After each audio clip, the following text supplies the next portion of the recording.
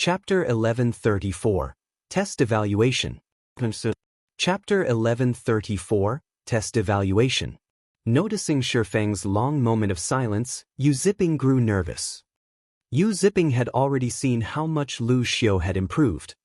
Despite having recently joined the Zero Wing workshop, Lu Xiu could display strength like never before.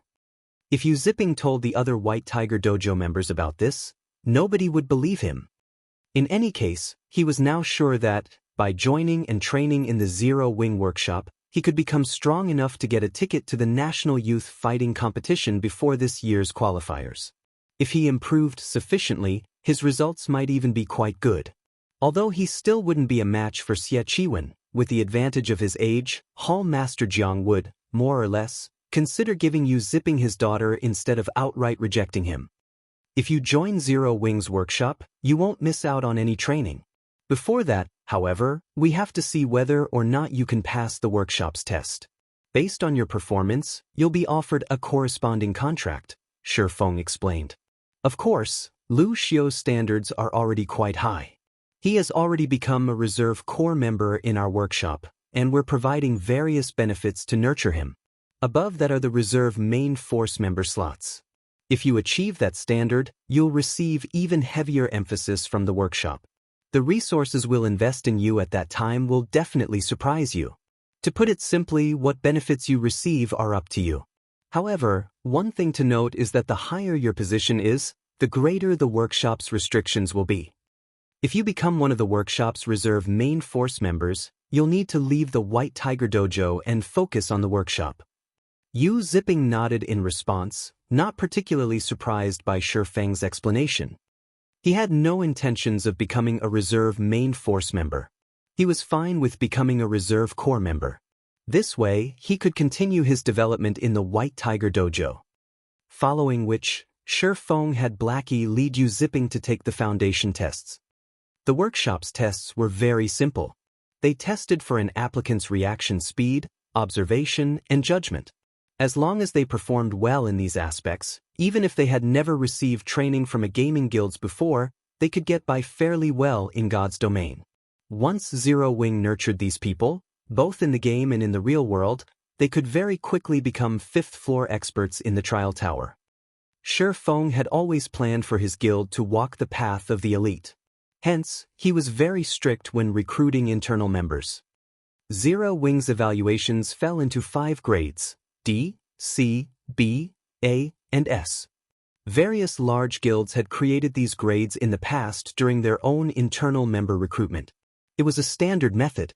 Those who earned a D grade were considered ordinary. Generally, large guilds only picked people who earned AC when recruiting internal members. In other words, people who were slightly more than ordinary in the various aspects. This way, these guilds' investments had a higher likelihood of greater return. To become a super guild's internal member, one generally needed to earn AB in their evaluation. Although the difference was only 1 rank, AB grade player could easily defeat a C grade player of the same level. This was similar to the wooden barrel theory. The amount of water a wooden barrel could contain was not determined by the longest plank of wood. Rather, it depended on the shortest plank of wood. This was also why, despite there being countless people applying to join super guilds as internal members each year, very few actually managed it. The internal members Zero Wing recruited were separated into 2 groups. To become a core member, one needed to earn a high C. Meanwhile, main force members needed AB at the very minimum. The guild had very few members who had earned an A. Even super first-rate guilds and super guilds hungered for such talent, much less Zero Wing. After Yu Ziping completed his test, Blackie ran to Shifeng and handed him Yu Ziping's results. "Brother Feng, this Yu Ziping kid is really impressive. His scores are the highest I've ever seen. Based on your tests, he actually managed to score a high A in everything. His observational skills even earned an S," Blackie reported excitedly. "It seems that he should be quite talented in God's domain. However, his future achievements will depend on him." Shifeng chuckled as he read the results the system had provided. This outcome didn't surprise him in the least. After all, Yu Ziping had been a Tier 5 berserker in the past. At his peak, he had even ranked 58th on the God's Domain experts list. Players who had earned such high ranks at that time were of much higher quality than present players. After all, God's Domain had been a second world for people back then. Far more experts had competed with each other in the game. Placing within the top 60 ranks had been dozens of times more difficult than it was now. If not for the fact that Yu Zipping had joined God's Domain later than others, he might have achieved an even higher rank. It's a pity that he only chose to become a core member. If he wanted to join Zero Wing's main force, with his potential he could reach far greater heights, Blackie sighed. Shi Feng only tested a person's current talent, but talent wasn't a constant. As long as one continued to develop their mind, their talent would rise as well. The fact that Yu Zipping was already so talented meant that his starting point was much higher than others. If he wanted to grow stronger, he still required training and resources. Relax. Now that he has already set foot on Zero Wing's boat, I believe that he will, sooner or later, join our main force. Shi Feng chuckled as he clapped Blackie's shoulder. Following which, according to his daily schedule, Shi Feng proceeded with training his members. As the sun began to set, Shadow Sword and Turtledove arrived at Zero Wing's workshop. When Shi Feng met the two for the first time, he discovered that they both looked much younger than in God's Domain. Moreover, they were only 19 years old, only 1 year older than Yu Zipping. However, although the two's combat experience trampled over Yu Zipping's, they were physically much weaker than Yu Zipping. According to the White Tiger Dojo's evaluation standards, they were not even fit to become basic disciples. However, this wasn't unusual. Neither Shadow Sword nor Turtledove had received much attention from their previous dojo. Their dojo hadn't wanted to contract either of them. After the two arrived, Shi Feng split the 10 bottles of S-rank nutrient fluids, which Xiao Yu had Liang Jing deliver some time ago, between Shadow Sword and Turtledove. These S-rank nutrient fluids should be enough for them to train void steps for a considerable amount of time. S-rank nutrient fluids. Yu Zipping gaped in shock when he saw the exquisite coolers Shadow Sword and Turtledove were carrying. He had seen the coolers used to store S-rank nutrient fluids many times. After all, when the White Tiger Dojo's advanced disciples performed exceptionally well, the dojo rewarded them with S-rank nutrient fluids. As far as he could remember, the last time the dojo awarded S-rank nutrient fluids was when one of the geniuses at the main headquarters got 10th place in the National Youth Fighting Competition. The dojo had boasted about this achievement, so much so that it had rewarded that youth 2 bottles of S-rank nutrient fluids. That youth had treated those bottles like family treasures, only using them when he was severely injured. Yet, Shi Feng had given Shadow Sword and Turtledove 5 bottles each without hesitation. What was this? Could the Green God Company be backing the Zero Wing workshop? The thought hovered in the back of Yu Zipping's mind. There was no other explanation. A gaming workshop like Zero Wing had actually given 10 bottles of S-rank nutrient fluids to 2 people. This was far beyond extravagant. This was simply being a spendthrift. If he had received them, those 10 bottles would last him 10 years. After Shi Feng finished instructing Shadow Sword and Turtledove on what they needed to do, he returned to his own room. There were less than 10 minutes before God's Domain's system update completed. After drinking a bottle of A-rank nutrient fluid, Shi Feng entered his gaming cabin and logged into God's Domain. Chapter 1135, Resource Competition. Chapter 1135, Resource Competition. The interface changed? When Shi Feng logged back into his rest space, he suddenly discovered that plenty of changes had occurred. Originally, the rest space was an empty space with only a massive interface display and nothing else. Now, however, the dimly lit rest space had a set of stone doors 10 meters tall with ancient runes carved on each door, lending them an ancient ambience. Meanwhile, at a corner of the doors was a system interface. Mind Space System. Owner, Yi Feng. Mind Space. Inactive, activation conditions. Own a private space under your own name. Private space must also be located in a city at the very minimum. Space size, unknown. System. Scan discovers that you own a private space in White River City. Do you wish to activate your mind space? The system has already been updated to such a degree? Shifeng could not help but sigh as he looked at the familiar set of stone doors. The previous system update had introduced the mind space system but had not actually applied it to God's domain. Only the related files had been added into the game, so that the main God system could gradually phase it into the game. At the same time, the addition could also attract the attention of the various international corporations and let them know about God's domain's uniqueness. However, after the update this time, the mind space system could be said to have truly been activated.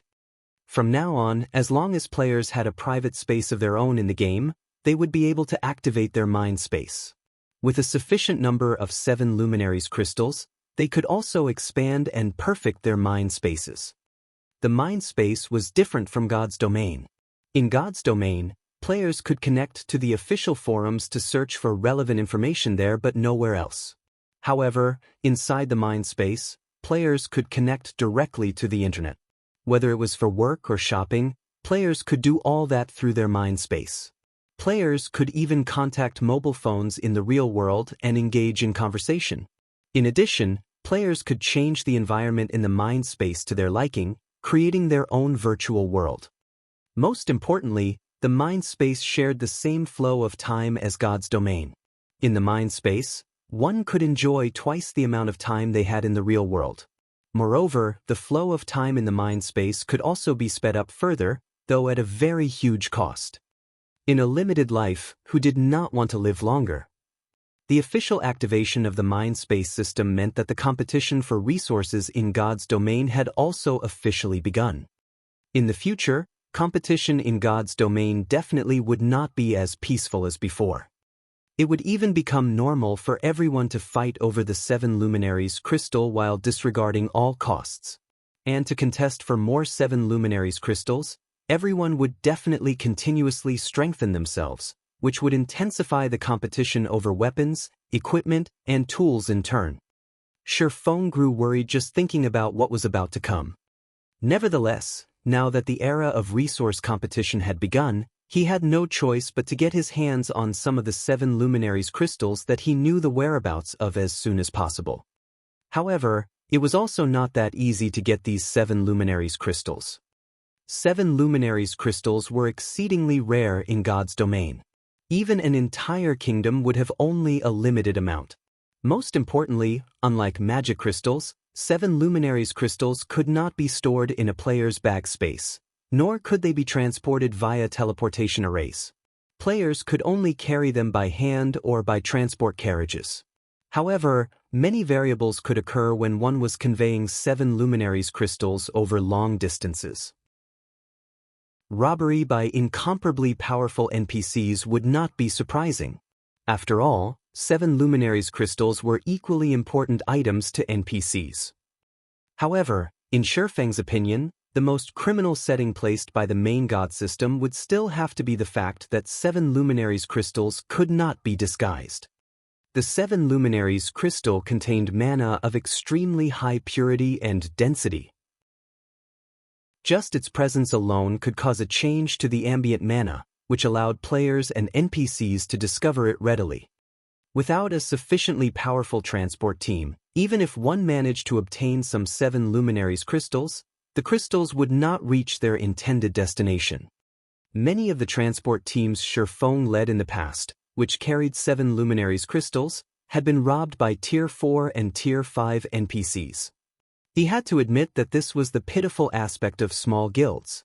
This was also precisely the reason why Apex experts had gained importance in the past, and why nurturing Apex experts became essential for the various large guilds. Following which, Shifeng chose to activate his mind space. The instant he activated his mind space, the massive stone doors began shattering. Chunks of stone fell one after another, revealing bronze metal behind them. When all the stone was gone, a set of bronze doors had replaced the set of stone doors. Meanwhile, the divine runes carved on the doors began radiating a faint golden glow. Immediately after, a change occurred to the system interface. Owner, Yi Feng. Mind space, active. Space level, bronze, 3,000 units of 7 luminaries crystals will be required to upgrade to secret silver rank. Space size, 0, every additional cubic meter will require 1 unit of 7 luminaries crystals. 7 luminaries crystals, 0, after scanning, it is discovered that you have no 7 luminaries crystals in your private space. After taking a glance at the interface, Shi Feng promptly chose to enter God's domain. Although his mind space was already active, without any 7 luminaries crystals, it was equivalent to non-existent. Currently, what he needed to do was gather 7 luminaries crystals and deliver it to his private space. In God's domain, aside from lacking powerful experts, another aspect where small guilds were inferior to large guilds was the amount of land they owned. As 7 luminaries crystals could be stored only in one's private space, the more land one possessed, the easier it would be to transport the crystals. However, the main god system had also implemented a corresponding restriction to this matter. For bronze spaces, the private spaces they were bound to in God's domain could be changed only once every 20 days. This prevented guilds that possessed a large number of lands from gaining too great an advantage. When Shi Feng entered the game, he found himself alone inside the armory. Nobody else had logged back into the game yet. He expected that the others were taking a look at the officially activated mind space system. With all the traps in the armory disabled, Shi Feng walked straight to the stone altar. Previously, Fire Dance had managed to disable the master trap only at the very last second. Everyone was forcibly logged out of the game before they could even get a glimpse at what was on the stone altar. Shi Feng was very curious to find out what exactly the trap had been protecting. Despite the rarity of master traps even in the inner area of the Fallen Ark, they actually found one in the armory located in the Ark's outer area. Without a doubt, the item on the altar was extraordinary. Walking forward, Shi Feng sent a glance at the altar. Nothing particularly remarkable lay on the altar, only a glass bottle and some scattered designs covered in dust. Following which, Shi Feng blew away the dust and carefully held up the glass bottle and designs. He was immediately stunned by what he saw. A small sailboat? Shi Feng could not believe his eyes right now. In God's domain, speedboats were mainly meant for individual players. A small sailboat, on the other hand, was intended for teams. A bronze small sailboat was even more valuable than the Swift Dragon speedboat. In terms of maritime combat power, the small sailboat was far superior. Meanwhile, the small sailboat before him was Mysterious Iron rank. Chapter 1136, High-End Building. Chapter 1136, High-End Building. Shi Feng was dazed as he stared at the ancient bottle in his hand. He had to admit that time could erode everything. The glass bottle storing the small sailboat was extremely high quality, crafted of epic-ranked materials. However, the bottle had been in this armory since the Great Ancient War. After so much time, even epic materials would start to disintegrate. As a result, Shi Feng could only see the small sailboat's information. He couldn't actually use it. Hurricane sailboat, small sailboat, Mysterious Iron rank. Maximum capacity, 150 people.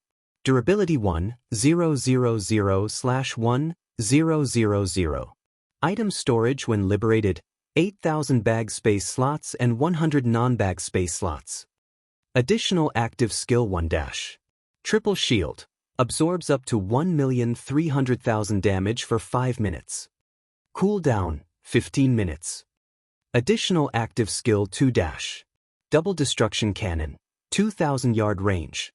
Deals divine damage to a radius of 20 yards. Cooldown, 1 minute. 4 cannons are currently equipped. Up to 6 cannons can be equipped. Additional active skill 3-. Hurricane Frost Field. Reduce the movement speed of all life forms and objects outside of the hurricane sailboat within a radius of 200 yards for 4 minutes. Cooldown, 30 minutes. Each activation costs 60 magic crystals. Additional active skill 4-. Mana Conversion. Converts mana into motion, increasing movement speed by 40%.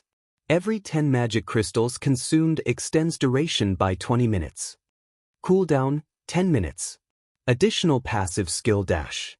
Braving the winds and waves. When sailing with the wind, movement speed increased by 50%. When sailing against the wind, movement speed is unaffected. The hurricane sailboat has been severely damaged and cannot be used. Must repair the boat's divine ruins before use. It seems I'll have to get Burning Abyss to fix it. Shi Feng sighed as he stored the hurricane sailboat. The hurricane sailboat was no less valuable than a fragmented legendary item. It was even more valuable than the swift dragon speedboat. The sailboat was especially valuable right now. Sailboats were very large. Not only could they participate in naval combat, but they were also transportation tools. Transporting cargo over sea was much faster and more convenient than on land. More importantly, transportation across the sea was much safer. This was especially true for the current god's domain. Naval combat was different from combat on land. While players' role in these battles was important, the ship they used was the more so. In God's domain, a mysterious iron small sailboat, combat power made it practically invincible among current guilds. The sailboat could even deal with troublesome sea monsters. After storing the hurricane sailboat, Shi Feng shifted his gaze towards the designs. Although the designs were somewhat damaged due to the passing of time, Shi Feng could discern their information. 4 Towers of Elements. When Shi Feng saw these words, he froze. So, this is the famous 4 Towers of Elements. Shi Feng's eyes glowed with excitement as he examined the designs, nearly losing his grip on the papers. While the 4 Towers of Elements name seemed ordinary, in the various libraries around God's domain, it was also known as the Elemental Towers. The 4 Towers of Elements was a defensive structure that combined 4 towers that harnessed the power of the 4 major elements: earth, water, wind, and fire. If the Mana Tower was considered a mainstream defensive building, the 4 Towers of Elements was a high-end defensive building. However, in the past, he had only seen these towers in Super Guild's main headquarters. He had never heard of a lesser guild owning one. In fact, only super guilds had known where to obtain them.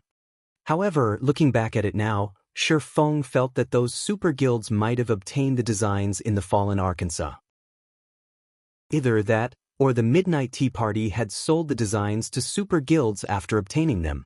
Otherwise, the 4 Towers of Elements would not have been so rare in the past. Shi Feng finally understood why the main god system had activated the mind space system. It turned out that it was because he was about to obtain the 4 Towers of Elements. As a high-end building, ordinary players could not construct the 4 Towers of Elements.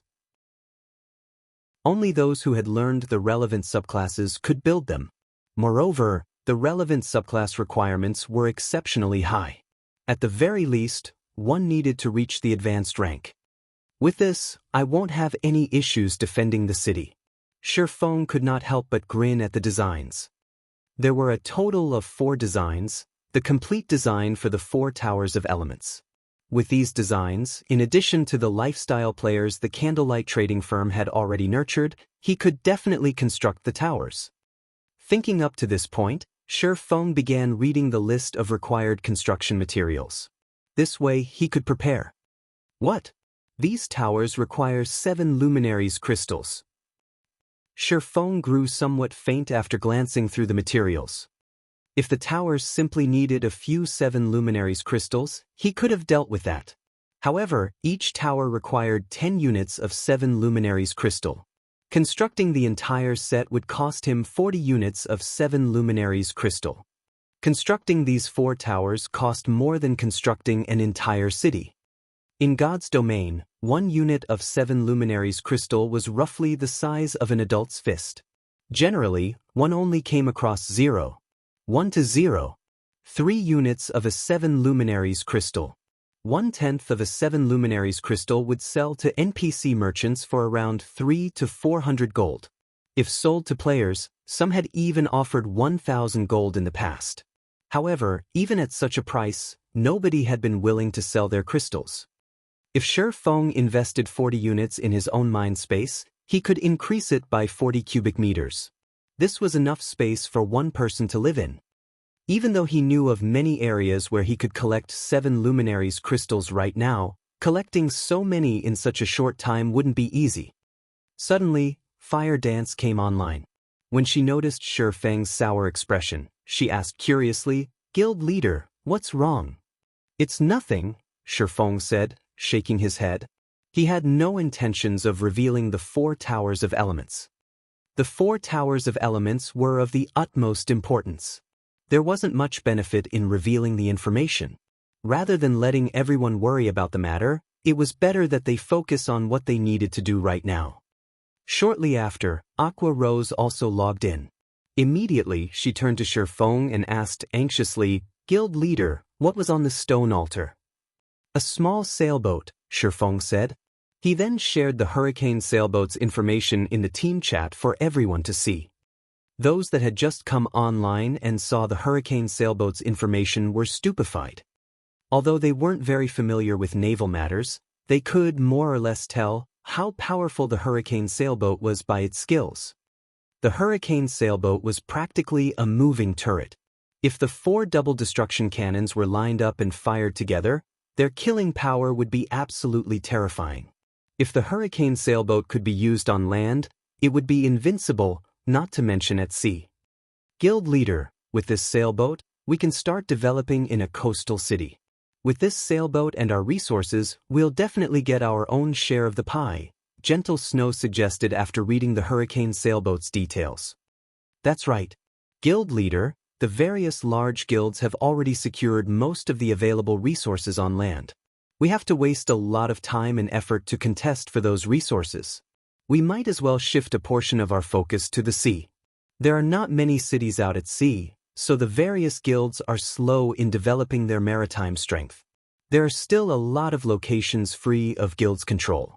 With this small sailboat, we can definitely compete with the guilds current in coastal cities." Aqua Rose very much agreed with Gentle Snow's proposal. Both Aqua Rose and Gentle Snow were members of the guild's management team. They possessed far more information than others. The two of them had also considered the problem of the guild's future development. There were simply too few resources available on land, and it was time-consuming to contest for more. As for the sea, not only were its resources abundant, but the majority of the various large guilds in God's domain were in the same situation as Zero Wing when it came to competition at sea. Most guilds were just starting to move towards the ocean at this stage of the game. One could say that they were all at the same starting point right now. Zero Wing's acquisition of the mysterious iron small sailboat gave it a significant advantage over the other guilds. Zero Wing could easily suppress their competition's fishing boats and speedboats. Chapter 1137. Introducing the Inferior Legendary Treasure Chest. Chapter 1137. Introducing the Inferior Legendary Treasure Chest. In the canyon outside of the Fallen Ark, the Soul Eater Lord, which had previously attacked Zero Wing's team, finally emerged. Immediately, the Soul Eater Lord's powerful domain enveloped a significant portion of the canyon. How is there such a powerful monster? The sight of the Soul Eater Lord instilled fear and insecurity into the Midnight Tea Party's members. They had listened to Shi Feng's instructions and moved 1,000 yards away from the Ark, which put them outside of the Soul Eater Lord's domain. However, as experts, their senses were far superior to ordinary players. In addition, they normally fought high-tiered monsters. As a result, they could roughly gauge a monster's strength based on the pressure it emitted. Meanwhile, right now, from the pressure they felt from the Soul Eater Lord, they could tell that he was the strongest monster they had encountered since joining God's domain. Black Flame really didn't lie. Even if every member in the team has reached Tier 2, level 60, will still be cannon fodder against such a powerful monster, Netherworld Wave said, finding it somewhat difficult to breathe. Even Tier 4 NPCs of the same level wouldn't be a match for the Tier 4, level 67 mythic monster with a complete domain. After all, complete domains were what made Tier 4 NPCs so powerful and allowed them to fight mythic monsters, which had higher attributes, on equal footing. "Leader, are we still going to go in?" Cloud Yarn asked Breeze Wine worriedly. With such powerful monsters guarding the Fallen Ark, even sending in an army of tens of thousands of players of the same level would be meaningless. They were significantly underleveled right now. Let's wait for a bit, Breeze Wine said softly. Black Flame told us his method for luring these monsters away. Let's make our decision after watching the situation. After Breeze Wine announced his decision, the team fell silent. It would be a pity to simply leave after so much difficulty to open the Fallen Arkansas. While the Midnight Tea Party members waited quietly, one monster after another exited the Fallen Arkansas. The weakest among them was a Grand Lord, while most were mythic monsters. The adventurer team counted 20 mythic monsters leaving the Arkansas. Watching this, the Midnight Tea Party members, who had experienced hundreds of challenging battles, shuddered. If not for the monsters' low levels, they could have easily obliterated numerous major NPC cities if they worked together. Even at level 60, players would be cannon fodder in front of these monsters. It did not matter how many players fought them. Everyone that tried to do so would undoubtedly die. If not for their quest time limit and severe penalty for failure, the Midnight Tea Party members would have fled. Leader, they seem to have discovered something, the Ranger, Dark War, reported softly. Everyone followed Dark War's gaze, and indeed, one mythic monster in the distant forest sniffed the air as if it had scented something. Suddenly, the mythic monster roared, and the rest gathered to its location. The Midnight Tea Party members began to panic. They couldn't have discovered us, right? Cloud Yarn asked anxiously. If these monsters discovered them, their deaths were certain. That shouldn't be the case. Black Flame had returned from that direction. He should have set up some sort of luring magic array there, Endless Scars calmly explained. As soon as Endless Scars said so, the abyssal monsters began to rush elsewhere. Very quickly, they disappeared from the Midnight Tea Party's sight. They're gone. Everyone could not help but release a sigh of relief. A few of the team members who had expressed their discontent with Shi Feng began to view the swordsman in a new light. Although Shi Feng was ridiculously greedy, they had to admit that if not for him, they would have been unable to enter the Fallen Ark for a long time. We have our chance. Let's hurry and enter the Ark. Breeze Wine shouted as he stood. Now that the monsters were nowhere to be seen, they could sneak into the Ark undetected. Once they were inside, things would become much easier. It seems that I'll have to learn more about this guild leader of Zero Wing. Endless Scars revealed a faint smile as she looked to where the monsters had flown. Even Super Guilds knew little about the secret of the Fallen Arkansas. She had searched everywhere for information, even utilizing the Blackwater Corporation's power to grasp the little she had learned about the Arkansas. And yet, the guild leader of a newly developed guild knew far more about the Fallen Ark than she did. One could see just how extraordinary Shi Feng was. Zero Wing was definitely not as simple as she had imagined. As the abyssal monsters moved away from the Fallen Ark, Shi Feng led the Zero Wing team to the Ark's inner region. He had finally made it into the Fallen Ark after so much trouble. He could not simply leave after looting a single armory. Furthermore, the Fallen Ark's truly valuable items lay in the inner region. However, as they ventured deeper, they encountered many traps. Even after the traps were disabled, new traps appeared in their place after a certain amount of time. In addition, due to the recent system update, the traps had become far more difficult and risky to disable. Any mistake could trigger the traps. It might be fine if it were weak, as triggering the trap wouldn't result in an instant death. However, if they triggered a stronger trap, it could result in a team wipe. As a result, Shi Feng's group progressed very slowly through the Arkansas. Fortunately, Shi Feng had the Fallen Ark map. The map depicted which areas within the Ark were riddled with traps and which were not. Not only could they choose the safest path, but they would also know if they were about to walk into one. They didn't need to be on high alert constantly. Finally, after over an hour advancing through the Ark, the team reached the inner region. Following which, Shi Feng had everyone stand by and wait for orders as traps riddled this area. Their only option was to let Fire Dance explore. As Fire Dance still held the Icarus's heart Shifeng had given her, she could explore the inner region somewhat safely. Anyone else that tried to do so would only be looking to die. Fortunately, we dealt with the traps in the armory before the system update began. Otherwise, the stone altar's trap would have killed us already, Flying Shadow said, his heart fluttering with fear. Previously, when he had disabled an advanced trap, he had very nearly lost his life when he triggered the trap by mistake. Fortunately, Violet Cloud had reacted quickly and immediately cast Truth Shield on him. In the end, the trap had only wounded him, leaving him with only 2000 HP. That's right. Guild Leader is really amazing. If not for sensing that the system update would affect traps, we wouldn't have obtained the Hurricane Sailboat. Cola said, laugh. Shifeng hadn't expected to acquire the Hurricane Sailboat either. However, he agreed with Gentle Snow and Aqua Rose's suggestion. Hence, he made some slight adjustments to his plans. Before obtaining the Hurricane Sailboat, Shifeng had planned to develop an ocean-viewing town slowly. He had even intended to let Immortal Light develop in the Apocalypse Empire's coastal towns. After all, Zero Wing was different from the other guilds in coastal cities, where the latter had already begun to build their strength. Trying to compete with these coastal guilds would be foolish. Even if Zero Wing were far stronger than these guilds, naval combat relied on the ship's quality rather than players. Zero Wing would not have much of an advantage by relying on the Swift Dragon speedboat. Coastal cities were very different from coastal towns. Coastal cities possessed large shipyards. They also had plenty of high-ranking rare quests that could help players to obtain powerful ships.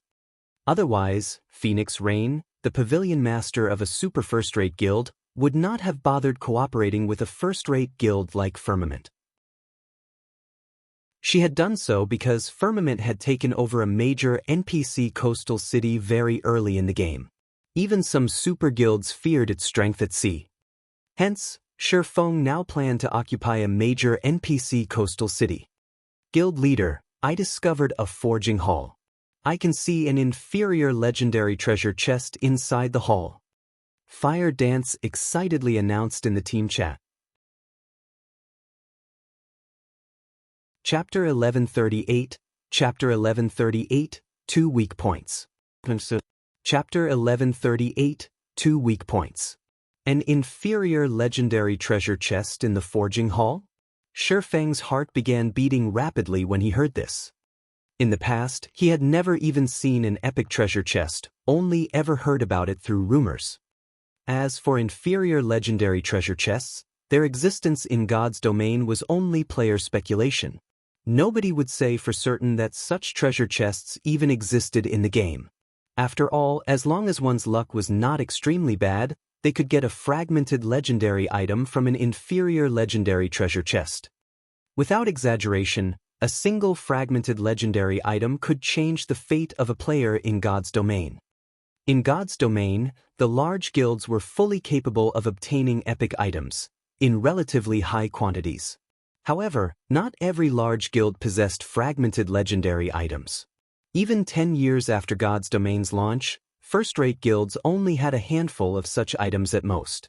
Meanwhile, guilds would definitely dispatch a lot of players to guard their experts wielding these fragmented legendary items. The reason for this was very simple: fear of an ambush by other Apex experts wielding fragmented legendary items. Although their own experts possessed extremely frightening strength, with appropriate counters, the enemy could still take them out. Hence, these guilds would dispatch expert teams to prevent unexpected incidents from happening. Even so, many such ambushes still occurred in God's domain every day. One could see just how desperate the large guilds were towards fragmented legendary items. Shifeng never imagined that, shortly after entering the inner area of the Fallen Ark, he would actually come across such a harvest. The Fallen Ark was even more amazing than the rumors had made it out to be. However, after giving the matter some thought, he found it reasonable. Back then, some people had already entered the Fallen Ark prior to the public's discovery of it and had definitely cleaned out the treasures inside. Moreover, the super guilds that had cleared out those ancient abyssal monsters must have looted the Ark as well. By the time other players were able to swarm into the Ark, the treasures remaining were extremely few, but still extraordinarily amazing.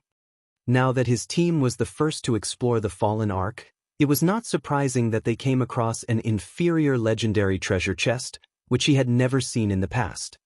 When everyone heard Fire Dance say so, flames of passion flared up in their eyes. Even epic items were exceedingly rare right now. If they could obtain a fragmented legendary item, it would truly be a game-changer for Zero Wing. Among those present, aside from Blackie, Aqua Rose, Gentle Snow, Fire Dance, and an extreme few who knew that Zero Wing possessed more than one fragmented legendary item, everyone else believed that the best weapons and equipment Zero Wing possessed were only of epic rank. "What's the situation over there?" Shifeng asked softly after calming himself. "There's an extremely powerful trap set up around the treasure chest. Furthermore, there are 2 statues inside the forging hall, and both of them are giving off a very faint pressure. They could be the guardians protecting the treasure chest. I don't dare approach them right now, so I still can't determine whether I can disable the trap." Fire Dance then took a picture of the forging hall and shared it through the team chat. Previously, Shifeng had warned her that aside from traps, certain parts of the Ark's inner area had guardian monsters. Hence, she had taken notice of the 2 statues set up in the forging hall. After scrutinizing the picture, Shifeng nodded and said, "Your judgment is correct. Those 2 statues are indeed guardians. Moreover, they're not just any normal guardians. They're fossilized Tyrannosauruses, an archaic species." Shifeng had seen the fossilized Tyrannosaurus in the past. Back then, a super guild had dispatched an army of 10,000 players, in addition to many Apex experts, to kill one. In the end, although the super guild managed to finish off the archaic species, it had suffered a casualty rate of over 80%. An archaic species? Isn't that similar to the monster we encountered in Titan City's entrance trial? Aqua Rose asked in shock. She had personally experienced the strength of an archaic species. If not for the powerful magic array suppressing the King of Corrosion back then, they would not have had any chance of defeating it at all. Yet now, there were actually 2 such monsters in the forging hall. In truth, even Shifeng was surprised upon seeing this.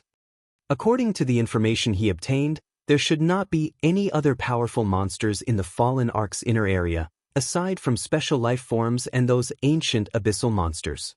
The sudden appearance of 2 archaic species was completely outside of his expectations. No wonder the inferior legendary treasure chest was placed in such an eye-catching location. Shifeng felt his head start aching. Archaic species were stronger than even special life forms. A Tier 4 archaic species could definitely rival those Tier 4 abyssal monsters inside the Ark in strength. If 2 of such archaic species worked together to defend an area, they would be practically invincible at this stage of the game. It might be possible to challenge them with a team of Tier 3 experts. Either that, or if they had another water boundary magic scroll to hold the 2 guardians back, they could use the opportunity to disable the trap and take the treasure chest away. Otherwise, they could only look at the treasure chest from the sides. "Guild leader, with our current standards, I'm afraid that we won't be able to get that inferior legendary treasure chest. Why don't we explore other locations first?" Gentle Snow suggested.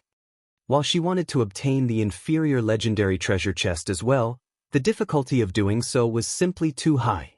Rather than pointlessly throw away their lives, it would be much better if they first looked for whatever items they could get their hands on. "Alright, Fire, send over the safe route to the forging hall first. Afterwards, explore some other locations and take as many items as you can." After giving the matter some thought, Shifeng decided to first do whatever they could in the inner area before considering other courses of action. "Understood." Fire Dance nodded, then shared the route she took to reach the forging hall through the team chat. Shifeng carefully led everyone towards the forging hall. The inner area of the fallen Ark was very complex. It was like a highly diversified maze, and one could easily lose their way in here. One might even encounter the same trap several or even dozens of times. It was no wonder the players that actually managed to leave with any treasure numbered extremely few, despite players swarming the fallen Arkansas. After wending their way for over an hour, Shifeng and the others finally arrived at the forging hall. The extremely spacious forging hall was roughly the size of a sports stadium that could fit 50,000 people. There were all sorts of forging tools placed around the room as well as many books on display. However, due to the corrosion of time, none of these things seemed usable. Only the treasure chest and the statues placed in the center of the hall appeared in pristine condition. Flying, find a way to disable the traps protecting the forging tools and books. Everyone else, take whatever you can away from here. Leave nothing behind, Shifeng instructed after glancing through the hall. Since he had already arrived in the fallen Ark's inner area, he naturally could not let this trip go to waste. Although the forging tools and books were severely damaged, with so many tools and books here, he refused to believe that not a single one of them was usable. Understood. Everyone promptly spread out and went into action. As for Shifeng himself, he was carefully observing the inferior legendary treasure chest and the two massive statues standing beside it. Over 2 hours passed very quickly. Aside from where the treasure chest sat, everyone had cleared out all the other areas in the hall. Although everyone was relatively tired from all the looting they did, they managed to end up with a considerable harvest. The items they obtained included dozens of complete books as well as 8 forging tools. Every forging tool was secret silver rank, and if placed in the candlelight trading firm, they would all be top-class tools. While everyone was quietly waiting for Fire Dance to return, Gentle Snow used the time to flip through some of the books they found in the forging hall. Suddenly, Gentle Snow exclaimed with excitement, "Guild leader, this book seems to have a relevant introduction to the fossilized Tyrannosaurus." An introduction? Let me see. Shifeng demanded hurriedly. The book Gentle Snow was reading was titled Archaic Species Material Analysis. The book specifically introduced the various archaic species in existence as well as the materials that could be gained from their bodies. It also had a section on how those materials could be used to produce specific kinds of weapons, equipment, and other items. Among the archaic species recorded, the fossilized Tyrannosaurus had over a dozen pages dedicated to it. Meanwhile, the information mentioned that the fossilized Tyrannosaurus had 2 weak points. The first one was the monster's hydrophobia. Submersion in water would inhibit the fossilized Tyrannosaurus's reactions, and its defense would decrease significantly. The second weak point was its power core. There was a power core in the fossilized Tyrannosaurus's body. The destruction of this power core would significantly weaken the monster's strength attribute. Chapter 1139, Race Against Time. Chapter 1139, Race Against Time. At the outer area of the fallen Ark, the members of the Midnight Tea Party moved with extreme caution. This was because shortly after their entry, they very nearly got team-wiped due to triggering a trap. Nobody could have imagined that the latest system update would include penalties for failing to disable a trap. With Netherworld Wave's advanced trap disabler class, it was simply impossible for him to succeed in disabling advanced traps all the time. As a result, the team had no choice but to exercise extreme caution while advancing. If I had known something like this would happen, I would have had us enter the Ark before the system update began. Breeze Wine now felt that he had made the wrong decision before. There were still many fallen patrols roaming about the outer area of the Arkansas. With their slow progress, it was very easy for them to come across those patrols. If they really got caught by a patrol, they would have no choice but to withdraw immediately. Right now, whether they could even reach the Ark's inner area was still in doubt. Had they utilized the 20 minutes logout preparation time, they might have already reached the inner area by now. Leader, you didn't make the wrong decision. If we entered the Ark before the update began, we would have risked encountering those dangerous abyssal monsters. Our situation at that time wouldn't be much better than right now.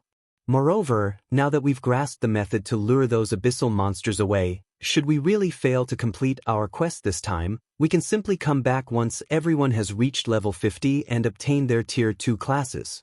At that time, even if we come across the fallen patrols, we can still quickly finish them off or fight them as we advance deeper into the arc, Endless Scars said after noticing Breeze whine beating himself up. Let's use this chance to scout out a path in advance.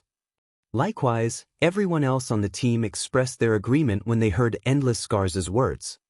Although their quest had a time limit, they still had enough time to make appropriate preparations. Just as everyone was merrily chatting with each other, Endless Scars suddenly received a message. Seeing this message, Endless Scars smiled faintly. Big Sis Endless, did something good happen? Cloud Yarn could not help but ask curiously when she saw Endless Scars suddenly sporting a playful smile. You could say that. Any of you interested in watching a competition at the Dark Arena? I've just received an invitation card, and I can bring 5 people with me, Endless Scars said, chuckling. The Dark Arena? Everyone lost interest when they heard this. Although those participating in the Dark Arena were much stronger than ordinary experts, to experts of their standards, the fights at the Dark Arena possessed no reference value whatsoever. Are you all really not interested in going? I heard that the Dark Arena is even prepared to hold a grand auction this time, which apparently will include even epic items, Endless Scars said, somewhat disappointed when she noticed the disinterest on everyone's faces. Moreover, the battle teams that will be fighting are very interesting. Among them, Zero Wing will be facing off with the Miracle Guild. I heard that Miracle has dispatched quite a few powerful experts this time. Epic items? Zero Wing against Miracle? Big Sis Endless, I want to go. Hold it. I've never been to the Dark Arena even once before. Let me go this time. When everyone heard Endless Scars' words, they immediately grew interested. Setting aside how tempting epic items were, just the fact that Zero Wing was going up against the Miracle Guild already gave them plenty of reason to go spectate at the Dark Arena. Although Miracle was only a super first-rate guild, the number and quality of experts it possessed were by no means inferior to super guilds. If Miracle dispatched its apex experts to the Dark Arena, then the upcoming match would definitely be an interesting one. Elsewhere, after Feng was done reading through the fossilized Tyrannosauruses' introduction, he fell into deep thought. So these are the methods to raid them. No matter how he looked at it, the 2 archaic species were invincible existences at this stage of the game. If the 2 worked together, even a 100-man team of level 60, Tier 2 experts would fall very quickly. However, since the main god system had set the difficulty of this raid as such, it would naturally provide players with some kind of hope to complete the raid. Although Feng did not know how effective these 2 methods would be in weakening the fossilized Tyrannosauruses, it would be a criminal waste if he simply gave up on the inferior legendary treasure chest without even giving it a try. Following which, Feng had everyone begin making preparations to raid the 2 monsters. Guild leader, are we really going to raid these 2 archaic species? Aqua Rose asked worriedly as she looked at the 2 giant statues in the center of the forging hall. Previously, when they went up against the King of Corrosion, they had had a team of 100 players and even the assistance of an ancient magic array. Right now, not only did they not possess such a magic array, but their team also had only 20 members in all. To make things worse, they had to go up against 2 archaic species at the same time.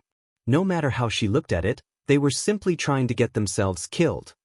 The outcome would be the same even if they managed to grasp the weak points of the fossilized Tyrannosauruses. I know what you're worried about. Before we learned of their weak points, I indeed had no idea how we could get the treasure chest. Now, however, things are different. I have around a 30% certainty that we can get that inferior legendary treasure chest. Feng laughed. 30%? So high? Aqua Rose was quite surprised by Feng's response. She had estimated that they had less than a 5% chance of successfully obtaining the treasure chest. But Feng was now saying he was roughly 30% sure he could pull it off. If he really did have such a high probability of success, it was indeed worthwhile to make an attempt. Currently, super guilds were willing to sacrifice thousands of elite members just to obtain one epic item, let alone a fragmented legendary item. If the existence of this inferior legendary treasure chest were made known to super guilds, most likely, they would be more than willing to sacrifice tens of thousands of elite players as well as hundreds of experts. Around that percentage. However, our main problem would still be the traps set up around the treasure chest. If it is a Grandmaster trap, we'll most likely have no chance of getting the treasure chest. Only if it is a Master trap will we have a 30% chance of succeeding. Shi Feng shrugged, expressing that he was taking a gamble right now. In the past, it was a common sight for the various large guilds to send out tens of thousands of elite players just to contest for one fragmented legendary item. After all, with one fragmented legendary item, a guild could nurture one more apex expert. This way, not only would a guild get another expert to lead it, but they would also have a much easier time defending the transportation of important cargo or locations in the future. Following which, everyone began taking action according to Shi Feng's commands. To take advantage of the fossilized Tyrannosauruses' first weak point, Shi Feng armed everyone, with the exclusion of the team's MTs and healers, with Tier 1 and Tier 2 water-type magic scrolls. As soon as the battle began, they would close the doors to the forging hall, turning it into an enclosed space. After that was done, they could easily create an environment filled with water. As for the archaic species' second weak point, Shi Feng possessed the omniscient eyes. He should have no problems targeting the power cores. Everything else would have to depend on luck. When Fire Dance returned to the forging room, Shi Feng had his team shut the doors to the forging room. Begin! At Shi Feng's command, everyone sprang into action, unfurling their magic scrolls one after another and launching a barrage of water-type spells at the two statues. In the blink of an eye, a lake formed within the forging hall, the height of the water easily surpassing that of a player. At the same time, everyone also activated a water-walking scroll. The water-walking scroll was a commonly used magic scroll in God's domain. As its name suggested, it allowed players to walk on water for 10 minutes. Each scroll sold for 20 silver coins, and it could be said to be one of the tools specialized for maritime combat. As the water-type spells struck the bodies of the fossilized Tyrannosauruses, both monsters immediately awoke. Roar! The fossilized Tyrannosauruses let loose deafening roars, shaking up the forging hall. Meanwhile, the powerful aura that abruptly filled the entire hall struck fear into everyone. Now that the fossilized Tyrannosauruses had awakened, everyone was finally able to get a glimpse at their statistics. Fossilized Tyrannosaurus, Inferior Dragon, Archaic Species, Mythic. Level 65. HP 320, 000, 000/320, 000, 000. Just as everyone was feeling shocked by the statistics of the fossilized Tyrannosauruses, Shi Feng shouted, "Fire, use this chance to disable the trap." Shi Feng knew better than anyone else present just how powerful the fossilized Tyrannosauruses were. It was also because of this understanding that he knew how valuable time was right now. If they continued daydreaming, the chances of obtaining the inferior legendary treasure chest would decline. Understood. Fire Dance immediately responded and activated Silent Steps, appearing behind one of the two fossilized Tyrannosauruses. She then dashed straight towards the treasure chest. Chapter 1140, Buying Time. Chapter 1140, Buying Time. When Fire Dance was only 30 yards away from the treasure chest, the two fossilized Tyrannosauruses, which had initially been lured away by the spells attacking them, suddenly shifted their attention to her. As if they had had their tails stepped on, they glared at Fire Dance with single-minded ferocity as though she were the only person left in the world. Not good. Our aggro is too weak. Shi Feng frowned. Cola, Turtledove, use everything you've got to pull aggro. Have the bosses stay as far away from the treasure chest as possible.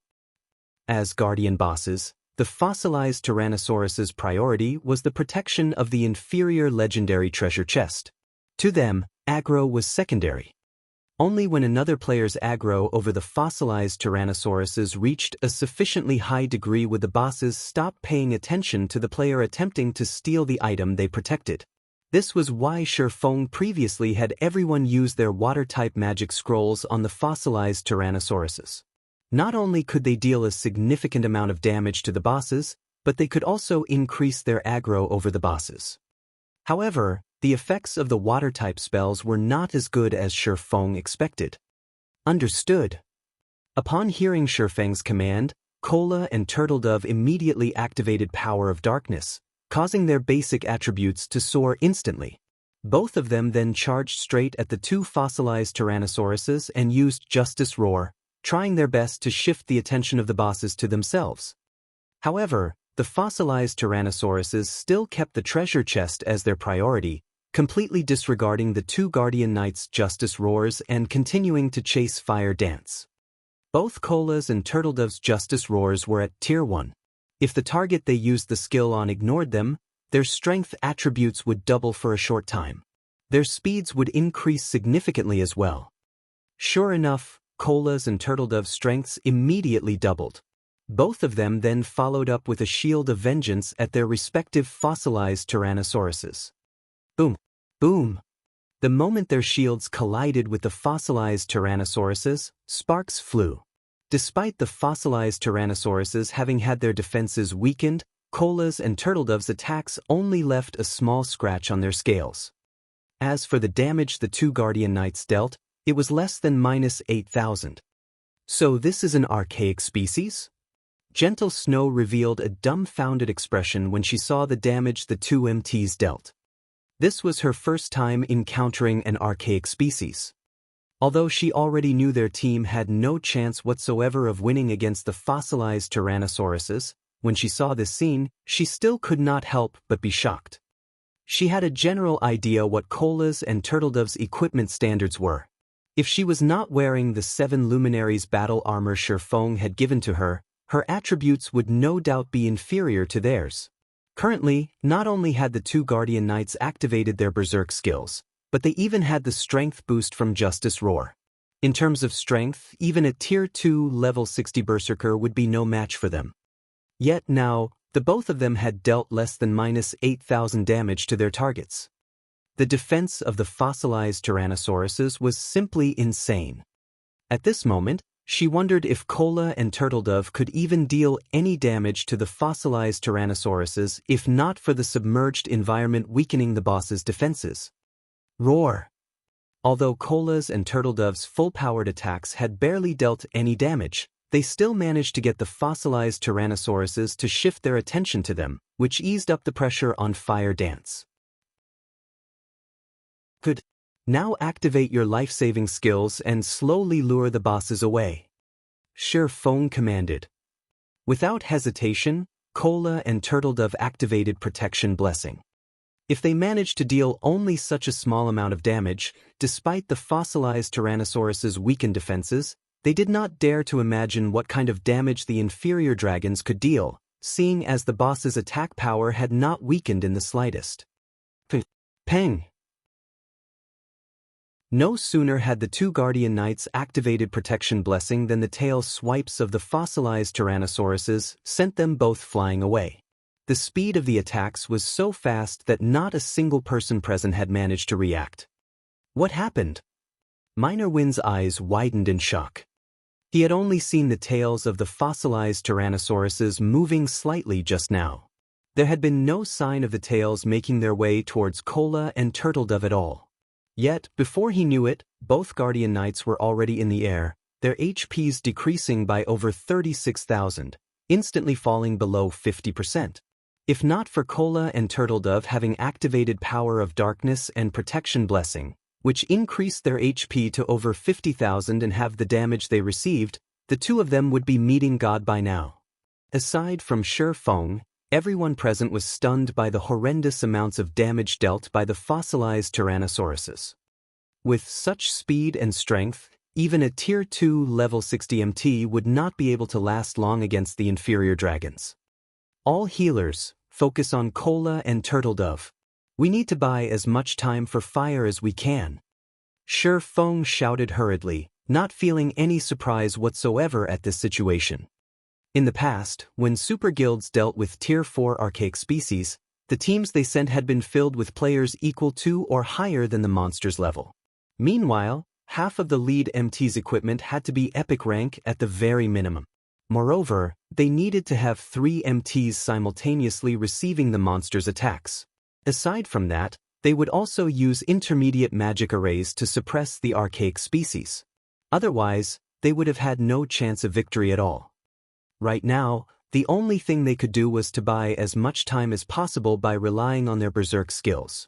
As for defeating the fossilized Tyrannosauruses, Shi Feng had never even entertained the possibility.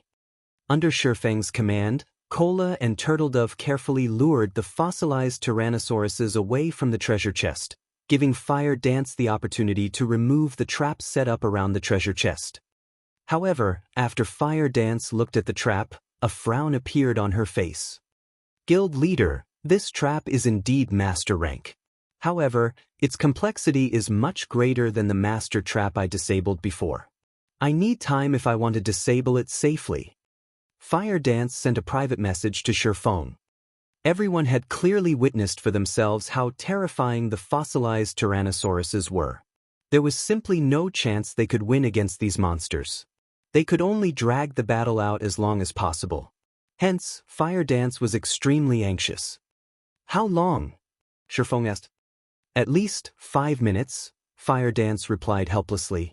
Right now, she hated herself for not training her trap disabler class as much as she could. Although she had forcibly increased her rank to master right now, her technical skills were not actually at the master rank yet. 5 minutes was more than enough for everyone to die dozens of times. 5 minutes. After giving it some thought, Shi Feng clenched his teeth and said, I got it. I'll try to buy as much time over here as possible. You just relax and disable the trap. This reply stunned Fire Dance. However, she knew that Shi Feng never joked around. Since he had said so, he definitely had a way to realize his words. Immediately, she nodded and began disabling the trap before her. Meanwhile, Shi Feng had also activated Omniscient Eyes and began searching for the power cores of the 2 fossilized Tyrannosauruses. Their power cores are actually in constant motion. The fossilized Tyrannosauruses could hide no secrets from the Omniscient Eyes. Shi Feng could clearly see a glowing red dot moving about inside the body of each monster. Although the dots were very small, they were extremely eye-catching. However, while Shi Feng had guessed correctly that he could locate the power cores with Omniscient Eyes, he had no way of damaging them. Seeing how Cola and Turtledove had only managed to scratch the scales of the fossilized Tyrannosauruses before, even if Shi Feng relied on the Abyssal Blade and Killing Ray, it would be very difficult for him to shatter those scales, not to mention penetrating deep into the inferior dragons' bodies and striking at their power cores. Nevertheless, Cola's and Turtledove's HPs were rapidly decreasing at this moment. The 2 Guardian Knights could die at any time. If he did not destroy the power cores right now, it would be impossible for them to survive for 5 minutes. When Protection Blessing ended, both of them would die instantly. It seems I have no choice but to use that, Shi Feng muttered to himself before letting out a sigh. In a battle of such level, it was just too risky to use that. However, in order to obtain the inferior legendary treasure chest, he had no choice but to take a gamble. Saying so, Shi Feng took out a Summon Guard scroll and summoned his epic guard, Anna. Players generally would not let their personal guards take part in such a dangerous battle. While personal guards that were killed could be resurrected, the price for doing so was exorbitant. It was definitely not a price that players were willing to accept. Hence, players with powerful personal guards very rarely allowed their personal guards to take part in risky battles. Anna, use Angel Summoning. Chapter 1141, Valkyrie vs. Tyrannosauruses. Chapter 1141, Valkyrie vs. Tyrannosauruses. Under Shi Feng's command, Anna began to chant an incantation. Instantly, the mana in the forging hall surged towards her. Roar! The two fossilized Tyrannosauruses quickly noticed the frightening amount of mana flowing towards Anna. Immediately, their massive, golden eyes shifted to the woman, glaring at her as if she were their greatest enemy. Anna needed time to cast her spell. Although the forging room was quite large, a mythic monster could cross it in no time at all. Before Anna finished her chant, the two fossilized Tyrannosauruses would reach her. Currently, Anna was a Tier 2 NPC. She had no hope against the two Tier 4 archaic species. Seeing this, Shi Feng sighed dejectedly. Hurriedly, he shouted, "Cola, Turtledove, use the basic mana pulse bombs." Previously, they had also obtained over 1,000 basic mana pulse bombs from the armory in addition to the intermediate mana pulse cannons and movement-type defensive magic array. Every bomb contained the might of a Tier 3 spell. If used properly, these bombs would be frighteningly effective in a guild war. Basic Mana Pulse Bomb deals damage equivalent to a Tier 3 destruction spell to a radius of 25 yards. Bomb is 100% effective against monsters and players below level 100, and 50% effective against monsters and players level 100 and above. Cooldown, 2 seconds. Unfortunately, they had a limited number of mana pulse bombs. Once they used them, they would be gone. Yet, they were the team's only option to pull aggro. Hearing Shi Feng's instructions, Cola and Turtledove retrieved the fist-sized bombs reluctantly. However, seeing the two fossilized Tyrannosauruses charge at Anna, the Guardian's Knights threw the bombs at the two bosses. The mana pulse bombs looked like specks of dust compared to the fossilized Tyrannosauruses. However, the instant the bombs touched the fossilized Tyrannosaurus's scales, black and white mana surged forth, devouring the Guardian monsters. The forging hall shook with the explosions, and for a moment, even space itself seemed as if it might shatter. The mana pulse bombs might far exceeded everyone's expectations. Meanwhile, Cola and Turtledove, who stood closest to the fossilized Tyrannosauruses, were blown off their feet by the resulting shockwaves. This destructive power is even more amazing than Tier 3 large-scale destruction spells. Cola exclaimed in astonishment. He had seen Tier 3 large-scale destruction spells before. Although their range was greater, the spells couldn't destabilize space.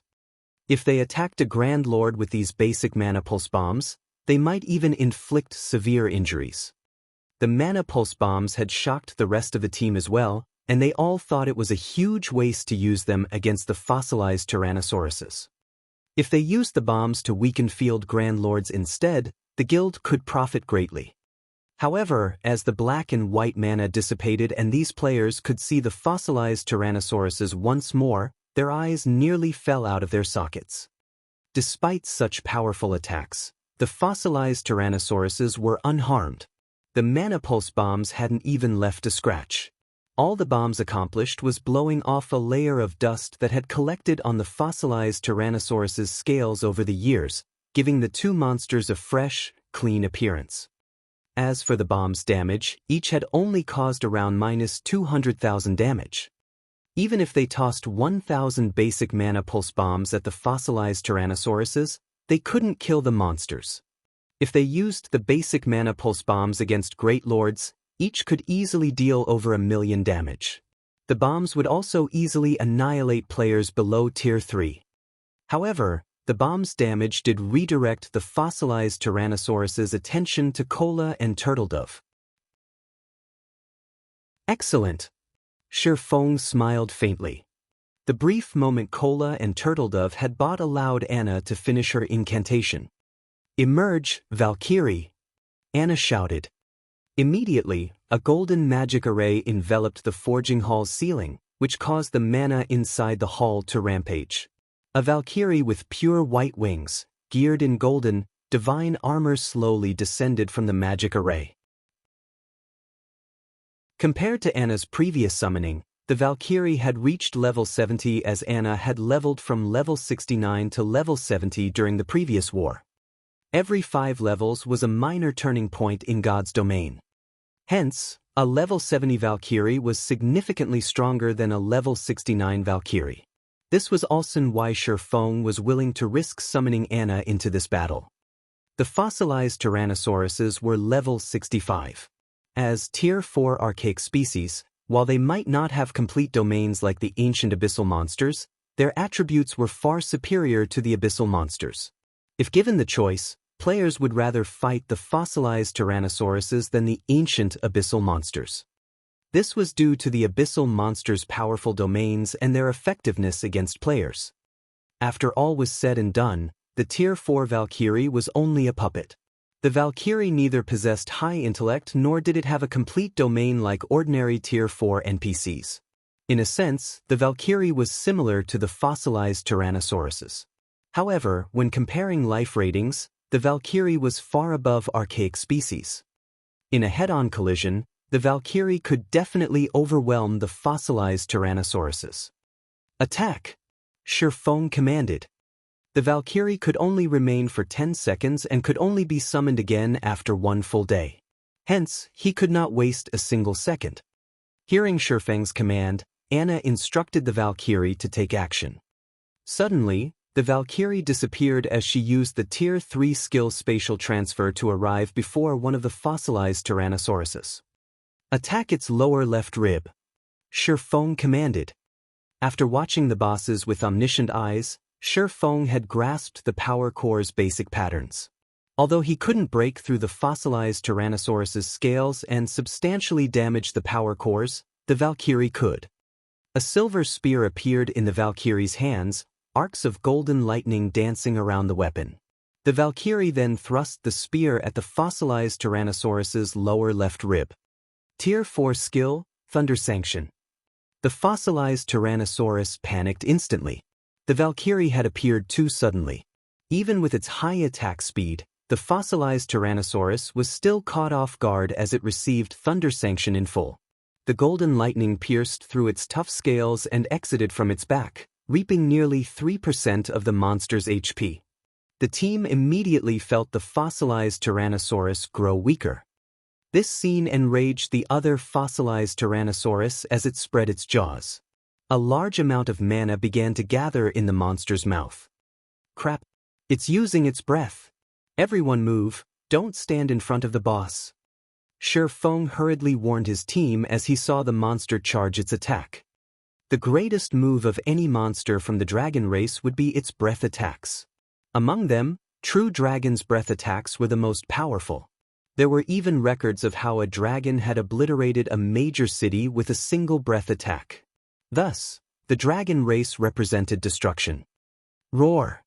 The fossilized Tyrannosaurus's roar echoed throughout the forging hall. Before anyone could react, a dazzling beam of light devoured the Valkyrie. The breath even shattered space itself. Meanwhile, this beam of light struck one of the forging hall's stone walls. If not for having been constructed by ancient gods, no one doubted that the breath attack could have punched a hole straight through the fallen Arkansas. Chapter 1142, Power to Annihilate Mythics.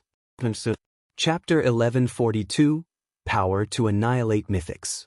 By the time the fossilized Tyrannosaurus's breath ended, the forging hall was unrecognizable. How is there such a powerful monster? The fossilized Tyrannosaurus's breath attack had stupefied every player on the team. Everything in front of the inferior dragon was gone. Only a bare wall and floor remained. Over half of the accessories around the forging hall had disintegrated. It was not hard to realize that the fossilized Tyrannosaurus hadn't been taking them seriously. Had the two inferior dragons taken them as seriously as they had the Valkyrie, they would have obliterated the entire team. This single blow shouldn't have defeated the Valkyrie, right? Aqua Rose muttered worriedly as she watched the spatial tear gradually disappear. Without a doubt, this breath attack was definitely a Tier 4 skill. Otherwise, it wouldn't have created a spatial tear. The Valkyrie was only a temporarily summoned puppet. She only possessed 1/20th of the HP ordinary summoned creatures had. It wouldn't be surprising in the least if this terrifying breath attack had devoured her entire HP bar. If the Valkyrie were really gone, the consequences would be unimaginable. Against the enraged fossilized Tyrannosauruses, even with their berserk and life-saving skills active, Cola and Turtledove would die instantly, much less the rest of Zero Wing's team. As these thoughts swam through Aqua Rose's mind, the smoke finally started to dissipate. She's unharmed? How is this possible? Aqua Rose stared at the divine angel flapping her wings in amazement. Not only was the Valkyrie unharmed, but not even a speck of dust tainted her body. Even the fossilized Tyrannosaurus, which possessed some intellect, was stunned, fear surfacing in its massive, golden eyes as it gazed at the Valkyrie before it.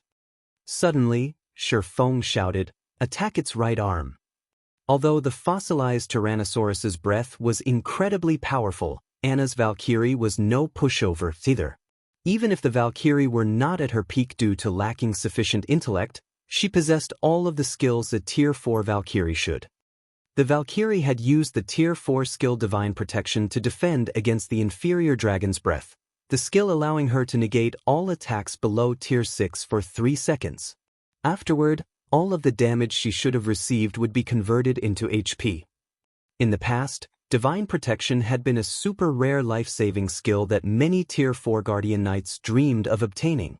Any Guardian Knights that learned it had been highly sought after even by super guilds. As soon as Shurfeng gave the command, Anna once more controlled the Valkyrie to attack the fossilized Tyrannosaurus. Roar! The fossilized Tyrannosaurus was now on full alert, its claws releasing a faint, gray glow. The inferior dragon then slashed at the approaching Valkyrie as if it were swatting a fly. Boom! Faster than the naked eye could perceive, the claws struck the Valkyrie. The players in the forging hall nearly lost their balance as the resulting shockwaves swept over them. However, when the fossilized Tyrannosaurus's claws landed, the attack stopped as if it had collided with an immovable wall. Not only did it fail to damage the Valkyrie, but its claws had also been forced to a halt. Taking advantage of the inferior dragon's brief pause, the Valkyrie threw her silver spear. The spear transformed into a streak of light that pierced the fossilized Tyrannosaurus's right arm, leaving behind a bloody hole. Good. With this, we shouldn't have any issues. Shurfeng released a sigh of relief when he saw the red dot on the fossilized Tyrannosaurus's body fade. The Valkyrie could only remain in existence for a short period. If they could not exterminate the fossilized Tyrannosaurus's power cores within that time, they would never last 5 minutes. Now that the fossilized Tyrannosauruses had lost their power cores, they were like beasts that had lost their fangs and claws. Their threat levels decreased significantly. Even when Cola and Turtledove received an attack, they only lost around 18,000 HP. The inferior dragons had lost at least half of their strength. With this, even without protection blessing, neither of the two Guardian Knights would die instantly. They could last a long time with the aid of Power of Darkness.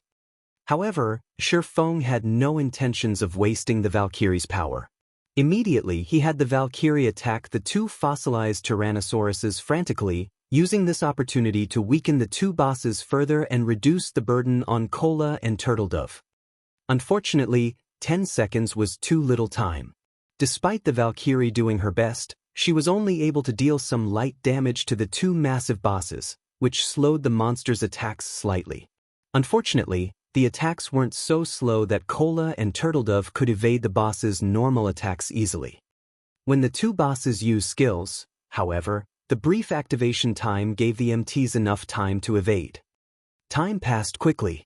While Fire Dance desperately tried to disable the trap, the pressure on the rest of the team grew. Their fear also grew as they continued to fight. The fossilized Tyrannosauruses had 320 million HP. They could regenerate 3,200,000 HP every 5 seconds. Even if they stood there, not defending themselves, they wouldn't die. In contrast, due to the high damages Cola and Turtledove received, Zero Wing's healers were struggling, their mana depleting rapidly. It was impossible to make up for the consumed mana with mana recovery potions. It was only a matter of time before the healers ran out. Fortunately, the team's goal wasn't to exterminate the fossilized Tyrannosauruses. Instead, they were simply buying time. However, both Cola and Turtledove suddenly felt that something was amiss. Guild leader, I'm sensing that the boss's strength is growing. Kola hurriedly reported. Initially, after Protection Blessing had ended, he had received around minus 36,000 damage from each of the fossilized Tyrannosaurus's normal attacks. However, with the aid of Protection and Truth Shield, he received less than minus 30,000. With his current 57,000 HP and the healer's help, he could receive 2 hits without dying. Yet, even with the Oracles and Clerics buffs, he was now receiving more than minus 30,000 damage from the boss's normal attacks. If the damage continued to rise, he would die in 2 hits if the healers failed to restore his HP in time. I discovered something strange as well. It seems the boss's defense is weakening. Gentle Snow, who was assisting Turtledove from the sides, announced. Hearing Kola and Gentle Snow's words, Shifeng fell into deep thought. Could they be weakening their physical bodies to generate new power cores? Although extremely few monsters had cores as weak points in God's domain, Shifeng had encountered a few. A few of these monsters were capable of regenerating their destroyed cores after a certain period. The fossilized Tyrannosauruses were an archaic species. It would not be surprising if they could do so. In fact, Shifeng had already considered this possibility. However, less than 2 minutes had passed since the inferior dragon's power cores had been destroyed.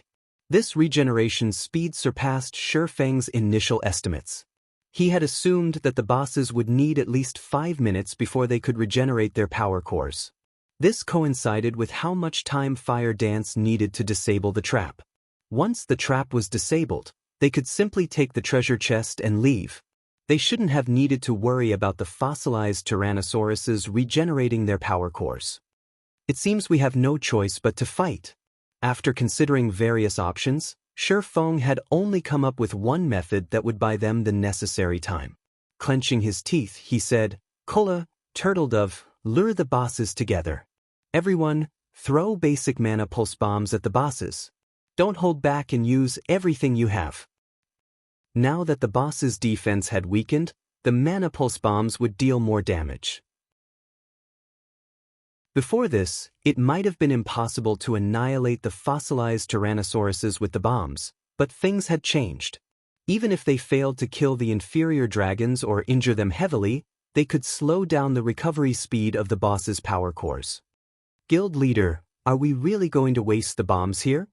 Aqua Rose hadn't expected such a crazy move from Shifeng. They were talking about over 1,000 basic mana pulse bombs. That was equivalent to 1,000 plus magic scrolls that contained Tier 3 large-scale destruction spells. Just waste them. Buying time is more important right now. Shifeng growled determinedly. While the basic mana pulse bombs was indeed extraordinarily valuable, the inferior legendary treasure chest was far more important towards the guild's development.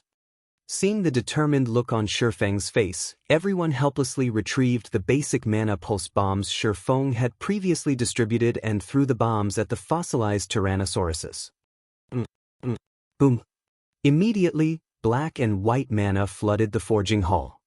Just as Shifeng had expected, not only were the basic mana pulse bombs now dealing around minus 450,000 damage each, but the bombs had also stopped the recovery of the fossilized Tyrannosaurus's power cores.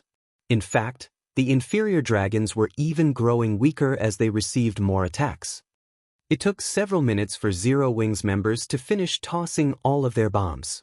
Even archaic species could not withstand the might of over 1,000 basic mana pulse bombs as both fossilized Tyrannosauruses collapsed to the ground, their HPs falling to 0. We won. Aqua Rose muttered as she watched the smoke in the hall gradually dissipate. They're not playing dead, right? Before anyone could answer, the system replied. Suddenly, one golden flash after another enveloped each team member, illuminating the forging hall. Chapter 1143, Dragon Legacy. Chapter 1143, Dragon Legacy. They're dead. What? They're really dead. Excitement bubbled in the players' chests when they noticed the golden glow wrap around their bodies. Many could not help but cheer, with some people losing strength in their legs as they planted their butts on the ground. We're too amazing. We actually killed 2 mythic bosses. My experience bar is still rising. They had just defeated 2 level 65, mythic-ranked archaic species. Both monsters already gave a lot of EXP, but they also got bonus EXP for killing monsters of a higher level. Most importantly, only 20 players shared it all. In the end, not only had everyone leveled up from level 44 to level 45, but they progressed to level 46 as well. As for Shifeng, he rose to level 48 on the spot, with his empty experience bar filling once more. Level 48, 30%, 40%, 50%. In less than 2 seconds, his experience bar had reached 90%, following which its growth slowed, increasing by 1% after another. 95%, 96%, 97%. Just as his experience bar looked as if it would stop at 99%, another golden glow encased Shifeng's body. Level 49. The awarded EXP is truly extravagant. Shifeng was surprised. He also found it difficult to suppress his bubbling excitement. He was now only 1 level away from level 50. With his current weapon and equipment standards, he should have no problems passing his Tier 2 class change quest. Once he completed his class change quest, he would qualify to challenge quests he hadn't dared to before. Although there was only 1 tier between Tier 2 and Tier 1 classes, the difference was much greater than the difference between Tier 0 and Tier 1 players. If an ordinary Tier 1 player could go up against elite monsters of the same level, then ordinary Tier 2 players could go up against chieftains. If a chieftain and elite monster of the same level fought each other, that battle would be one-sided. After all, chieftains could serve as the final bosses in party dungeons below level 50. One could just imagine how massive the difference was between Tier 1 and Tier 2 classes. If even Shifeng had leveled up twice, the rest of the team's leveling was insane. Aside from those with hidden classes, the team had leveled from level 44 all the way to level 48. Moreover, they were only a short distance away from reaching level 49. As for players like Violet Cloud, Gentle Snow, and Zhao Yueru, who possessed a hidden class, they only rose to level 47. Though they were not far from level 48. Everyone was stunned for a long moment. Right now, they could easily rank at the very top of the ranking list in any kingdom or empire in God's domain. Moreover, they would be at least 5 levels higher than the second-ranked player. Ha! My HP is finally over 40,000. After Kola finished allocating his recently acquired free attribute points, he excitedly boasted, "With this, I'll be the highest HP MT in even the Black Dragon Empire." He was already the highest HP MT throughout Star Moon Kingdom. He had nearly 5,000 more HP than the MTs in other guilds. Although he was not particularly certain about the situation in the Black Dragon Empire, he could dare to claim that no MT in the Empire could match his HP. 40,000 HP. Gentle Snow, who was level 47, looked at her own HP bar, noticing that her HP had broken past the 40,000 threshold as well. Gentle Snow could not help but sigh ruefully as she looked at her own HP bar. She never imagined that one fragmented legendary item would make such a huge difference. Despite wielding a damage-dealing class and slightly weaker equipment than Kola's, the 7 Luminaries battle armor had bridged the gap between her and the Guardian Knight. Not only had the battle armor upgraded her damage output by several levels, but it had also done the same for her defense and HP. It was no wonder why Shifeng was willing to waste the 1,000+ basic mana pulse bombs for the inferior legendary treasure chest. As everyone's excitement about their levels died down, they shifted their gazes to the corpses of the 2 fossilized Tyrannosauruses. Aside from the items inside the inferior legendary treasure chest, the inferior dragon's loot should make up for the losses they suffered. Mythic bosses. Moreover, the fossilized Tyrannosauruses were archaic species. Their loot was definitely extraordinary. Just thinking about it ignited a passionate fire in these players' hearts, their eyes shining. Once the dust settled, the massive fossilized Tyrannosaurus corpses were on full display. However, when the team noticed the few items scattered beside the bodies, disappointment flashed in their eyes. Aside from a few scattered gold coins, one fossilized Tyrannosaurus dropped 8 items, while the other dropped 7. There were far fewer items than they had hoped for. Why are there so few drops? These things are even more stingy than the trolls. Is it because we were unlucky? We should have given guild leader the last hit. Everyone's excitement faded when they saw the loot. Among the 15 items, 10 were materials. Alright, get some rest. Violet, make sure fire is safe. Sure Feng chuckled at his crestfallen companions. The number of items the fossilized Tyrannosauruses dropped didn't surprise Sure Feng in the least. After reaching level 50, the quantity and quality of the items monsters dropped decreased drastically. Furthermore, the system had just completed a new update.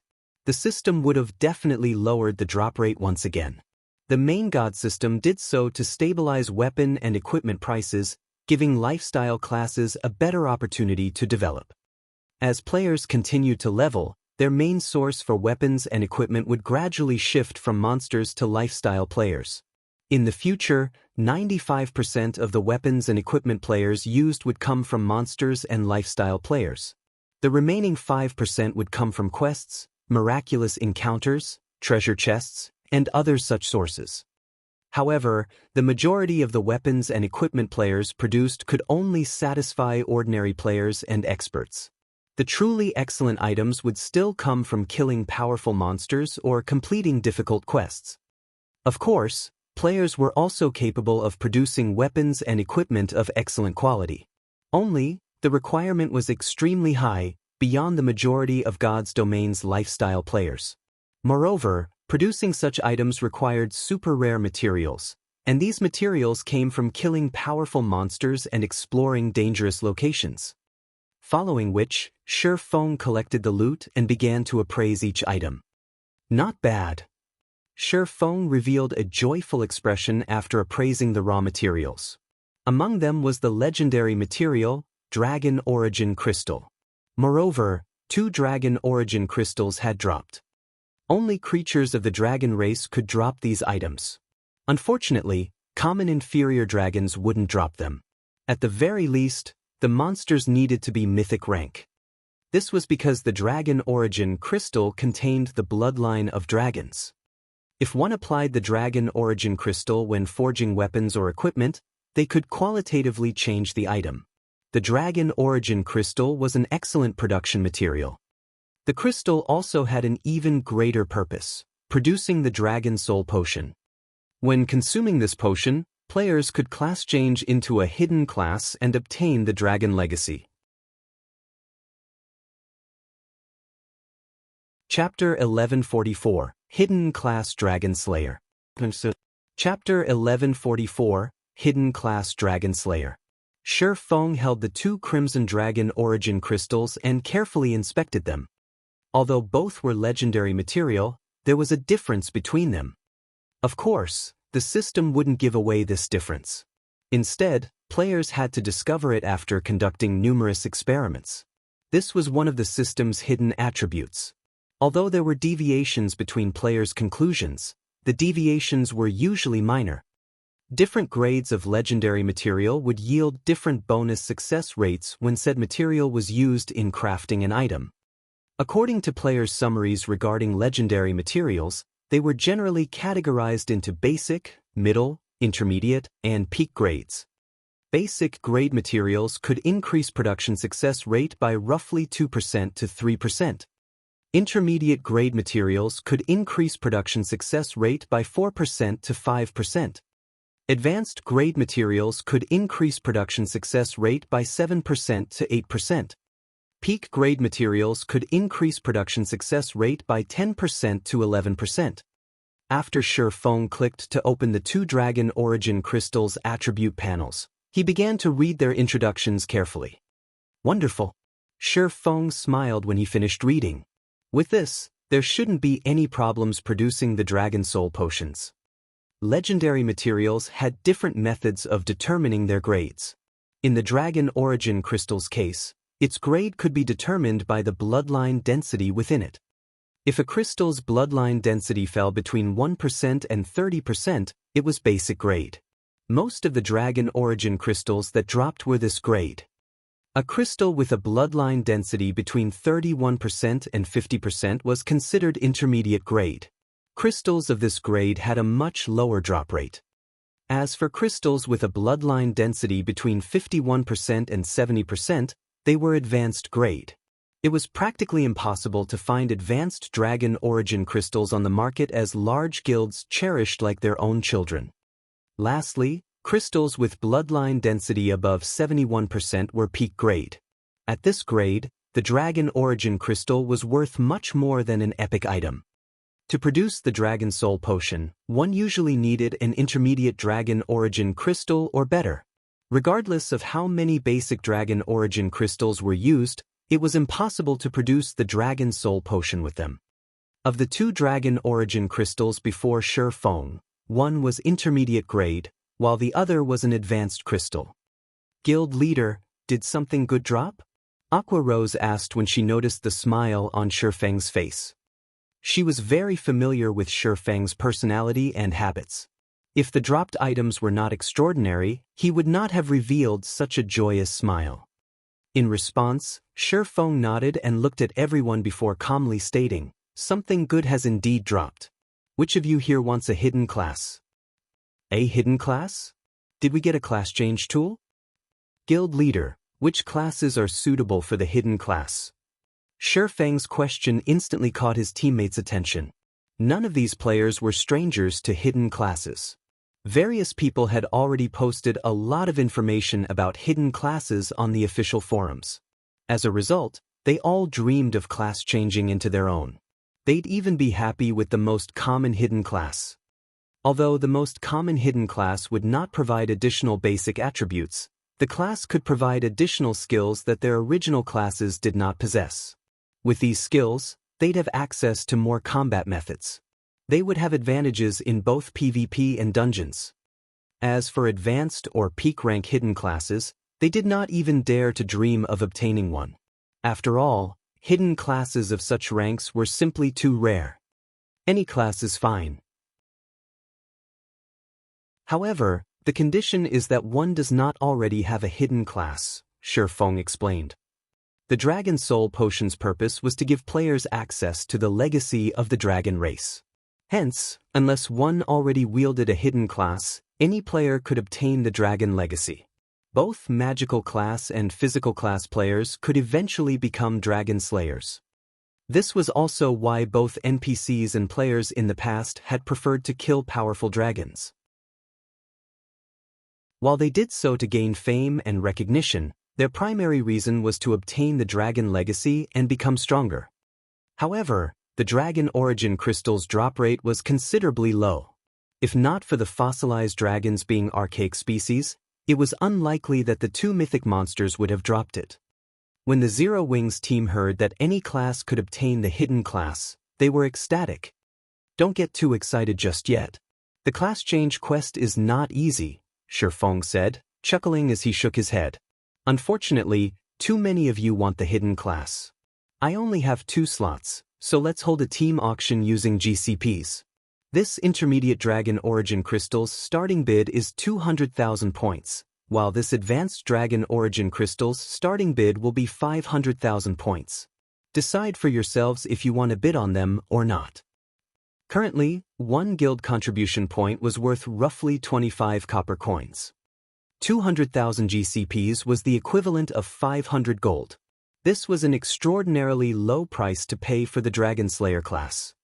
In the past, the various large guilds had been willing to buy intermediate dragon origin crystals for 8,000 gold. As for advanced dragon origin crystals, they had been practically impossible to find on the market. However, one player had put his crystal up for auction in the past. The crystal eventually sold for the insane price of 30,000 gold. The advanced version was so much more valuable due to the fact that, depending on the quality of the Dragon Soul Potion produced, one would obtain different levels of the Dragon Legacy. The Dragon Slayer class was somewhat unique. It was not clearly ranked like other hidden classes. If a weak Dragon Soul Potion were consumed, one's Dragon Slayer class would be the equivalent of a basic legacy. Conversely, it was also possible to obtain a peak legacy Dragon Slayer class if one used a strong potion. Of course, it was also possible to upgrade the Dragon Slayer class gradually to peak legacy by consuming several Dragon Soul potions. Hence, Dragon Origin crystals of different grades had different prices. The prices Shifeng had announced were definitely low. Even so, the team sent Shifeng scornful looks, feeling that Shifeng was trying to rip them off. Although they were the guild's main force members, it was extremely difficult to collect so many GCPs. Eventually, Cola won the Advanced Dragon Origin Crystal, while Alluring Summer won the Intermediate Crystal. Among them, Alluring Summer had borrowed plenty of GCPs from Aqua Rose and Violet Cloud. After all, Alluring Summer had just recently joined the guild and had not participated in many dungeon raids or high-level guild quests yet. Following which, Shifeng passed the Dragon Soul Potions production method to Cola and Alluring Summer. It was impossible for players to produce the Dragon Soul Potion. They needed to hire an NPC Grandmaster Alchemist to do it. Unfortunately, it was extremely difficult to find NPC Grandmasters. Fortunately, Shifeng knew two places where they could find such NPCs. The first was Titan City. There, they could easily find a Grandmaster Alchemist. The second location was Blackwing City. However, to convince these NPC Grandmasters to help, they needed to raise their favorability with said NPCs. Once their favorability reached a sufficient level, they could make the Dragon Soul Potion. However, collecting the various required materials was a considerably challenging task as every material was extremely rare. Normally, only large guilds could get their hands on all these materials. It was extremely difficult for lone players or a team to gather what they needed in a short time. After Shifeng finished distributing the Dragon Origin crystals, the team heard the shattering of glass from the center of the forging hall. Everyone spun to look. Suddenly, an orange pillar of light appeared in the forging hall. Did Fire Dance disable the trap?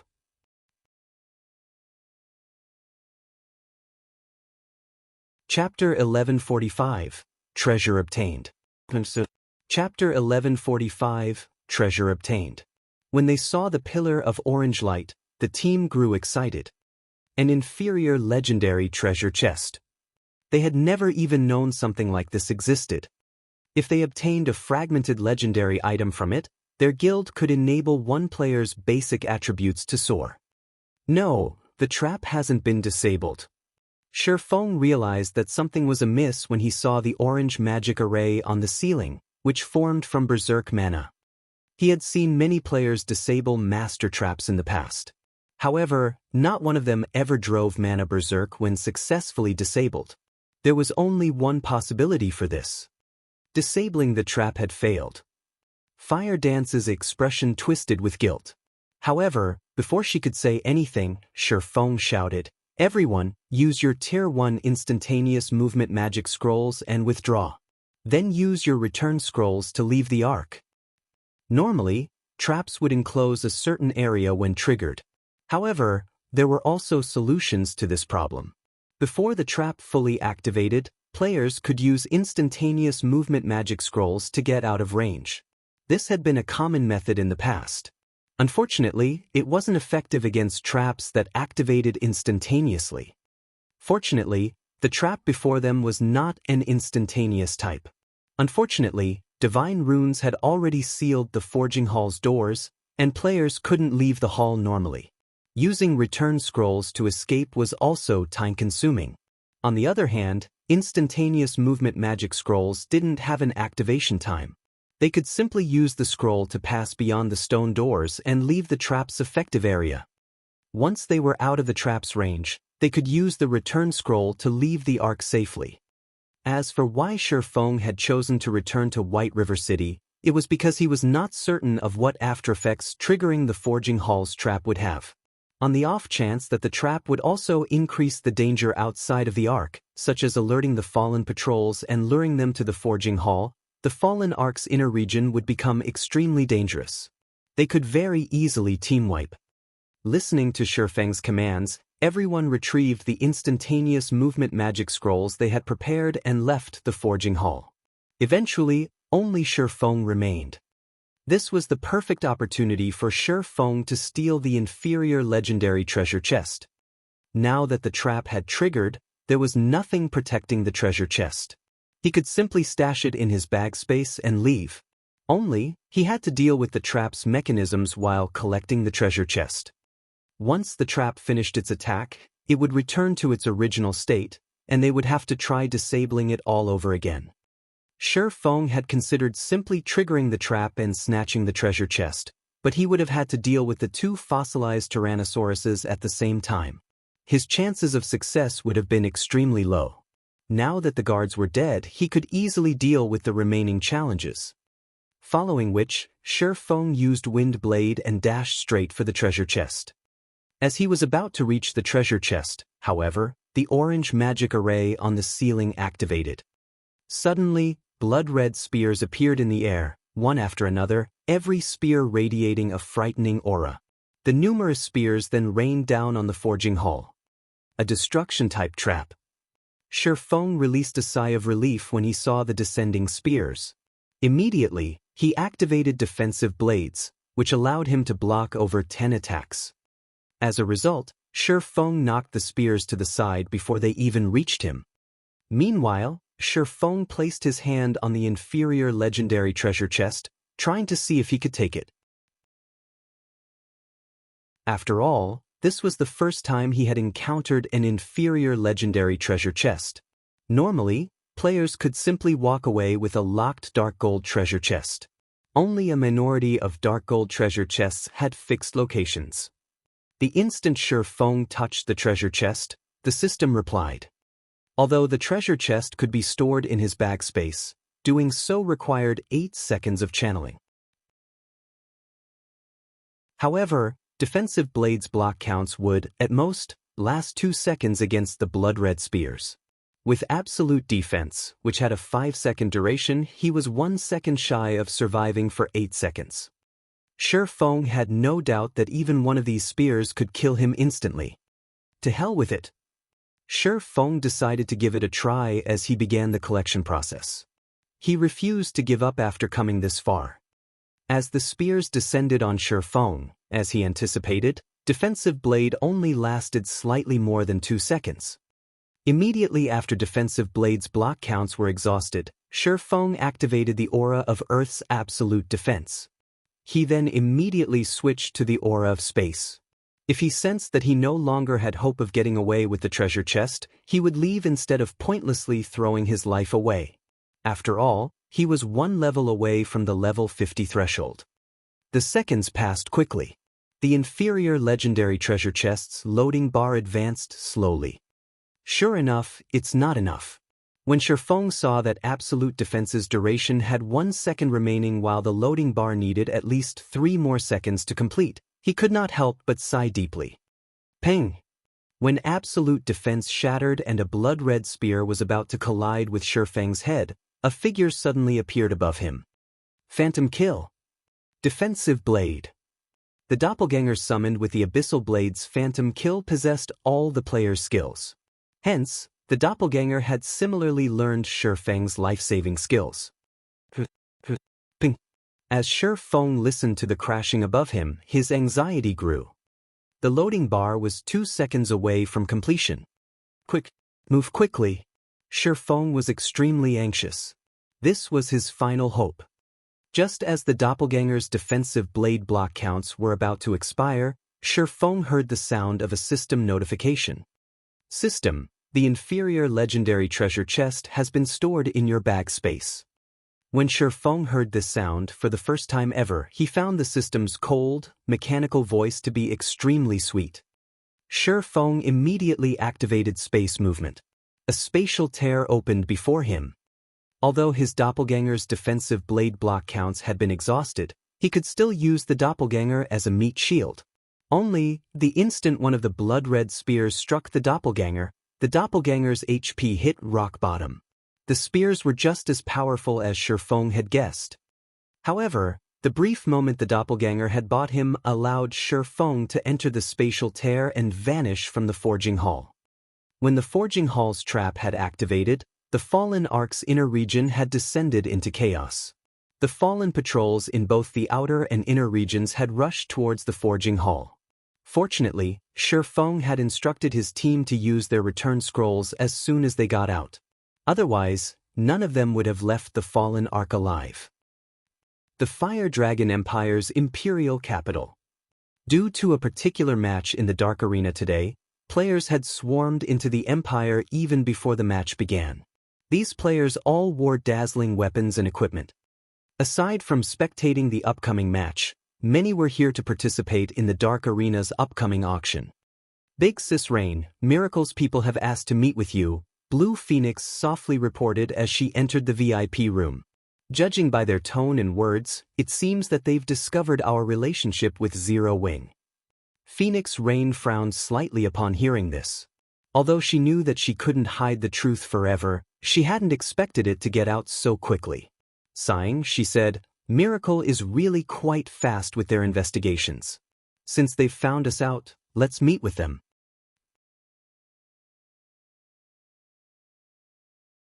Chapter 1146, Purgatory Night. Chapter 1146, Purgatory Night. Flame Dragon City's underground arena. A group of level 40+ players surrounded the entrance. These players all wore pitch-black armor with a white cape draped over their shoulders. They looked like well-trained soldiers. When other players noticed these black-armored players, they promptly distanced themselves. Who are these people? They're blocking the underground arena and preventing others from entering. They're being too unreasonable. You've just arrived in the capital, so it's expected that you don't know. Could a super guild have laid claim over this underground arena? Far from that. Take a look at those players guarding the entrance. They're the security teams several super guilds have formed. They are all equipped with the Soul of Darkness, a level 40 fine gold set equipment. They're specifically tasked to guard this underground arena and prevent outsiders from entering. As expected of super guilds. Even a casual security team is so impressive. I've just reached level 40 after much difficulty, and I only have a few level 40 weapons and pieces of equipment, yet those guys are actually wearing level 40 fine gold sets. The nearby independent players weren't the only ones in awe. Even the members of the various large guilds invited to the Dark Arena were shocked. God's Domain's mainstream players were around level 37 right now, whereas expert players were at level 39 or level 40. Even large guilds experts were fortunate to obtain a full set of level 40 fine gold weapons and equipment upon reaching level 40. As for a level 40 fine gold set equipment, that was simply a dream. Yet, among the super guild security teams, every one of them wore complete level 40 fine gold set equipment. In God's Domain, it was far more difficult to gather a complete fine gold set equipment than it was to gather a set of dark gold equipment. Individual pieces of fine gold set equipment might not be a match for dark gold equipment in terms of basic attributes, but certain set effects were more important than some additional basic attributes. Hence, many players still used the level 30 fine gold set equipment they had collected even after level 40. For example, the level 40 Soul of Darkness set equipment's effects were so good that players could continue using it even after level 50.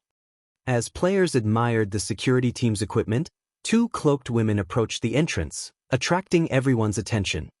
Although these female players had hidden their appearance under a black cloak, players could tell by their elegant bodies that they were definitely beautiful.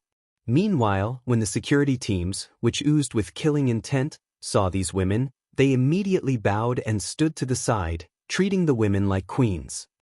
Who are those women? They've hidden their appearances and IDs with their black cloaks. Who could possibly recognize them? However, I believe that they are at least upper echelons from first-rate guilds. Otherwise, there's no way those security teams would treat them with so much respect. First-rate guild upper echelons? You sure are overestimating first-rate guilds.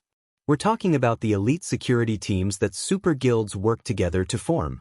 Those people wouldn't even bat an eye if a first-rate guild's guild leader showed up. I'm guessing that they're the upper echelons from either super first-rate guilds or super guilds. I guess you're right. If I could enter the Dark Arena and get those security teams to treat me that respectfully, how wonderful would it be? Unless you manage to join a super guild and become one of the guild's apex experts, don't even think about getting their respect. As the crowd conversed, the two female players entered the underground arena. The instant these two players entered the establishment, an elegant beauty was there to greet them. This beauty wore a set of exquisite, gray mage robes and wielded a black, wooden staff. She also exuded a deathly aura. Upon closer inspection, one would discover that this beauty was a level 42 summoner. Greetings, Phoenix Pavilion Master. I am Silent March, the Vice Commander of Miracle's Purgatory Legion, the somewhat evil-looking summoner said, smiling at Phoenix Rain. Our Vice Guild leader is already waiting in a VIP room on the 3rd floor. Allow me to lead the way. Phoenix Rain nodded in response. Following which, Silent March led Phoenix Rain and Blue Phoenix to the underground arena's 3rd floor. Big Sis Phoenix, that summoner feels odd.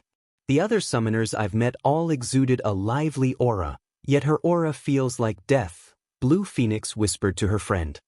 While she is indeed a summoner, she also possesses the hidden class, Necromancer. She is one of the upstart geniuses Miracle has nurtured internally. Roughly over a year since her debut, she has already become the vice commander of one of Miracle's 3 trump card legions. You should be careful when you encounter her in the future. She might even be participating in the contest over Thunder Island, Phoenix Rain explained as she watched the female summoner before her. Hidden classes were no longer a secret in God's domain. The various large guilds already had a few experts that had hidden classes. While most guilds kept these experts secret, Silent March's hidden class was somewhat special, which made it practically impossible to keep hidden. Hence, the game's various major powers quickly discovered that she wielded the Necromancer hidden class. Although Necromancers were somewhat similar to ordinary summoners, whereby both classes utilized summon creatures to battle, the Necromancer class could summon far more monsters. As long as a Necromancer had enough mana, even summoning 100 undead would not be difficult.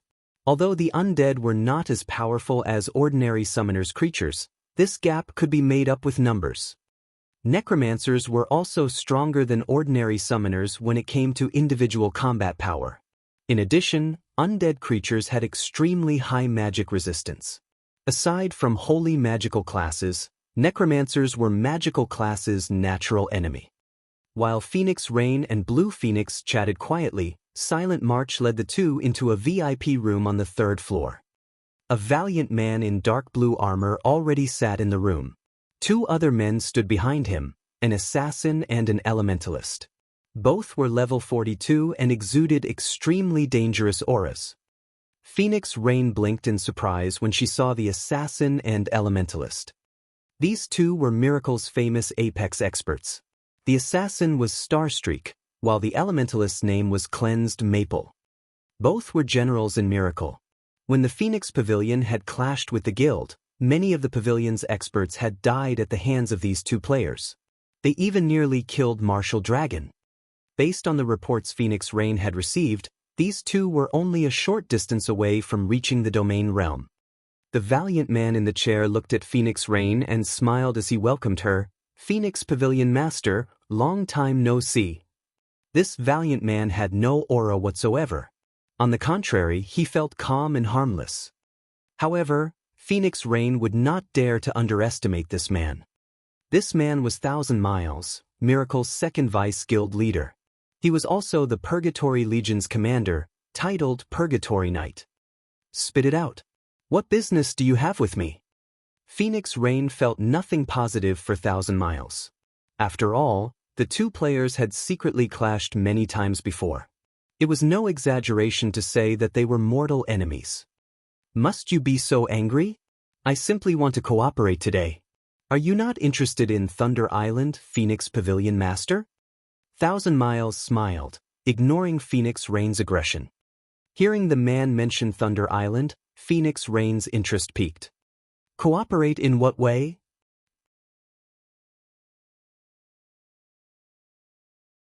Chapter 1147. Asura arrives. Chapter 1147. Asura arrives. Phoenix Rain's decisive replies slightly confused Thousand Miles. He had never expected such a straightforward answer from Phoenix Rain. Since joining God's domain, Miracle and the Dragon Phoenix Pavilion had butted heads numerous times in the Apocalypse Empire. Upon discovering Thunder Island in particular, both sides suffered a ridiculous number of casualties as they faced each other in battle. Based on his estimates, each guild should have lost 200,000 or 300,000 elite players. At this point, it was practically impossible for their guilds to sit down for a proper conversation. He had prepared various arguments to get Phoenix Rain to listen to his proposal. Now, however, it seemed that his preparation had been unnecessary.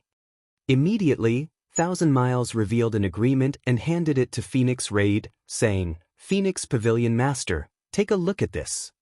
Receiving the agreement, Phoenix Rain glanced through its contents.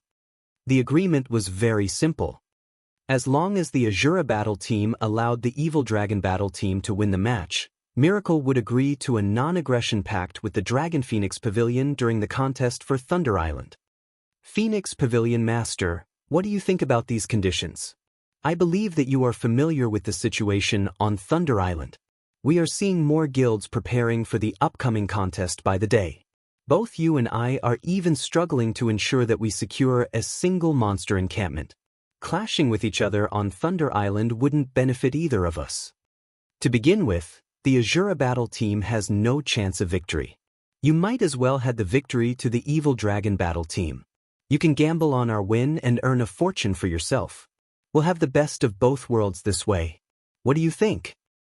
Currently, in preparation for the upcoming contest on Thunder Island, the various large guilds were tight on resources. In Thousand Miles' opinion, this proposal would benefit both his and Phoenix Rain's sides. While the Asura battle team had performed exceptionally in its previous match, in his opinion, the Dragon Phoenix Pavilion must have contributed to the battle team's powerful weapons and equipment. Moreover, although Battle Wolves backed the Glorious Lions battle team, the guild had not placed much importance on the Dark Arena back then. Hence, the Asura battle team eventually defeated the Glorious Lions battle team. However, the Asura battle team's current opponent was the Evil Dragon battle team, which had Miracle's support. The Evil Dragon battle team received more benefits than the Glorious Lions battle team had. Not only were Miracle's apex experts on the team, but Miracle had also supplied a large stock of excellent weapons, equipment, and skill books. The Evil Dragon's battle team far surpassed their current opponents in both number and quality of experts and items. The Asura battle team had no hope of victory. Hence, rather than struggling pointlessly, it was much better if the Asura battle team let the Evil Dragon team win. If Phoenix Rain bet all of her resources on the Evil Dragon battle team winning, she could walk away with a massive fortune. With these resources, she could hire more helpers and increase her chances of obtaining a share of the authority over Thunder Island. The two guilds would also have a non-aggression pact. By agreeing to his proposal, Phoenix Rain could kill two birds with one stone. "This is why you called me here?" Phoenix Rain asked indifferently. "That's right. It is very rare to see such a high payout rate in the Dark Arena. As long as the Evil Dragon battle team achieves a complete victory, you'll get 7 times the return. With this many resources, both our guilds will gain a foothold on Thunder Island," Thousand Miles said confidently. "What if I refuse?" Phoenix Rain said. When she had signed the agreement with Shifeng, she had agreed that she wouldn't interfere with the Asura battle team. Shifeng only needed to send her half of the team's profits. Moreover, her main goal in establishing the Asura battle team was to compete for the position of the Dark Arena's host. Although Thousand Miles had presented his offer casually, the consequences of suffering an utter defeat in the Dark Arena included more than just losing a match. Normally, battle teams only needed to win 8 out of 10 competitions to earn the right to challenge the host. However, to prevent guilds from deliberately manipulating a competition's results, Any battle teams that suffered utter defeat were barred from the Dark Arena's competitions for a certain period. Moreover, the battle team's previous victories would be reset to 0. For example, after Asura had demolished the Glorious Lions battle team, even now, it was still banned from the competitions. Even after the ban lifted, the team's previous 2 wins would not be counted. However, the Dark Arena grew more intense with each passing day. Everyone wanted the spot of the Dark Arena's host. Moreover, due to the Mindspace system beginning its operation, the various corporations hungered for a share of the pie that was the Dark Arena.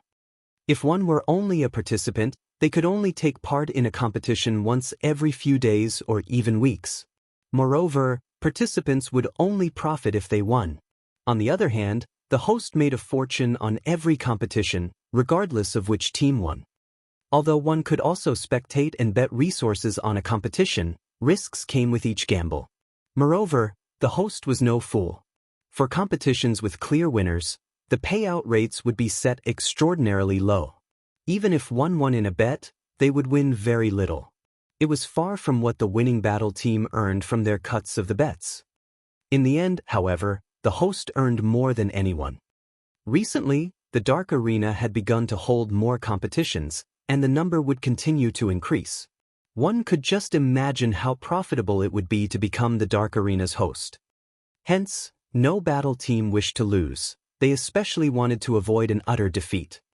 Phoenix Pavilion Master, do you hate money that much?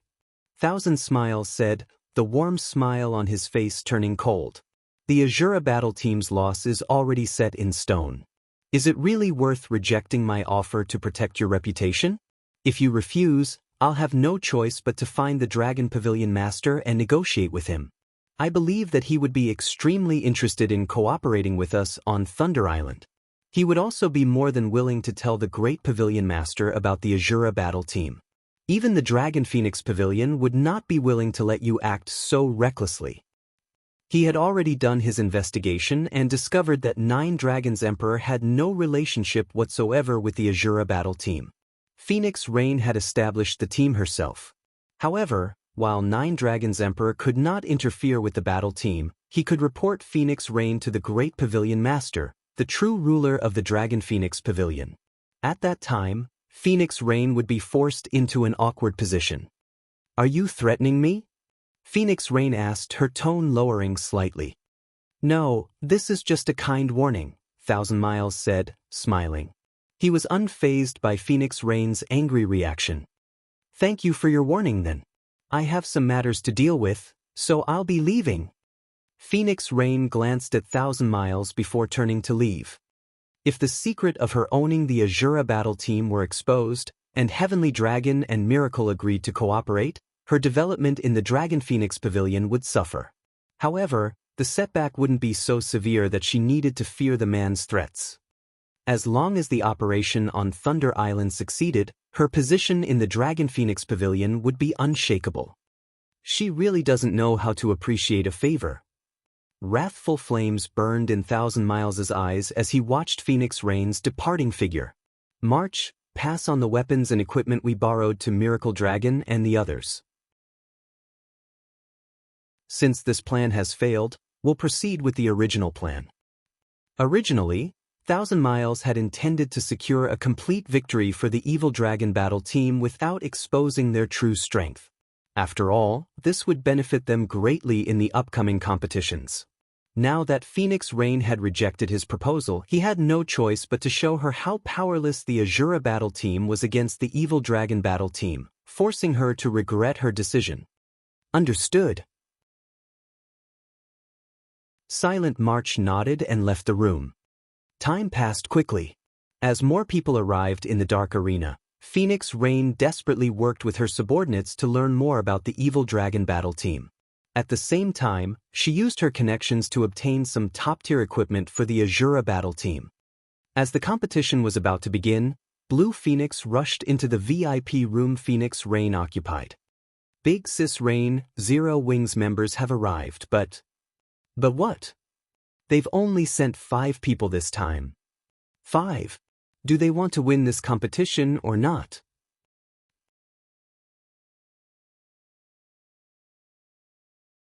Chapter 1148, Toy Around. Chapter 1148, Toy Around. In Flame Dragon City's underground arena, a large number of advanced carriages and high-ranking mounts crowded together outside the establishment. The hundreds of black-armored security members were currently confirming the players' invitations. Isn't that person the guild leader of the first-rate guild, Silver Knights? What is that mount? It's so huge. Crap. It's the epic rank glow effect. Which battle teams are participating in the Dark Arena this time? They have actually attracted so many amazing people. Both the independent players that had come to tour the Imperial capital and the guild players that wanted to take part in the Dark Arena were stunned by the scene in front of the underground arena. Normally, it was rare to see players atop high-ranked mounts in Flame Dragon City, yet warhorses, cheetahs, tigers, lions, giant wolves, and various other powerful mounts now packed the street. It was a dazzling sight to behold. Aside from high-ranking mounts, players also saw various upper echelons from many of the large guilds. However, the most popular topic among these independent and guild players was the upper echelon's weapons and equipment. In God's domain, ordinary players even considered dark gold weapons and equipment godly items. However, in this gathering of guild upper echelons, such items were a dime a dozen. It was the epic items that attracted attention. The true reason for the upper echelon's visit was the Dark Arena's first-ever auction.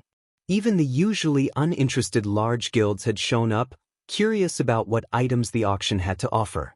After all, the Dark Arena's host had organized the auction.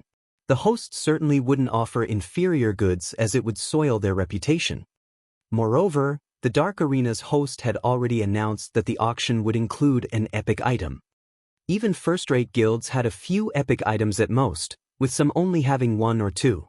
These guilds treasured every one of their epic items and used them to attract new and independent players.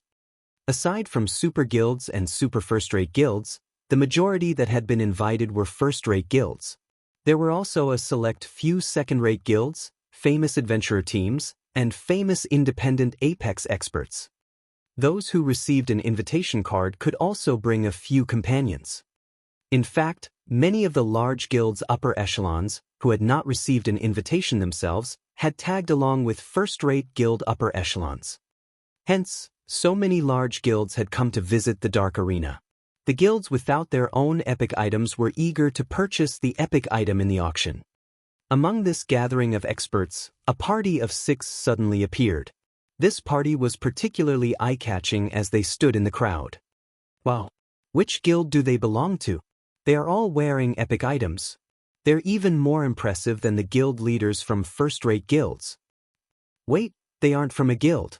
Look, none of them are wearing guild emblems. The players were stunned as they gazed at this party of 6. Even the many upper echelons grew curious about these players' identities.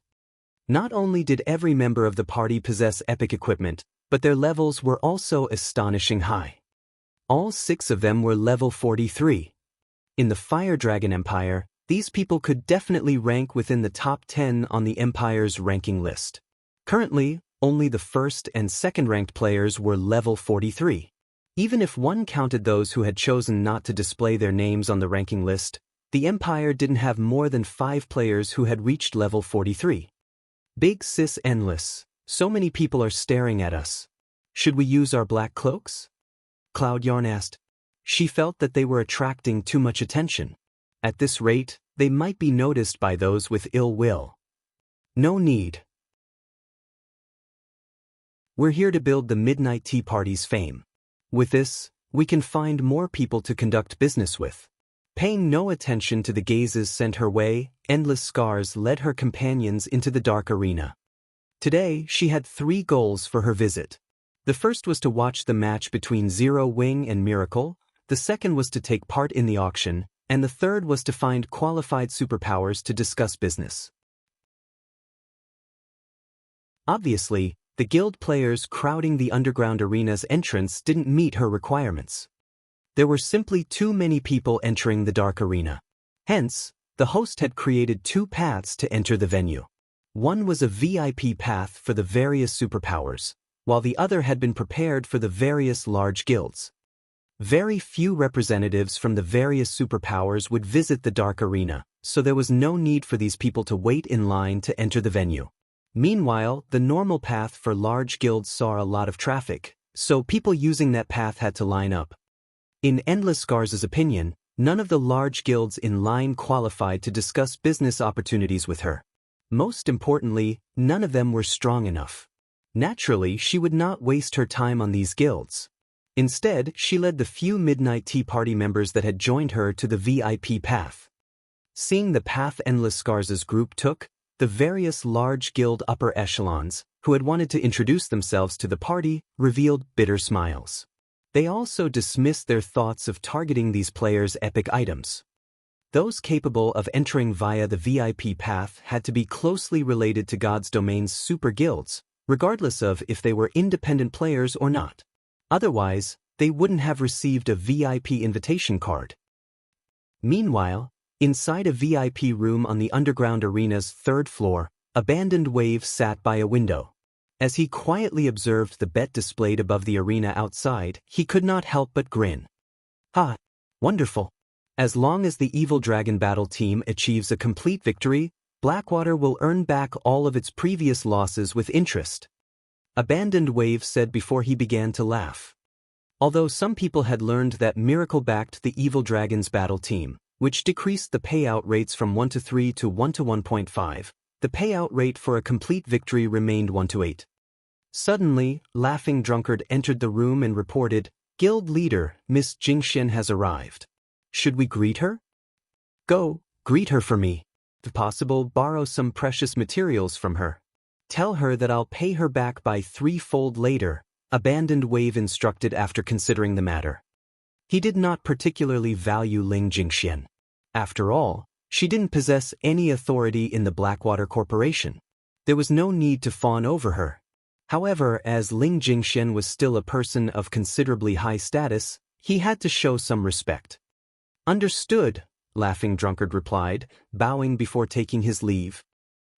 Inside another VIP room in the underground arena, Phoenix Rain frowned when she saw Shifeng's group take their seats below the competition stage. They really only sent 5 people? Phoenix Rain couldn't believe her eyes. Just what is Zero Wing planning? She simply could not figure out what Shifeng was trying to do. Was the man trying to provoke the Evil Dragon Battle team? Or was he trying to conserve his team's strength? Although other battle teams had pulled off such a stunt before, those battle teams were extremely powerful. Those battle teams were absolutely confident in defeating their opponents. Hence, they felt that there was no need to expose the identities of their other members. However, the Evil Dragon Battle team was no ordinary team. It had the full support of Miracle. Its overall strength was much higher than the Glorious Lions Battle team. However, it was too late for Phoenix Rain to do anything. Both teams' rosters had already been submitted. It was impossible to make any changes now. Moreover, the first match was about to begin. Most laughably, the Asura Battle team had decided to send Alluring Summer into the first match, someone whom Phoenix Rain had met only once before. Phoenix Rain had no information about the woman. This Phoenix Rain really is interesting. Has she finally realized the gap between our teams? Thousand Miles sneered as he watched the Asura Battle team's 5 members. Unfortunately, it is too late now. March, go ahead and join the others. Also, tell Miracle Dragon and the others to toy around with the Asura Battle team properly. Teach them how wide the gap is between our team's strengths. Understood. Silent March replied, a hint of excitement flashing in her eyes.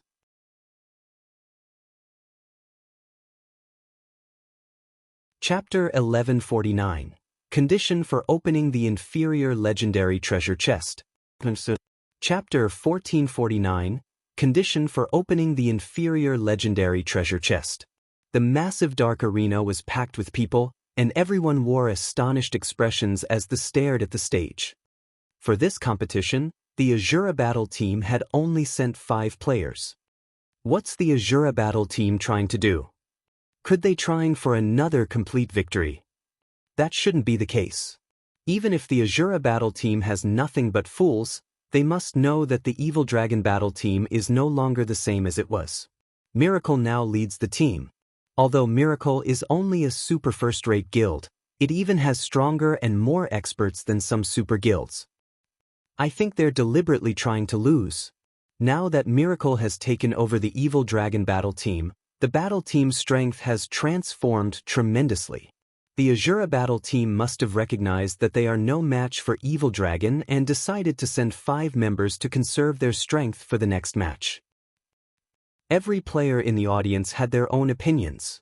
However, the majority was of the opinion that the Asura battle team intended to preserve its strength, yet they couldn't just throw away their reputation by handing over a complete victory. Hence, they had sent 5 members. As long as they won one of the first 3 matches, they wouldn't have too many issues. After all, the information they had collected clearly stated that the Asura battle team only a handful of powerful experts. This only gave the team a fighting chance in the first 3 matches. Once the competition proceeded to the final 2 matches, the Asura battle team had no hope of victory. More players began to place their bets on the Evil Dragon battle team's victory. Because of this, the competition's payout ratio changed again. While the payout rate for the Asura battle team's victory was 1-2, the payout rate in favor of the Evil Dragon battle team plummeted. However, the payout rate for either team achieving a complete victory remained the same. Meanwhile, in a VIP room on the 2nd floor. Big Sis Endless, who do you think we should bet on?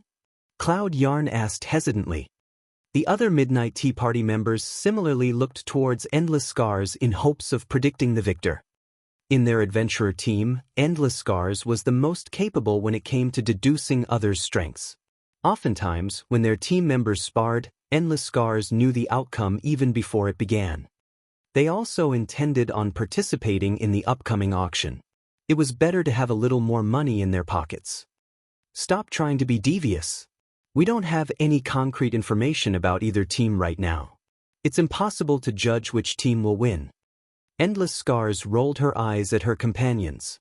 Slowly, she continued, everyone must assume that Zero Wing has no hope of winning.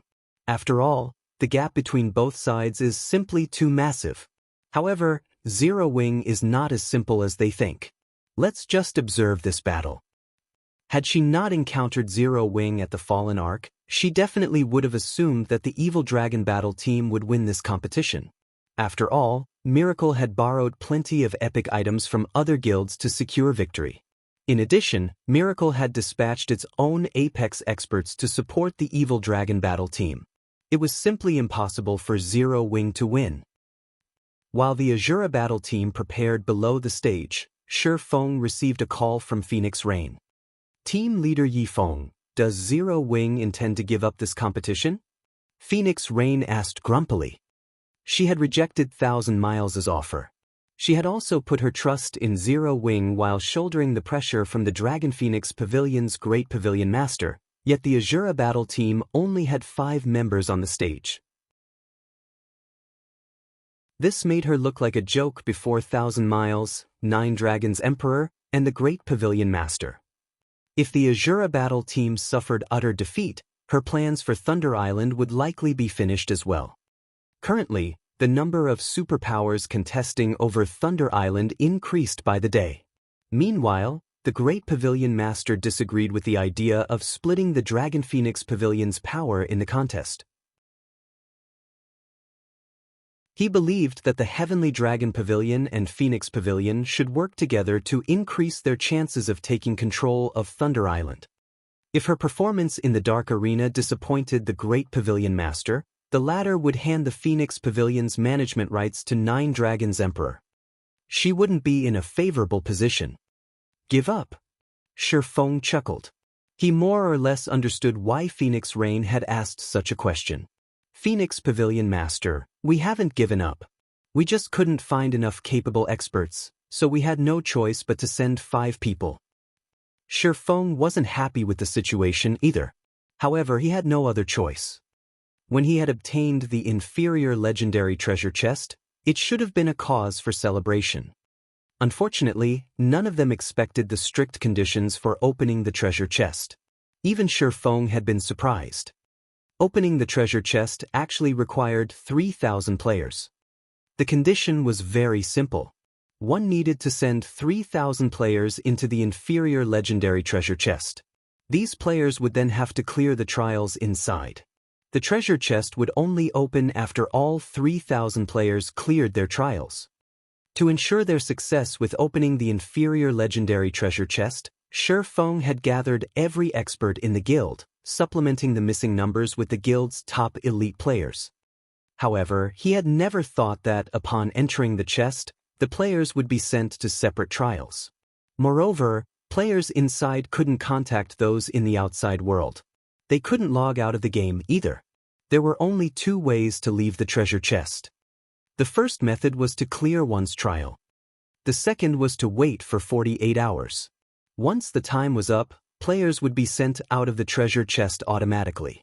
Unfortunately, if even one player failed their trial, they wouldn't be able to open the inferior legendary treasure chest. Among those who entered the treasure chest, Shifeng had performed the best. Even so, it had taken him over 8 hours to clear his trial. While inside, he had fought many monsters, with each being stronger than the last. It felt as if the trial were pushing players to surpass their limits with each battle. After Shifeng, Violet Cloud, Fire Dance, Gentle Snow, and Alluring Summer emerged from the treasure chest, one after another. However, even Violet Cloud, who had been the fastest among the 4, had needed over 14 hours to clear her trial, whereas Alluring Summer, who had been the slowest, had taken 16 hours. Everyone else was still stuck inside the inferior legendary treasure chest. As the competition in the Dark Arena was about to begin, Shifeng had no choice but to lead Violet Cloud and the others to the venue first. While Shifeng had considered looking for substitutes on the way here, he simply couldn't think of anyone suitable for the role. Aside from his group of 5, there wasn't even one level 40+ expert player in the guild. They were all trapped inside the treasure chest. If he brought anyone below level 40 to the Dark Arena, they'd become a laughingstock. Couldn't find enough capable experts. Phoenix Rain was speechless. She even began to wonder if Shifeng was toying with her. However, seeing Shifeng's serious expression, the man should not be lying. It was quite possible that Shifeng knew how powerful the Evil Dragon battle team was. If that were the case, it wasn't unexpected that he couldn't find enough people capable of challenging the battle team. Since they had no hope of winning the final 2 3-versus-3 matches, there was no point in leading the rest of the members here. It was safer to bet everything they had on the first 3 matches. I understand. It will be alright if you don't win this competition. I just hope that you don't allow the Evil Dragon battle team to look down on the Asura battle team, Phoenix Rain softly advised Shifeng. Although their chances of defeat were high, as long as they won 2 of the first 3 matches, their defeat would be glorious in the eyes of outsiders. At that time, she could better explain herself to the Great Pavilion Master. As for achieving another complete victory, in Phoenix Rain's opinion, that was impossible. There were 2 monster-like experts on the Evil Dragon battle team's roster. They even had the Witch of the West holding down the fort. It would be a miracle if the Asura battle team weren't utterly annihilated.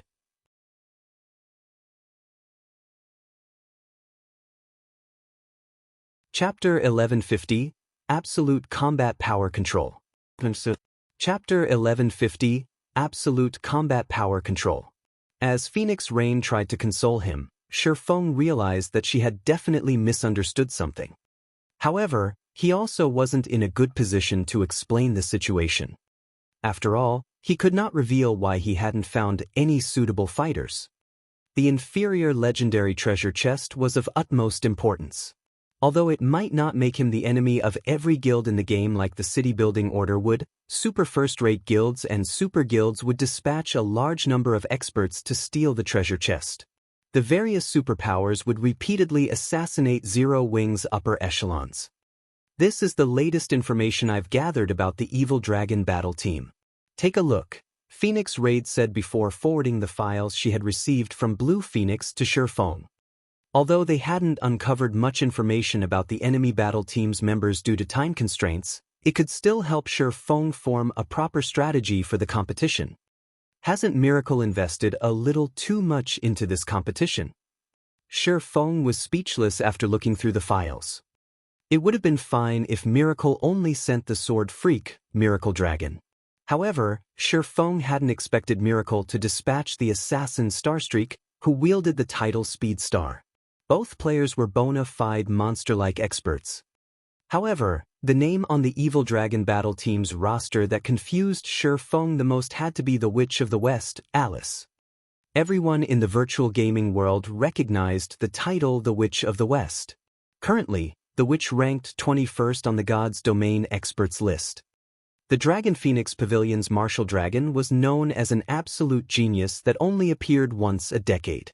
Before even reaching the age of 30, Martial Dragon had grasped a domain. Meanwhile, based on what Shifeng knew, Alice held the record for the youngest person to grasp a domain. Many super guilds had attempted to recruit Alice. In the end, however, Miracle had paid a high price for her membership. Aside from Miracle's core upper echelons, no one knew exactly what conditions the Witch of the West had demanded. After Alice had joined God's Domain, despite the Dragon Phoenix Pavilion trying its best to uncover information about her, the pavilion had only managed to find minor, irrelevant facts. The only crucial information they discovered was that, shortly after God's Domain had launched, Alice had successfully killed 3 of the Secret Pavilion's apex experts in a row. After that incident, the Secret Pavilion had pushed Alice to the 21st position on the God's Domain experts list. The Secret Pavilion had only provided a brief explanation of the battle that day. The pavilion had not released any concrete information or battle videos. Many Apex experts had been displeased and felt that the Secret Pavilion's judgment had been biased. These experts all rushed to challenge Alice. However, these challenges' outcomes had silenced any objections. Many of these people had even decided to join Miracle afterward. The situation had sparked many super guilds' curiosity. Although Shifeng did not know what had happened, he knew that the Witch of the West was extremely frightening. In the past, the Witch of the West had been most well known for her absolute combat power control. It was a unique combat technique that had been tailored for Alice. In the past, one had been considered an ordinary expert if they could exert 50% of their total combat power. As for second-rate experts, they were capable of exerting at least 60% of their combat power. First-rate experts could exert 70%, top-tier experts could exert 80%, peak experts could exert over 85%, and apex experts could exert over 90% of their combat power. Meanwhile, the Witch of the West could display 100% of her total combat power. Even Domain Realm experts would struggle to reach such heights. With these 3 great experts on the Evil Dragon Battle Team, it was no wonder why Phoenix Rain doubted that the Asura Battle Team had any chance of victory. While Shifeng plotted a strategy to deal with the enemy roster, the system announced both teams' rosters to the audience. Crap, the Sword Freak is here. I've been one of his loyal fans for a long time. Is the Evil Dragon Battle Team holding an all-star competition? Sword Freak, Speed Star, Witch of the West. No wonder why the Asura Battle Team only sent 5 people. They must have given up, knowing that they'd lose for sure. What a bunch of cowards. They aren't even putting up a fight. The audience gasped in shock when they saw the Evil Dragon Battle Team's roster. Although they had already heard rumors that Miracle now supported the battle team, they had never imagined that the super first-rate guild would provide so much support. The crowd could not help but shiver with excitement when they saw the names on the Evil Dragon Battle Team's roster. Compared to the Evil Dragon Battle Team, the previous teams were simply weaklings. Uncle Yuan, has Miracle lost its mind? It actually sent so many of its peak experts. Purple Jade frowned when she saw the Evil Dragon Battle Team's roster. The various super guilds were treating the Dark Arena like a playground. They would not take the competitions here seriously and expose their expert strengths. However, the combatants that Miracle had dispatched spoke volumes of how seriously the guild took the Dark Arena. It was likely that only teams with the backing of super first-rate guilds and super guilds had any chance of contending with the Evil Dragon battle team. Other guild and major corporation battle teams shouldn't even consider taking a team like that down. Jade, don't forget that the mind space system has officially activated. Miracle is most likely growing restless and trying to obtain as many resources as it can as quickly as possible. As the Dark Arena takes shape, it's becoming an excellent source of income. Miracle will start taking the competitions here seriously, Yuan Tiexin said. Miracle's actions hadn't surprised him in the least. It's unfortunate that Zero Wing still doesn't have enough experts and can't participate in a competition of this level yet. However, at least we have not wasted our trip since we'll get to watch a few interesting matches and gain a deeper understanding of the Evil Dragon battle team. Meanwhile, inside a VIP room on the second floor, over a dozen people lounged in the VIP room, and every one of them was level 41 or above. Among them, the tall, mighty man in the lead was a level 42 berserker and carried a pitch-black greatsword across his back. If Shi Feng saw this man, he would recognize this level 42 berserker as Everlasting War. Sitting around Everlasting War were the Glorious Lions reserve members. They all gaped as they stared at the roster over the stage. Vice Team Leader, we specifically came all the way here to watch the Asura battle team in action, but at this rate, won't the Evil Dragon battle team annihilate Asura? That's right. If the Evil Dragon battle team secures a complete victory, our Glorious Lions' reputation will plummet since the Asura battle team defeated us. Arthaf, we're simply here to watch the competition. If the Asura battle team is utterly defeated, this can only mean that they aren't improving fast enough. In that case, we simply need to defeat the Evil Dragon battle team to redeem ourselves. Everlasting War strictly reprimanded his team after hearing the reserve members' concerns. The Glorious Lions had suffered a complete defeat against the Asura battle team. Losing that competition had dealt Everlasting War a massive mental blow. He had never imagined that Shi Feng and the others would be so powerful. Since then, he had finally understood that there was always someone better. In the past, he and his team members were too ignorant and thought of themselves as experts. Henceforth, they had trained desperately and improved themselves. Today, he and his team had come to gain a proper understanding of the Asura battle team. Unfortunately, they hadn't expected the battle team to be so outmatched. Deep down, though, Everlasting War still hoped that the Asura battle team would win. With this, defeating the Asura battle team in a future rematch would have more meaning. Below the stage, in the Evil Dragon battle team's resting area, Miracle Dragon glanced at the Asura battle team's roster before turning to look at the distant Shi Feng. When he noticed the swordsman's calm expression, he could not help his disappointment. And here I thought that he would be a formidable rival. Now, it seems he's just a coward, Miracle Dragon said contemptuously. March, I'll let you arrange the matchups. There's no reason to take an opponent that has already surrendered seriously. Understood. Since they are sending an elementalist into the first match, I'll volunteer to fight, Silent March suggested. Fine. However, I forbid you from messing around too much. Just toy with the opponent a little. Do not expose too much of your strength. We need to ensure that we'll progress towards challenging the host, Miracle Dragon instructed. Silent March nodded in response. She then walked up the stage.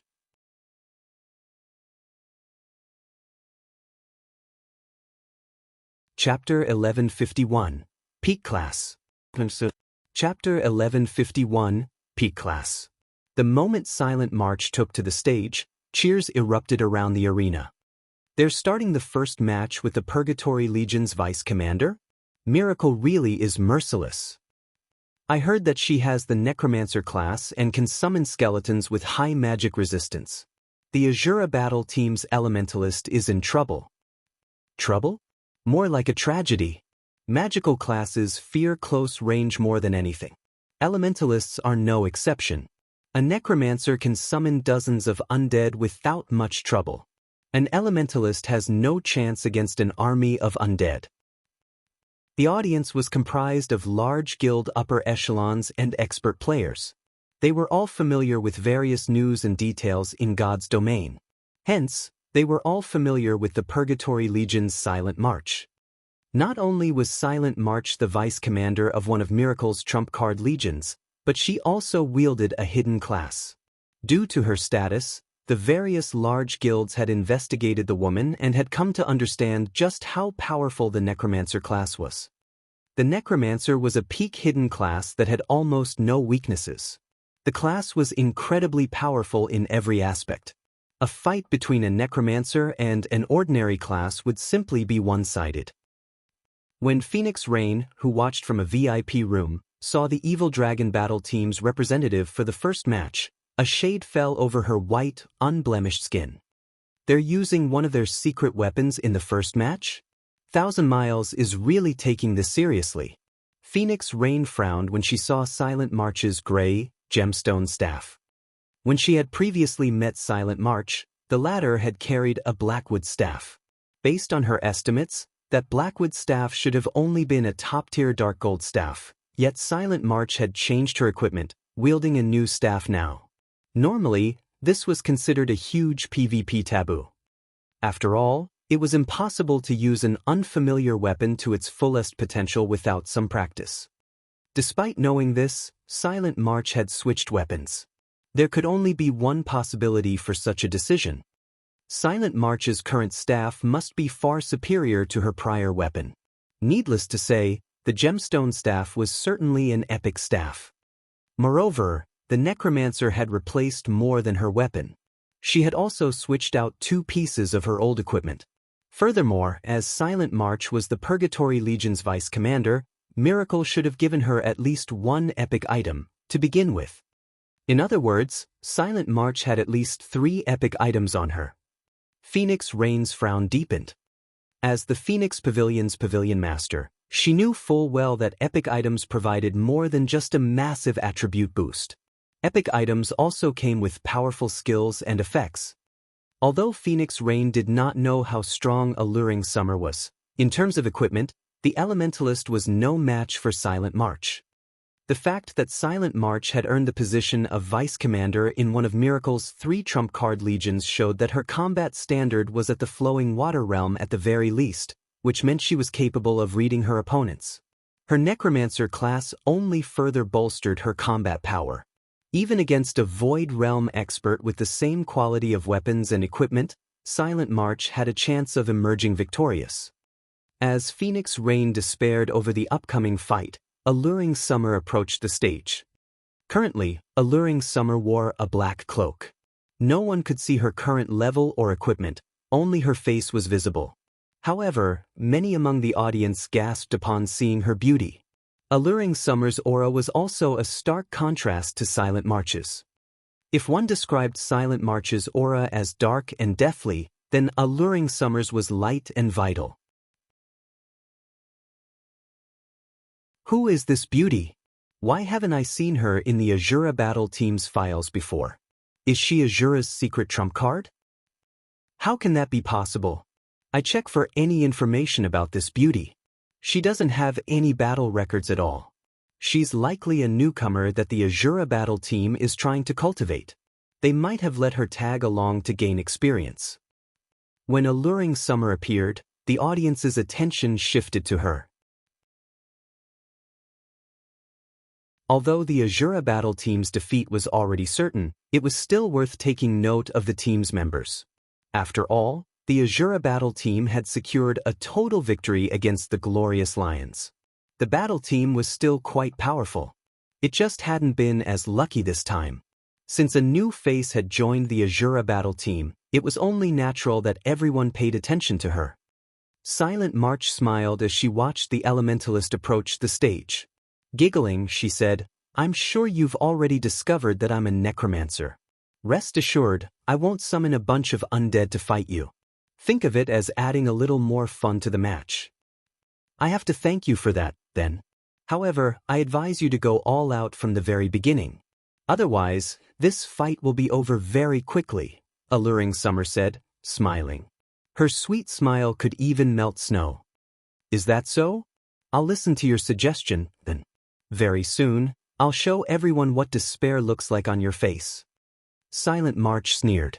Originally, she had planned to toy with alluring Summer for a bit. However, she had just changed her mind. Although the audience couldn't hear the conversation between the two women, when they saw the smiles on the women's faces, they somehow felt chills crawl down their spines. The timer above the stage began to count down. 5, 4, 3. Once the countdown began, the audience members focused on the stage, their heart rates increasing. Unlike a duel between ordinary players, experts would descend into a rapid battle as soon as the fight began, pushing their bodies to the limits. If one wanted to view and understand the fight clearly, one needed to pay careful attention. The instant the timer ended, Silent March took action. The necromancer started off by chanting an incantation, her free hand writing one line of runes after another. Her writing was so fast that no one could even see her hand shadow. Shortly after, a gray magic array formed beside Silent March, stupefying the spectators. Crap! Triple casting? Is she even human? As expected of the Purgatory Legion's vice commander. Her strength is absurd.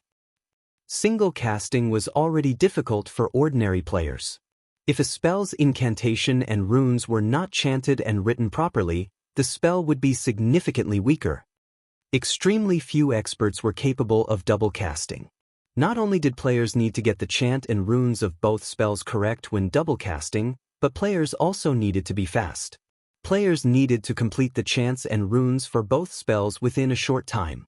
Otherwise, the system would determine the spell's casting time to be too long, and the system would interrupt the cast. All magical class players dreamed of being able to triple cast. It wasn't something that could be achieved through hard work alone. One needed to be talented. Once a magical class player grasped triple casting, their strength would undergo a qualitative transformation.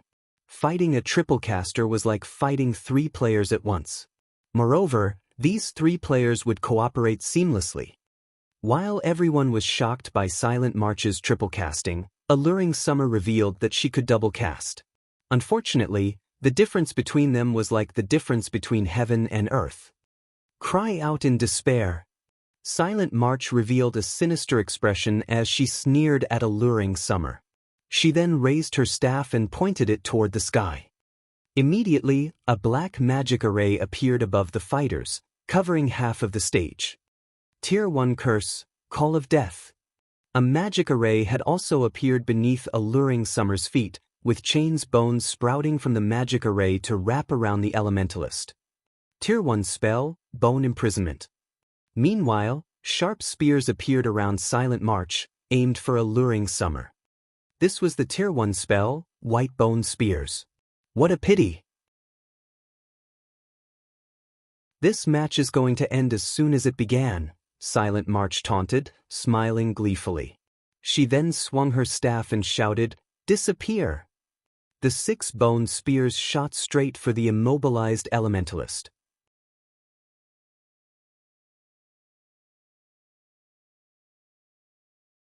Chapter 1152, Staff vs. Staff. 1,000 Miles, who relaxed in a VIP room on the 3rd floor, frowned as he watched the scene on the stage. In a reprimanding tone, he muttered, "March is taking this too seriously. She should have at least let Alluring Summer struggle. What is the point of an instant win?"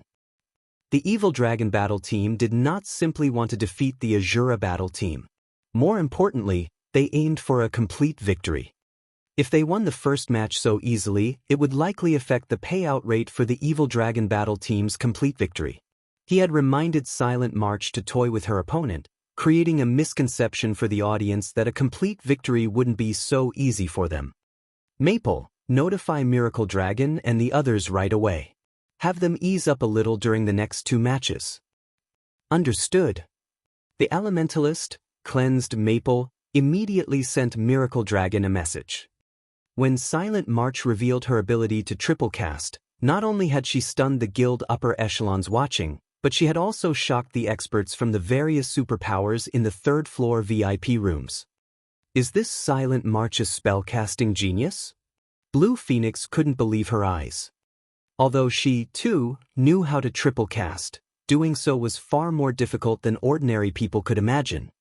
The higher a spell's tier was, the more incantations and runes its casting required. After training arduously, she could only cast 2 Tier 1 spells and 1 Tier 0 spell simultaneously, yet Silent March had cast a Tier 1 curse and 2 Tier 2 spells at the same time. While both were capable of triple casting, the difference between them was massive. Tier 0 spells were no threat to a Tier 1 player. Normally, these spells were only used as a distraction. In other words, one of her 3 attacks was negligible. Ordinary experts could generally complete 2 tasks at once. Thus, defending against 2 attacks wasn't difficult. Her opponents only needed to defend against her Tier 1 spells, ignoring her Tier 0 spell altogether. The most a Tier 0 spell could do was deal some minor damage. If an ordinary expert fought her, as long as they were careful, they could even find an opportunity to counterattack and turn the tables. However, of the 3 spells Silent March used, 2 were significant threats, while 1 could deal a killing blow. While ordinary experts could survive against her for some time, Silent March would kill them instantly. Big Sis Endless, Silent March is amazing. Her triple casting can almost rival yours. Cloud Yarn stated, surprised as she watched the stage. She had never imagined that anyone else could reach Endless Scar's standards. She is indeed. However, she is nowhere near as powerful as Endless yet, the team leader, Breeze Wine, said as he rolled his eyes at Cloud Yarn. Slowly, he explained, Endless relies on her own abilities to cast 3 Tier 1 spells. That woman, on the other hand, is relying on her staff. Her staff?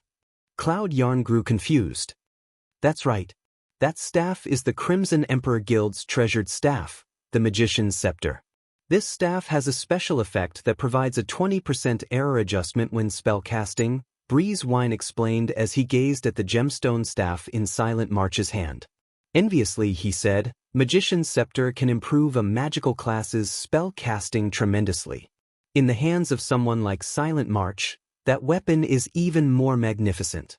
Unless that alluring summer can reach Endless standards, this fight won't have any meaning.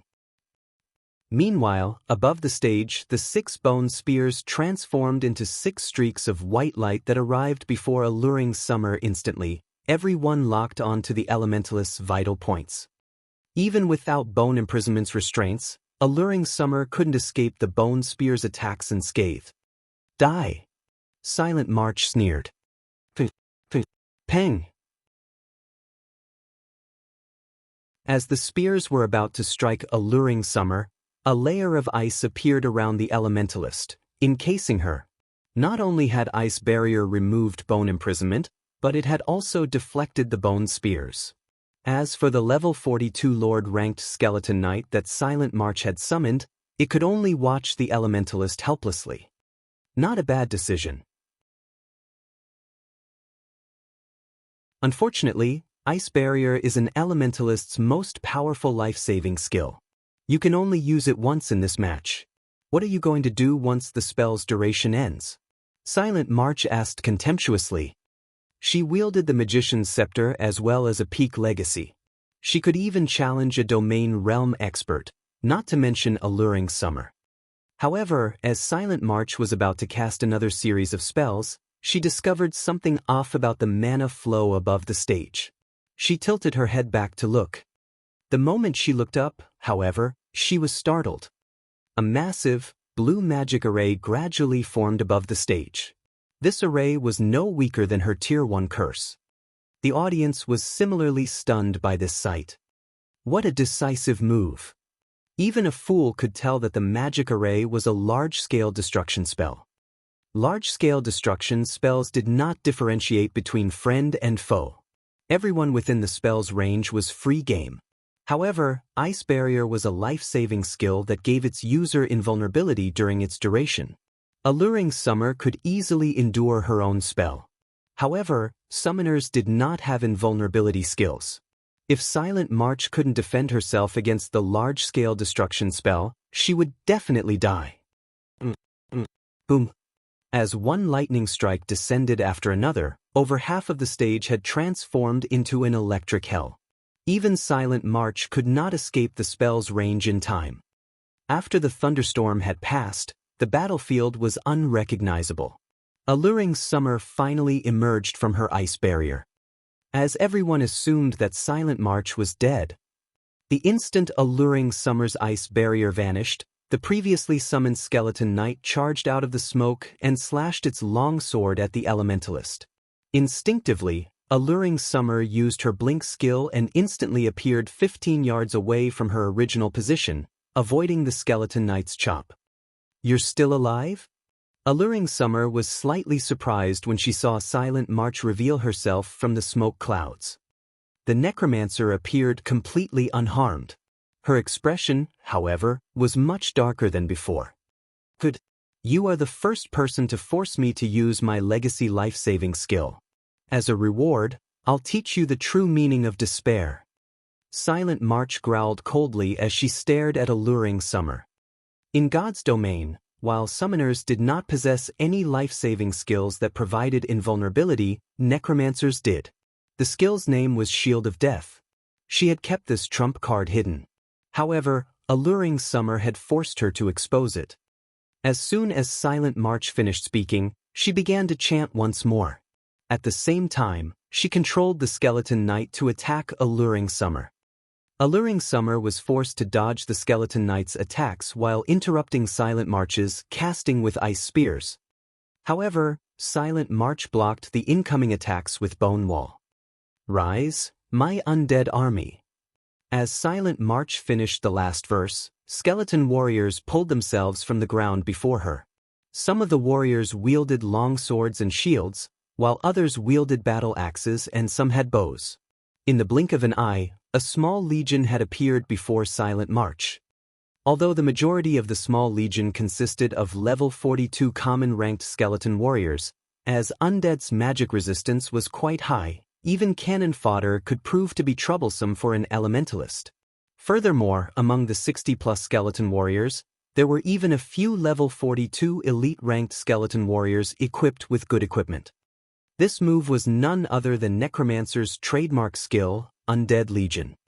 As Silent March's Undead Legion was still a Tier 1 skill, it could only summon 60 common-ranked skeleton warriors with a chance to summon elites. Upon reaching Tier 2, however, the Necromancer could summon 100 elite-ranked skeleton warriors with a chance to summon special elites. Everyone fell silent as the skeleton warriors filled the stage. Even MT classes like Guardian Knights and Shield Warriors felt chills crawl down their spines. This numerical advantage was overwhelming. "You want to fight as a group?" Alluring Summer revealed a joyful smile as she grinned at the Undead Legion before her. "Come then."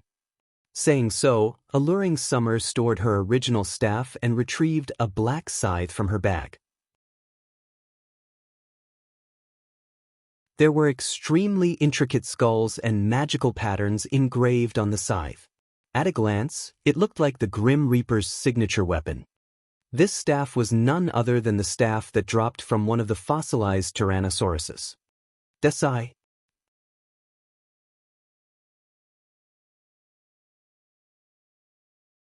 Chapter 1153, One-Sided Bullying. Chapter 1153, One-Sided Bullying.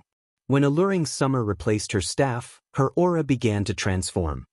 If Alluring Summer had been akin to the warm sun before, then now she was cold like the moon.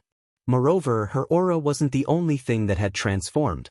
A faint layer of gray fog had also appeared around her, obscuring her from sight. Is that a staff? Why does it look more like a melee weapon? Rather than an elementalist, the crowd thought Alluring Summer looked like a god of death.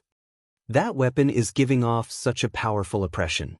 I bet it's an epic weapon.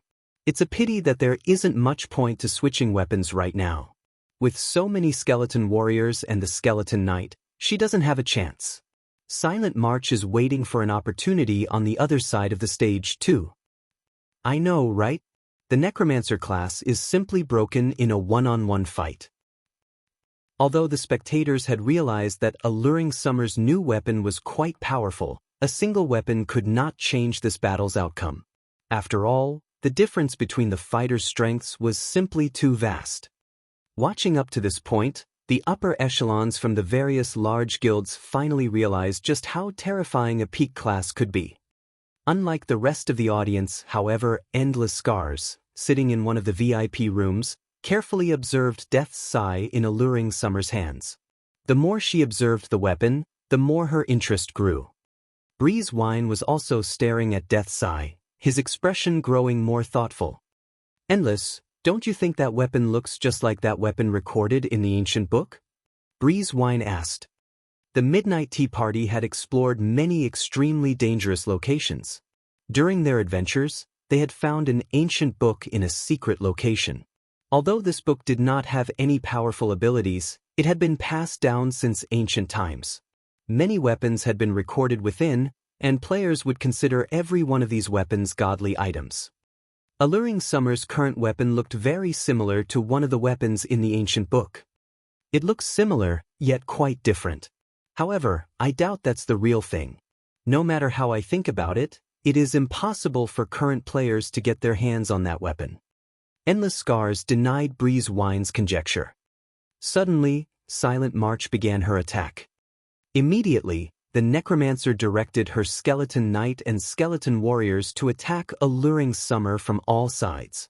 This way, the Elementalist could neither defend herself nor blink away. In the end, Alluring Summer would be surrounded and killed. As the Skeleton Knight and Skeleton Warriors inched closer to Alluring Summer, she responded by using the Tier 1 spell, Blizzard. A snowstorm then enveloped an area of 10 by 20 yards, turning every skeleton warrior within range into an ice statue. A damage of over -6,000 appeared above the skeleton warriors' heads. Alluring Summer frowned. These undead monsters' magic resistance was much higher than she had expected. Unless she used a large-scale destruction spell, she couldn't instant-kill these level 42 skeleton warriors with 45,000 HP. Stop wasting your energy.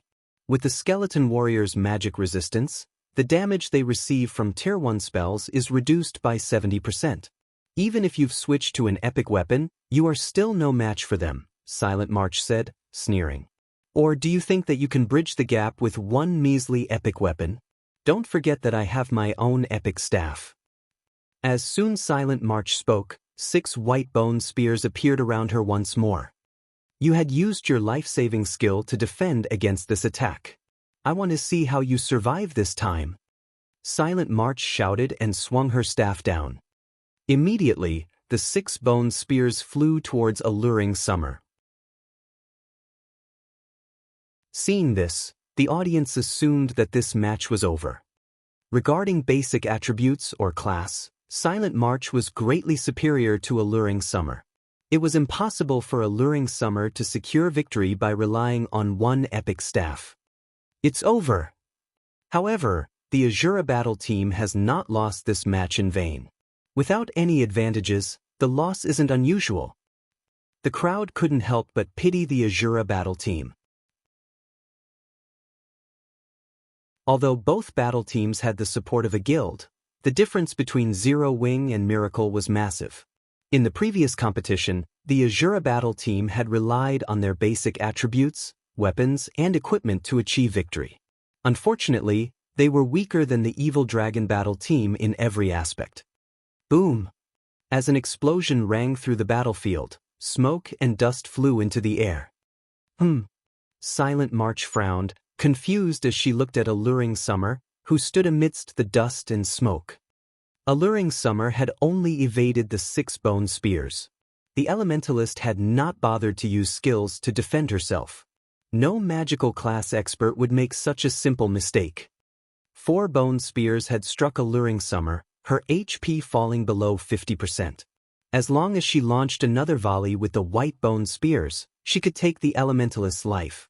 In reality, even if Silent March didn't attack, her skeletons could defeat Alluring Summer easily. Giving up already? Silent March could not help but laugh. Giving up? Alluring Summer shook her head. Chuckling, she said, I have not given up. On the contrary, I owe you my thanks. Thanks. Silent March was confused. Thank me for suppressing you with my overwhelming strength? No. This death sigh is a very special staff. Only when its user's HP is below 50% can display its true potential, Alluring Summer said, helplessness filling her voice as she gazed at the scythe in her hand. Are you trying to say that you can defeat me once you have less than half of your HP? Silent March could not help but grin at the elementalist, glaring at the woman with contempt and ridicule. She had 3 epic items on her right now, and every one of them had astonishing effects.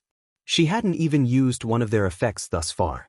Alluring Summer was dreaming if she thought she could beat her with some epic staff. No, not defeat.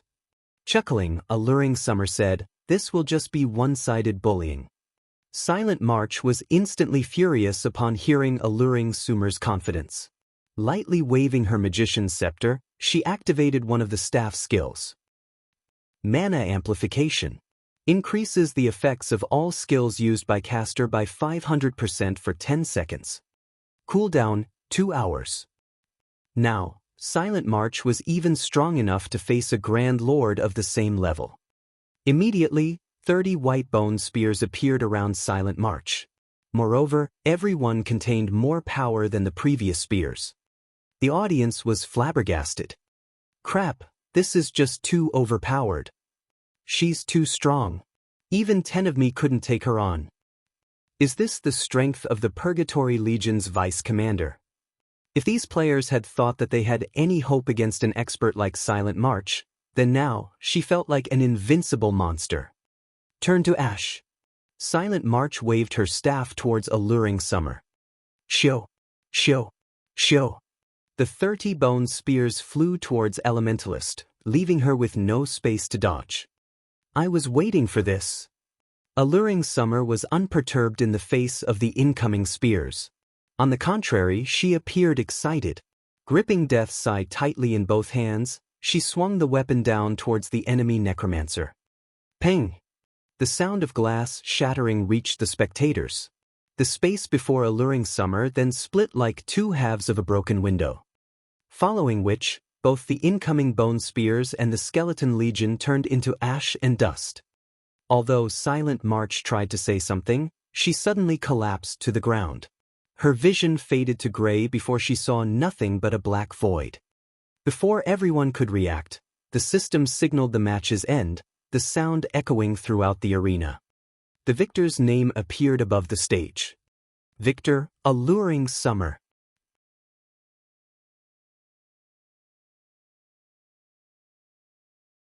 Chapter 1154, 12 Great Legendary Staffs. Chapter 1154, 12 Great Legendary Staffs. Seeing the victor's ID hovering above the stage, silence reigned over the competition venue. For a moment, it seemed as if this silence had blanketed the world. The match's outcome confused everyone. No matter how they looked at it, Silent March should have won this match with ease.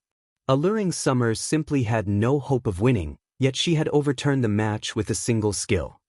Everything had happened so suddenly that, before they even realized it, Silent March, who had 100% of her HP remaining, was dead. What just happened? Silent March was defeated. What kind of attack was that? Many people's eyes widened in shock when they watched the replay.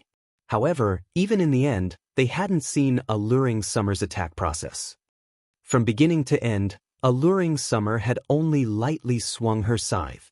After that, the space before Alluring Summer had split in half, killing the undead and Silent March, who had been 30 yards away, instantly. In God's domain, ranged attacks normally had a trajectory indicator. For example, when Silent March had fired the white bone spears at Alluring Smile, the spectators had seen trajectory indicators for a brief moment, allowing them to predict where the attacks would land. However, Alluring Summer's attack hadn't displayed any trajectory indicators. It was as if Alluring Summer had struck Silent March the moment she swung Death's Sigh. Big Sis Endless, I just watched the replay multiple times, and I couldn't see any indicators. Does Alluring Summer's skill not use them?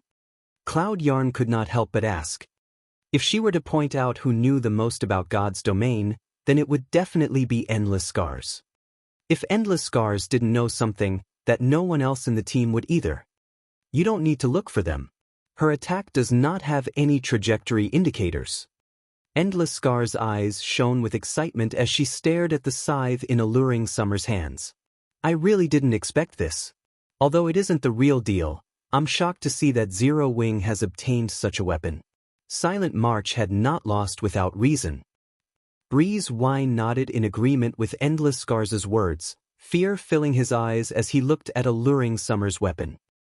He was certain that the weapon Alluring Summer wielded was a replica of one of God's domain's 12 great legendary staffs, Death's Sigh. As for the weapon being the real deal, that was very unlikely.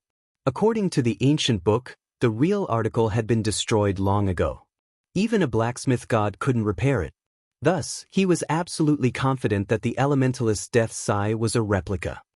However, the imitation was considerably similar to the real thing if it could even use Dimensional Fracture. Dimensional Fracture was an unblockable skill. Even invulnerability could not stop it. Dimensional Fracture ignored distance and all forms of protection. When activated, the skill would even penetrate invincible defenses and attack the target directly. It was rumored that the real Death's Sigh could instant-kill any creature below Tier 6. Of course, that was only a rumor. Moreover, Alluring Summer only wielded a replica. Even so, a replica should have no problems instant-killing a Tier 1 magical class player. She's dead. Phoenix Rain was somewhat confused after watching the match's outcome. This win was too sudden. She hadn't been prepared for such an outcome. Rather than calling this a PvP match, it had been a one-sided display of power. Damn it. Damn it.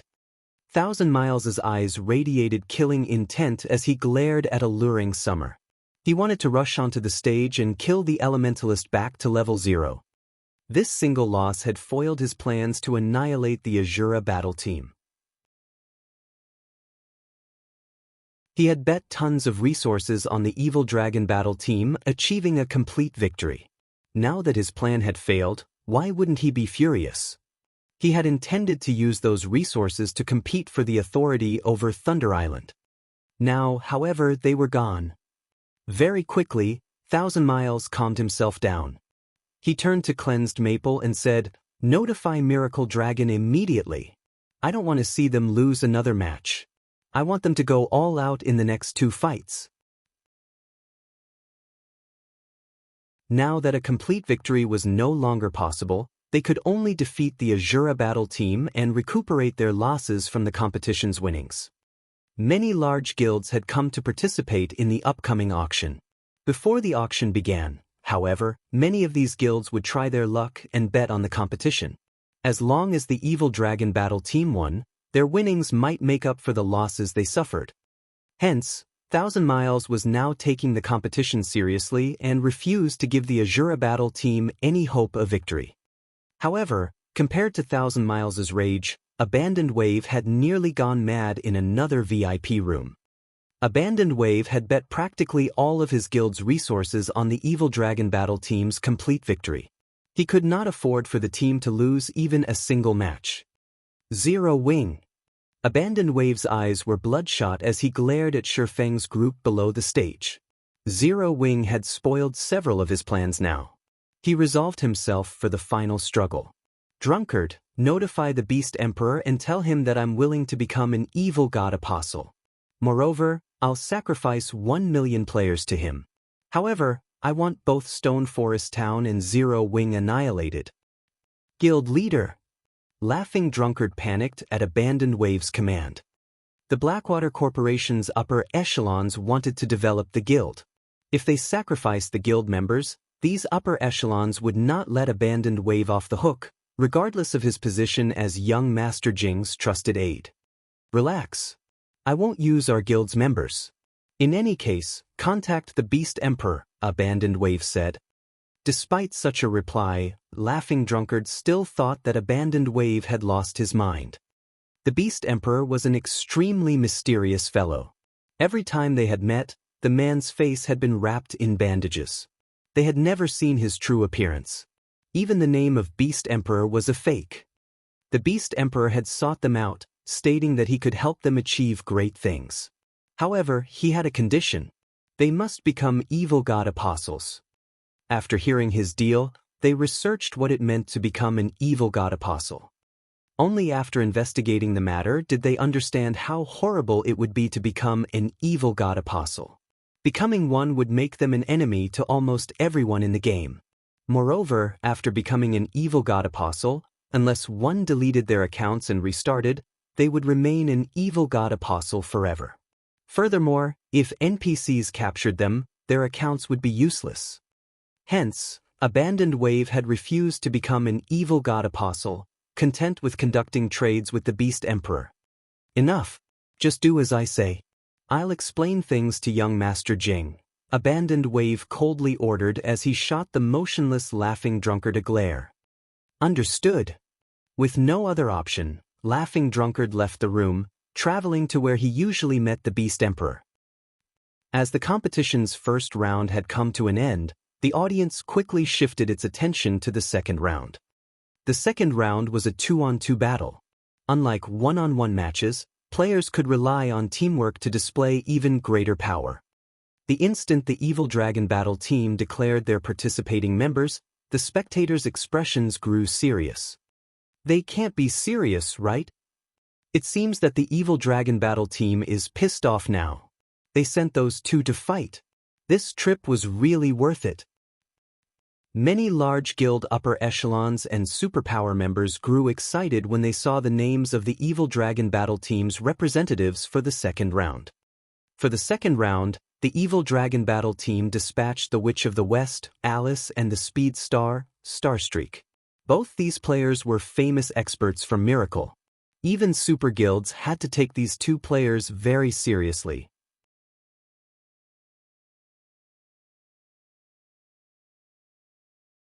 Chapter 1155, Swapping Weapons. Chapter 1155, Swapping Weapons. As everyone watched, Alice and Starstreak slowly walked onto the stage. Although neither spoke a word, just by standing on the stage, the audience could feel an intense pressure emanating from the two. So strong. That is the Witch of the West. Shock filled Blue Phoenix's eyes as she stared at the confidently smiling, blonde, doll-like girl on the stage. Although Alice currently wore a black cloak, she had not bothered to hide her appearance or equipment.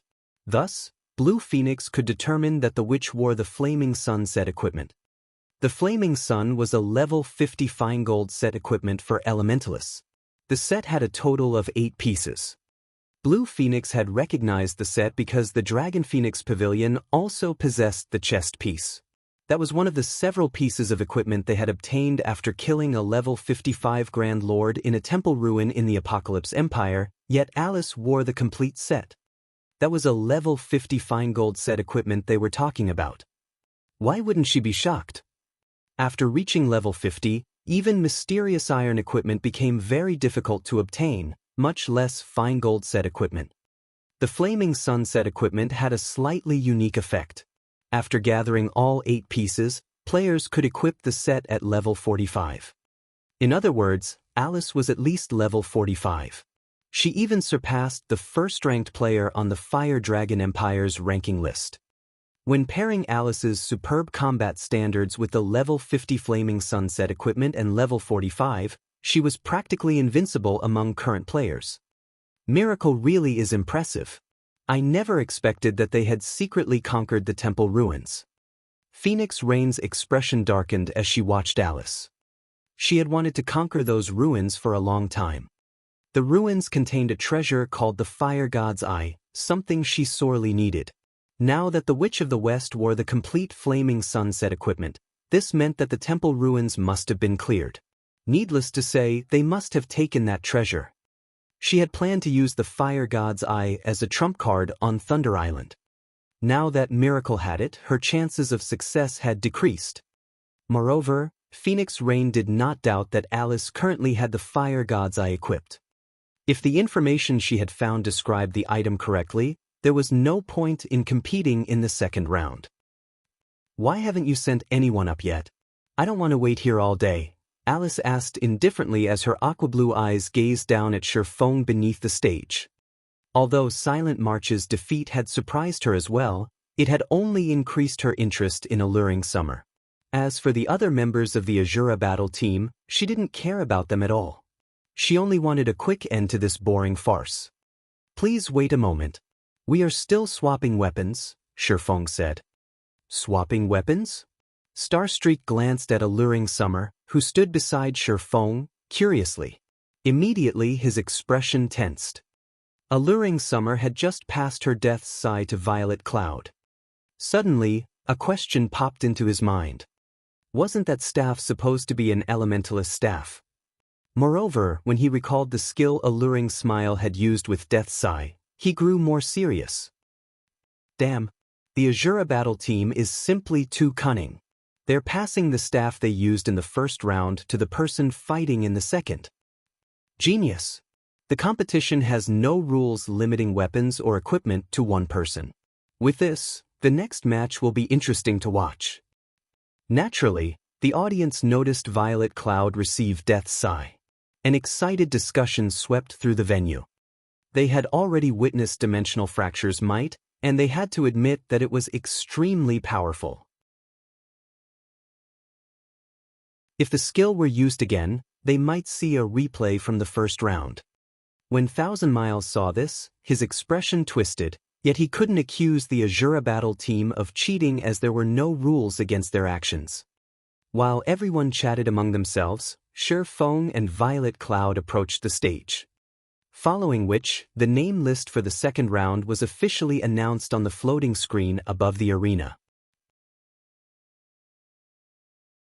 Elementalist Alice and Assassin Starstreak vs Swordsman Yifeng and Cleric Violet Cloud.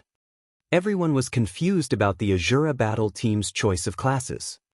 In terms of classes, both sides had their own advantages. Both the Elementalist and Assassin class were classes with high burst damage. If Alice and Starstreak worked together, they could easily instant-kill a player.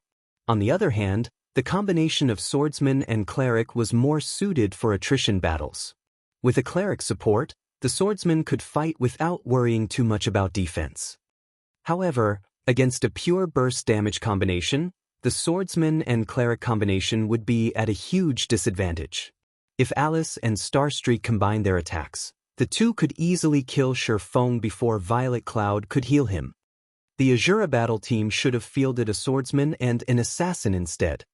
Is the Asura battle team trying to rely on the move from the previous match and sending their sole remaining magical class player onto the stage? Everyone had their guesses. Staff weapons could only be used by magical class players. Among the 5 members the Asura battle team had brought to the Dark Arena, excluding Alluring Summer, Violet Cloud was the only magical class player remaining. Taking Death's Sigh into consideration, it wasn't surprising to send Violet Cloud into the second round. You can't be hoping to rely on the move that killed March to defeat us, right? Alice asked Shifeng. Laughing, she continued, I admit that the move is indeed powerful. However, its flaws are obvious. If we didn't know about the skill, it would certainly kill us. However, we know about it already. As long as we treat that Cleric like a melee player, we can easily disable the move. Furthermore, you have to face Starstreak and me, not March. Or do you think that you will have an opportunity to use that skill? Alice hadn't spoken quietly. Hence, the audience had heard her clearly.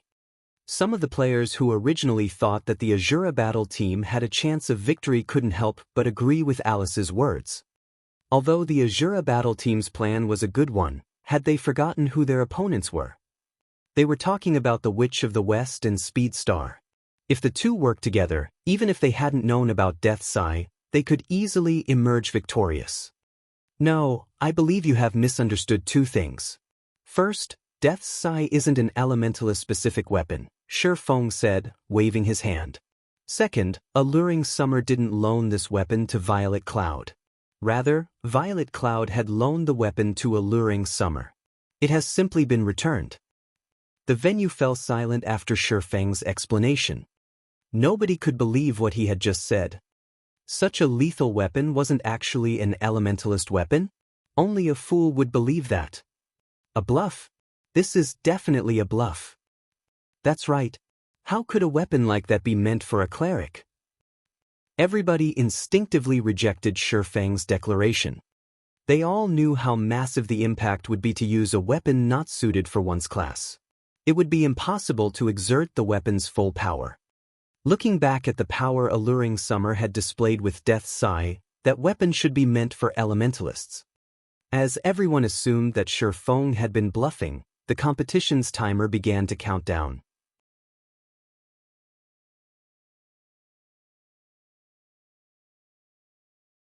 Chapter 1156, Inborn Witch. Chapter 1156, Inborn Witch. Although Shifeng had not spoken loudly, every word he said made everyone present shudder involuntarily. Particularly, the members of the evil dragon battle team, who had thought that they were already at the cusp of victory, now wore stiff expressions on their faces. He must have deliberately said those words to disrupt Alice's and Starstreak's mental states. Does he really take us for fools? Since they're too weak, they can only use small tricks like these to have any hopes of winning. That's right. It's a pity that their opponents this time are Alice and Starstreak. Even if what he said is true, it won't change the outcome of this match. He's just bluffing.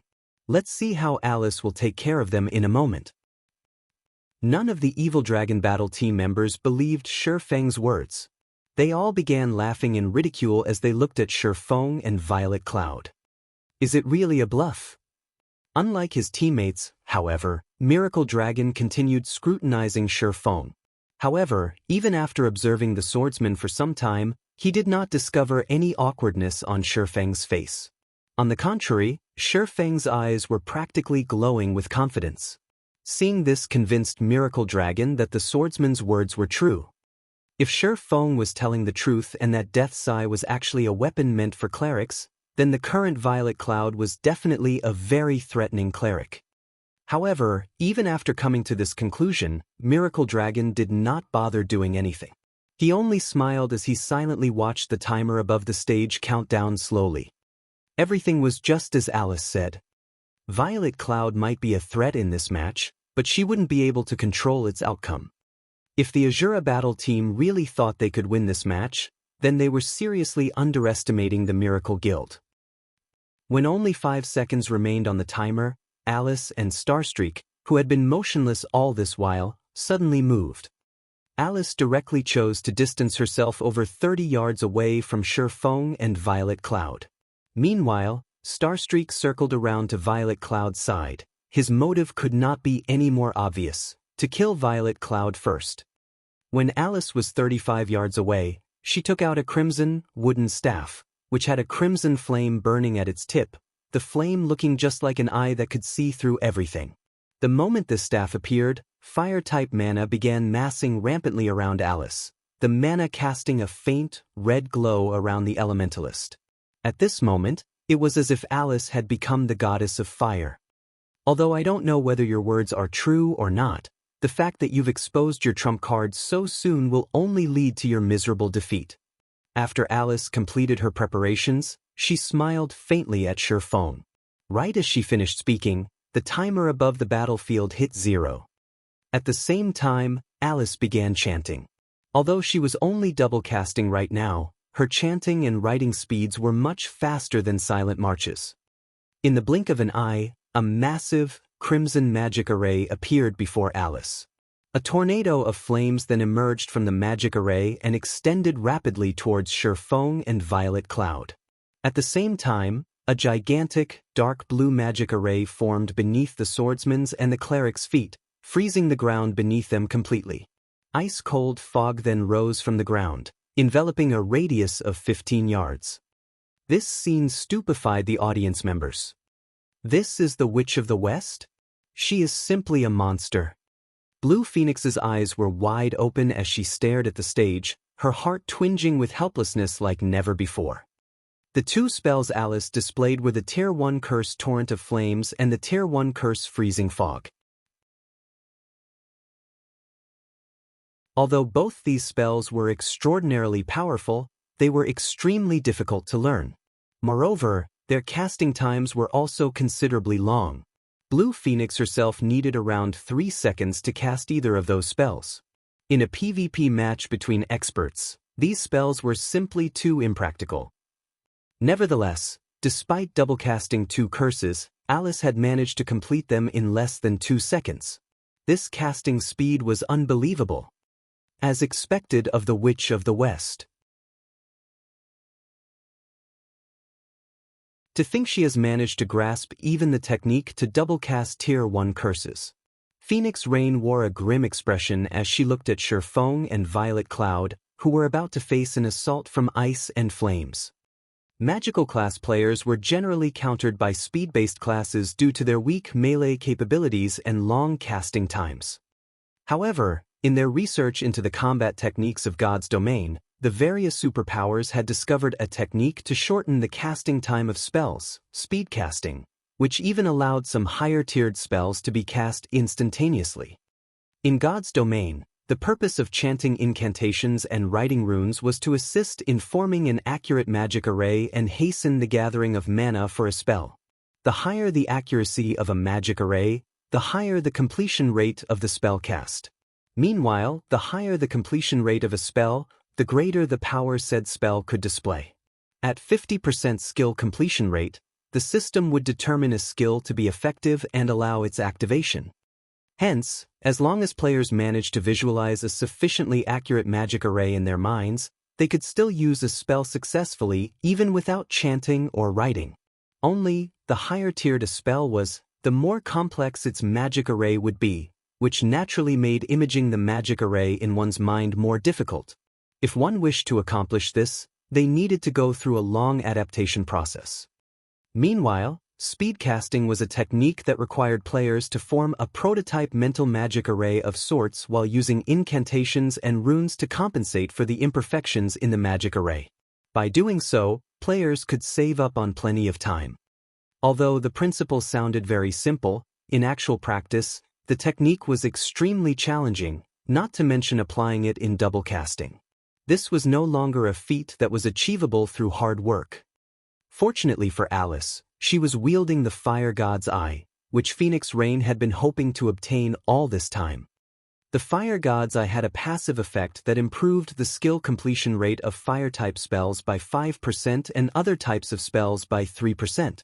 While this increase might seem very small, it could allow elementalists that were still a step away from grasping speedcasting to grasp the technique, raising their combat power to a whole new level. At the same time as Alice launched her attack, Starstreak had entered stealth and was waiting for an opportunity to land a fatal blow on Violet Cloud. Icefire Domain? She's using her trademark move right off the bat? The corners of Shurfeng's mouth twitched as he looked at the approaching tornado of flames.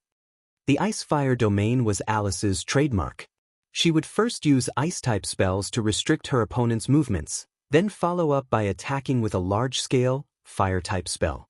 The combination of these two opposing elements would amplify the power of both spells exponentially. When she used this move against an MT of the same level, even if said MT had activated a life-saving skill, they would either die instantly or have most of their HP taken away. "It's up to you now," Shurfeng said softly as he looked at Violet Cloud. Nodding, Violet Cloud began twirling the scythe in her hands while chanting an incantation. Boom! When the tornado of flames came into contact with the icy fog, like a keg of gunpowder coming into contact with fire, a massive explosion ensued, releasing a torrent of blue and crimson mana. Even Alice, who stood quite a distance away, had her mage robes blown back by the resulting shockwave.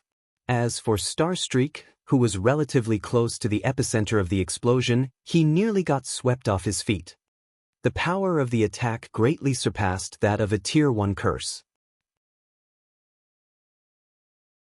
The explosion engulfed everything within 20 yards of Shurfeng and Violet Cloud, the range of the attack surpassing even that of Alice's freezing fog. This range could already rival that of a large-scale destruction spell.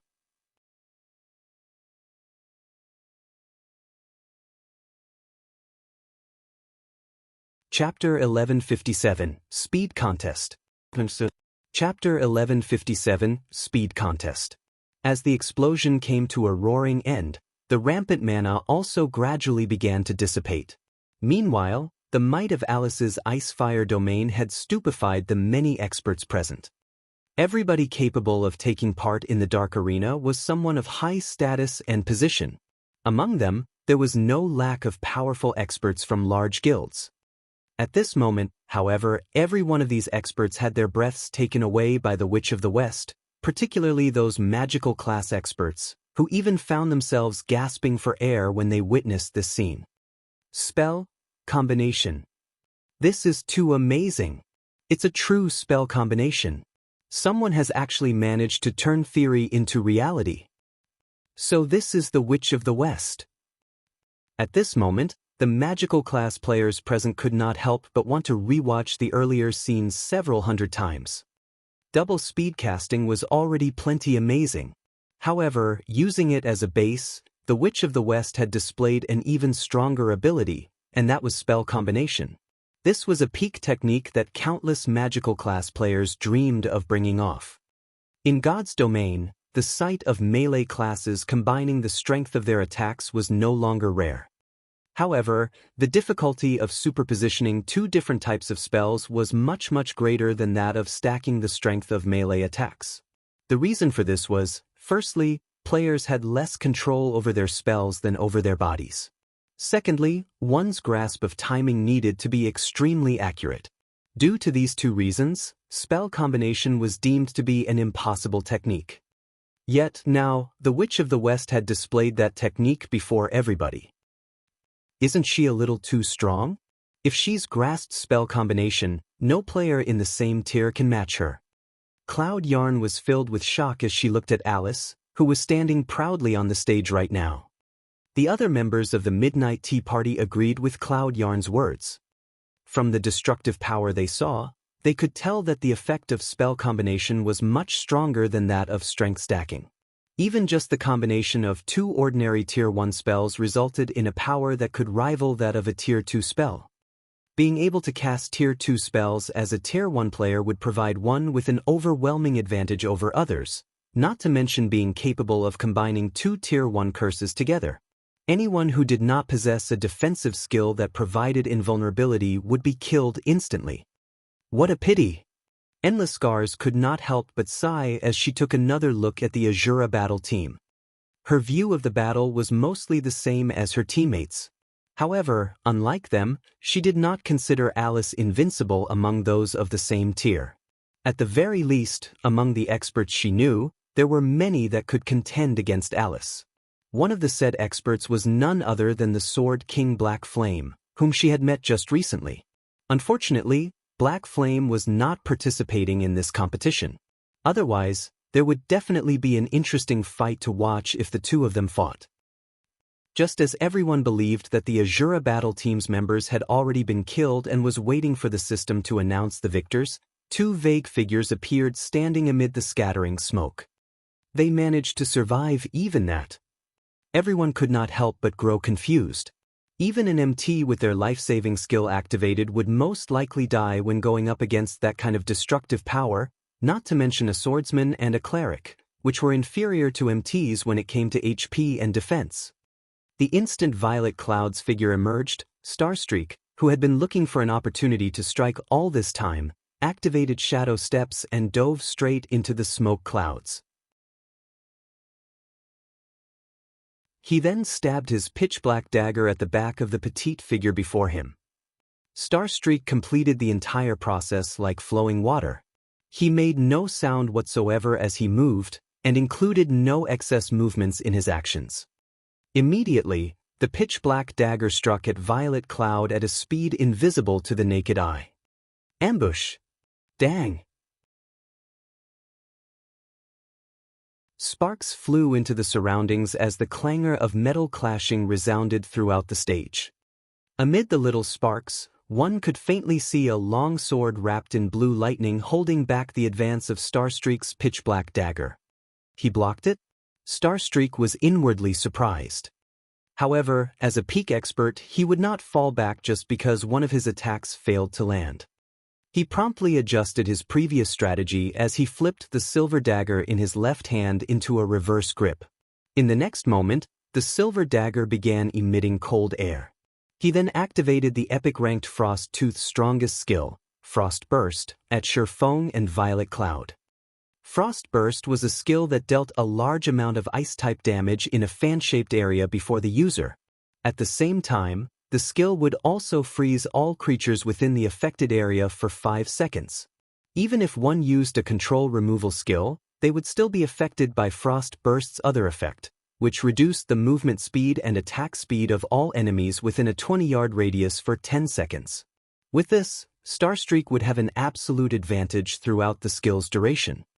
Boom! The space before Starstreak immediately turned into a world of frost. Following which, he used Absolute Strike and struck at Violet Cloud once more. Ping! However, before he could reach his target, Starstreak, who had transformed into a streak of shadow, found himself stopped without warning. It was as if his entire person had crashed into a wall. What's going on? Starstreak was thoroughly bewildered. At this moment, there was actually an invisible wall before him. Meanwhile, not only had this invisible wall stopped his absolute strike, but even the ice burst he used before had been blocked. Both Shurfeng and Violet Cloud were completely unharmed. In the next moment, the invisible wall shattered, and a blue sword light suddenly struck at Starstreak. The link between the two processes was simply perfect, giving Starstreak practically no time to react. Ping! In the nick of time, Starstreak managed to move a dagger into the path of the blue sword light. However, as soon as Starstreak stopped this sword light, several more followed in rapid succession, every one of them targeted at the assassin's weak points. What fast swordsmanship! Starstreak hurriedly brandished his 2 daggers to fend off the onslaught. Each time he repulsed an attack, it felt like a hammer pounding his arms, the resulting vibrations inflicting pain. Meanwhile, watching the numerous sword lights interweaving with one another, the audience was dazzled by what they saw. Everyone could only see the afterimages of the hands of both sides. They could not see the swords and daggers clashing against one another at all. The speed of the battle had everyone holding their breath. In the blink of an eye, dozens of attacks had been exchanged. If Starstreak was careless for even a moment, he would definitely get hit. How are his attacks so fast? After receiving dozens of attacks, Starstreak was confounded. Frost Burst could reduce the speed of all enemies within 20 yards, yet the speed of Shurfeng's attacks did not seem to have been affected whatsoever. If not for Starstreak being an agility-based assassin, Shurfeng's attacks would have struck him by now. However, what Starstreak did not know was that the opponent he currently faced was a level 49 swordsman equipped with the level 50 magic light set equipment as well as a fragmented legendary item. If not for Shurfeng's speed having been reduced, he would have long since defeated Starstreak in their contest of speed. Seeing as Shurfeng had already secured the advantage, Starstreak had no other choice but to activate his Berserk skill. Once he activated his Berserk skill, he intended to force back Shurfeng and open a distance between them to prevent the swordsman from furthering his assault. Then, he would look for an opportunity to strike. After all, an assassin did not have many advantages against a swordsman in a frontal clash. With this in mind, right when their weapons were about to clash once more, Starstreak activated his Berserk skill, Phantom, his strength and speed soaring by a large margin. In the next instant, both his daggers abruptly struck at the killing ray in Shurfeng's hand. Pang! Starstreak felt like he had just attacked a steel wall, both his hands aching from the resulting vibrations. In contrast, the arm Shurfeng used to swing killing ray only trembled slightly. Impossible! Starstreak was stunned.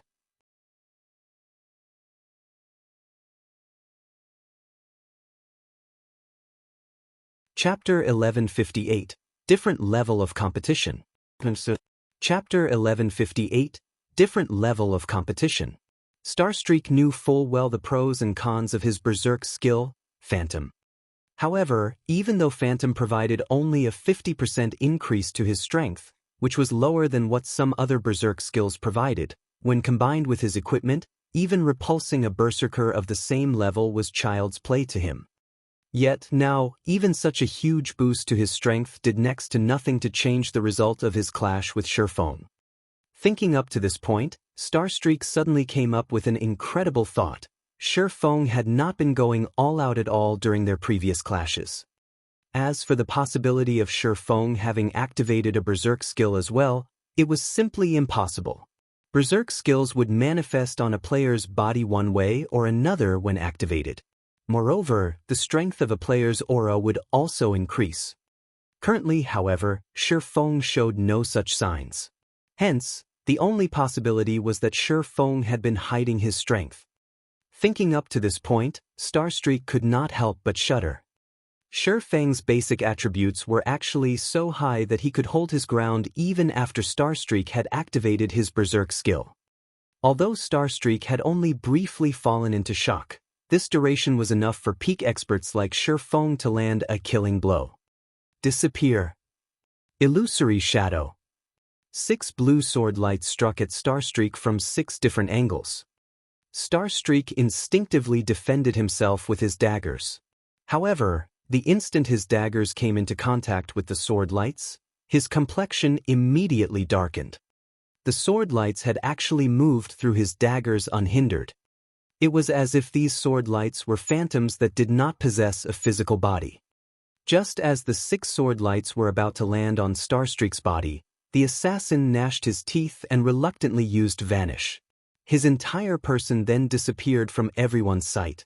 The brief invulnerability provided by Vanish also neutralized the 6 sword lights. After disappearing, Starstreak did not retreat. Instead, he chose to launch another assault. This time, he used the ultimate move of the epic dagger he wielded with his other hand, Tooth Blade. 3 phantoms suddenly appeared around Shurfeng: a white eagle, a hungry wolf, and a black bear. Starstreak and the 3 phantoms then attacked Shurfeng from 4 different directions. At the same time, Starstreak himself remained in stealth, so Shurfeng could not see what exactly he was doing. Vanish was a life-saving skill that forcibly placed one into a stealth state for 3 seconds. During these 3 seconds, so long as one did not do anything, they would remain in a forced stealth state. In other words, not only could Vanish be used to escape, but it could also be used to attack. A majority of the information a human received from their surroundings came from one's vision. Hence, it was extremely difficult for one to defend against an attack that they could not see, not to mention doing so while receiving other attacks. One's vision would automatically shift their brain's focus towards the things that they could see, and this only made it even more difficult for one to defend against an attack that they could not see. Dang. A series of metal clashing sounds echoed throughout the battlefield. What decisiveness! Starstreak's mouth twitched as he looked at the completely unscathed swordsman before him. The instant he launched his attack, Shurfeng had activated Defensive Blade without hesitation, preventing Starstreak from doing any damage whatsoever. However, this was also a good outcome as Shurfeng no longer possessed any life-saving skills. Furthermore, Starstreak's Tooth Blade skill had a duration of 10 seconds. He could definitely finish off Shurfeng during this period. On the other side, Alice had also begun chanting an incantation. With a light wave of her staff, over a dozen ice arrows and fireballs appeared around Alice. She then sent the attacks flying at Shurfeng and Violet Cloud. At this moment, Violet Cloud was also done chanting her own incantation as she slammed the butt of Death's Sigh on the ground. Immediately, over 100 pitch-black blades appeared around Violet Cloud, densely circulating around her body. This scene instantly stunned everyone in the arena. How can this be? Endless Scars's eyes widened, her mind utterly confused as she looked at the scythe in Violet Cloud's hands. Could that possibly be the real deal? According to the ancient book she read, these 100+ dark blades should be the manifestation of Shadow Rage, the strongest skill of Death's Sigh. The only thing different was that the information recorded regarding Shadow Rage stated that it would summon thousands of shadow blades when activated, each one possessing the power to heavily injure even Tier 5 monsters. When these blades were concentrated, they could slay even gods. Just as Endless Scars was entertaining such thoughts, Violet Cloud controlled the Shadow Blades to counter the approaching ice spears and fireballs. She also sent some to attack Starstreak. Upon seeing this, Starstreak immediately panicked. He hurriedly controlled his 3 phantom beasts to defend him from the oncoming Shadow Blades. Dang! The power packed within the Shadow Blades was massive. Even when Alice combined the power of the ice spears and fireballs, the spells had only managed to slow down the speed of the Shadow Blades and weaken their power slightly. The blades still proceeded to fly towards Alice after shattering the Elementalist spells. Meanwhile, on Starstreak's side, despite him having activated his Berserk skill already, he just barely managed to defend against the Shadow Blades with the help of his 3 phantom beasts. However, every Shadow Blade he blocked numbed his arms. His HP also decreased by over 200 each time. On the other hand, Alice was brimming with excitement rather than feeling anxious. Waving the Fire God's Eye, she suddenly formed a massive, crimson magic array before her. Just as the Shadow Blades were about to land on Alice's body, the ground in front of her suddenly shattered. A flaming hand then emerged from the fissure and blocked all the oncoming Shadow Blades. Following which, the fissure on the ground grew steadily larger. Shortly after, another hand emerged from it, the 2 hands appearing as if they were trying to rend the ground and clamber up. How can this be? She can summon the Flame King all by herself? Phoenix Rain was deeply shocked as she looked at the Flame Giant, which was slowly climbing into the stage right now. The reason why she wanted to obtain the Fire God's Eye was not just its ability to improve the completion rate of spells. More importantly, it could summon the Flame Monarch from Hell. However, summoning the Flame Monarch required a large amount of mana, roughly 10 magical class players' mana.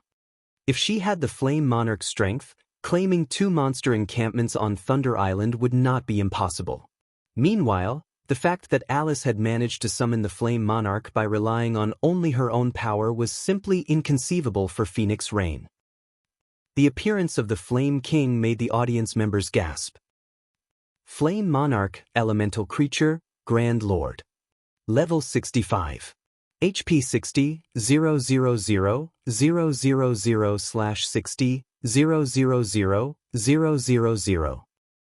Now that the Evil Dragon Battle team had summoned a level 65 Grand Lord to assist them, there was no longer a need to continue this match. Not to mention 2 experts, even 20 experts would be cannon fodder when going up against a level 65 Grand Lord. As a matter of fact, regardless of how Violet Cloud tried to attack Alice using her Shadow Blades, the Flame Monarch blocked all her attacks without any difficulty. The Grand Lord was like an indestructible wall. That move of yours really is amazing. I never thought that I would have to use this trump card of mine. However, this match is as good as over now. Although the Flame King I summoned isn't in its completed form, it still possesses the strength of a Grand Lord. You two have no chance of winning. You might as well give up now. At this moment, Alice's complexion was slightly pale. As for her mana, not a single point remained at the moment. However, the pride in her eyes was unwavering. Flame Monarch, show them your strength. At Alice's order, the Flame Monarch roared, its voice echoing throughout the arena. Immediately after, the air on the stage began steaming as columns of fire shot up from the ground. The columns of fire then transformed into massive fireballs, their numbers reaching 36. Every fireball was the size of a house. One could just imagine what kind of scene would occur when these massive fireballs landed on the ground. The audience members felt their scalps tingling when they saw these fireballs. How was this a fight between players? It was more appropriate to call this a battle between NPCs. Compared to the usual PvP matches, this match was on an entirely different level. Alright, time to end this. Alice then pointed at Sherfong and Violet Cloud. Suddenly, the 36 massive fireballs descended on the duo.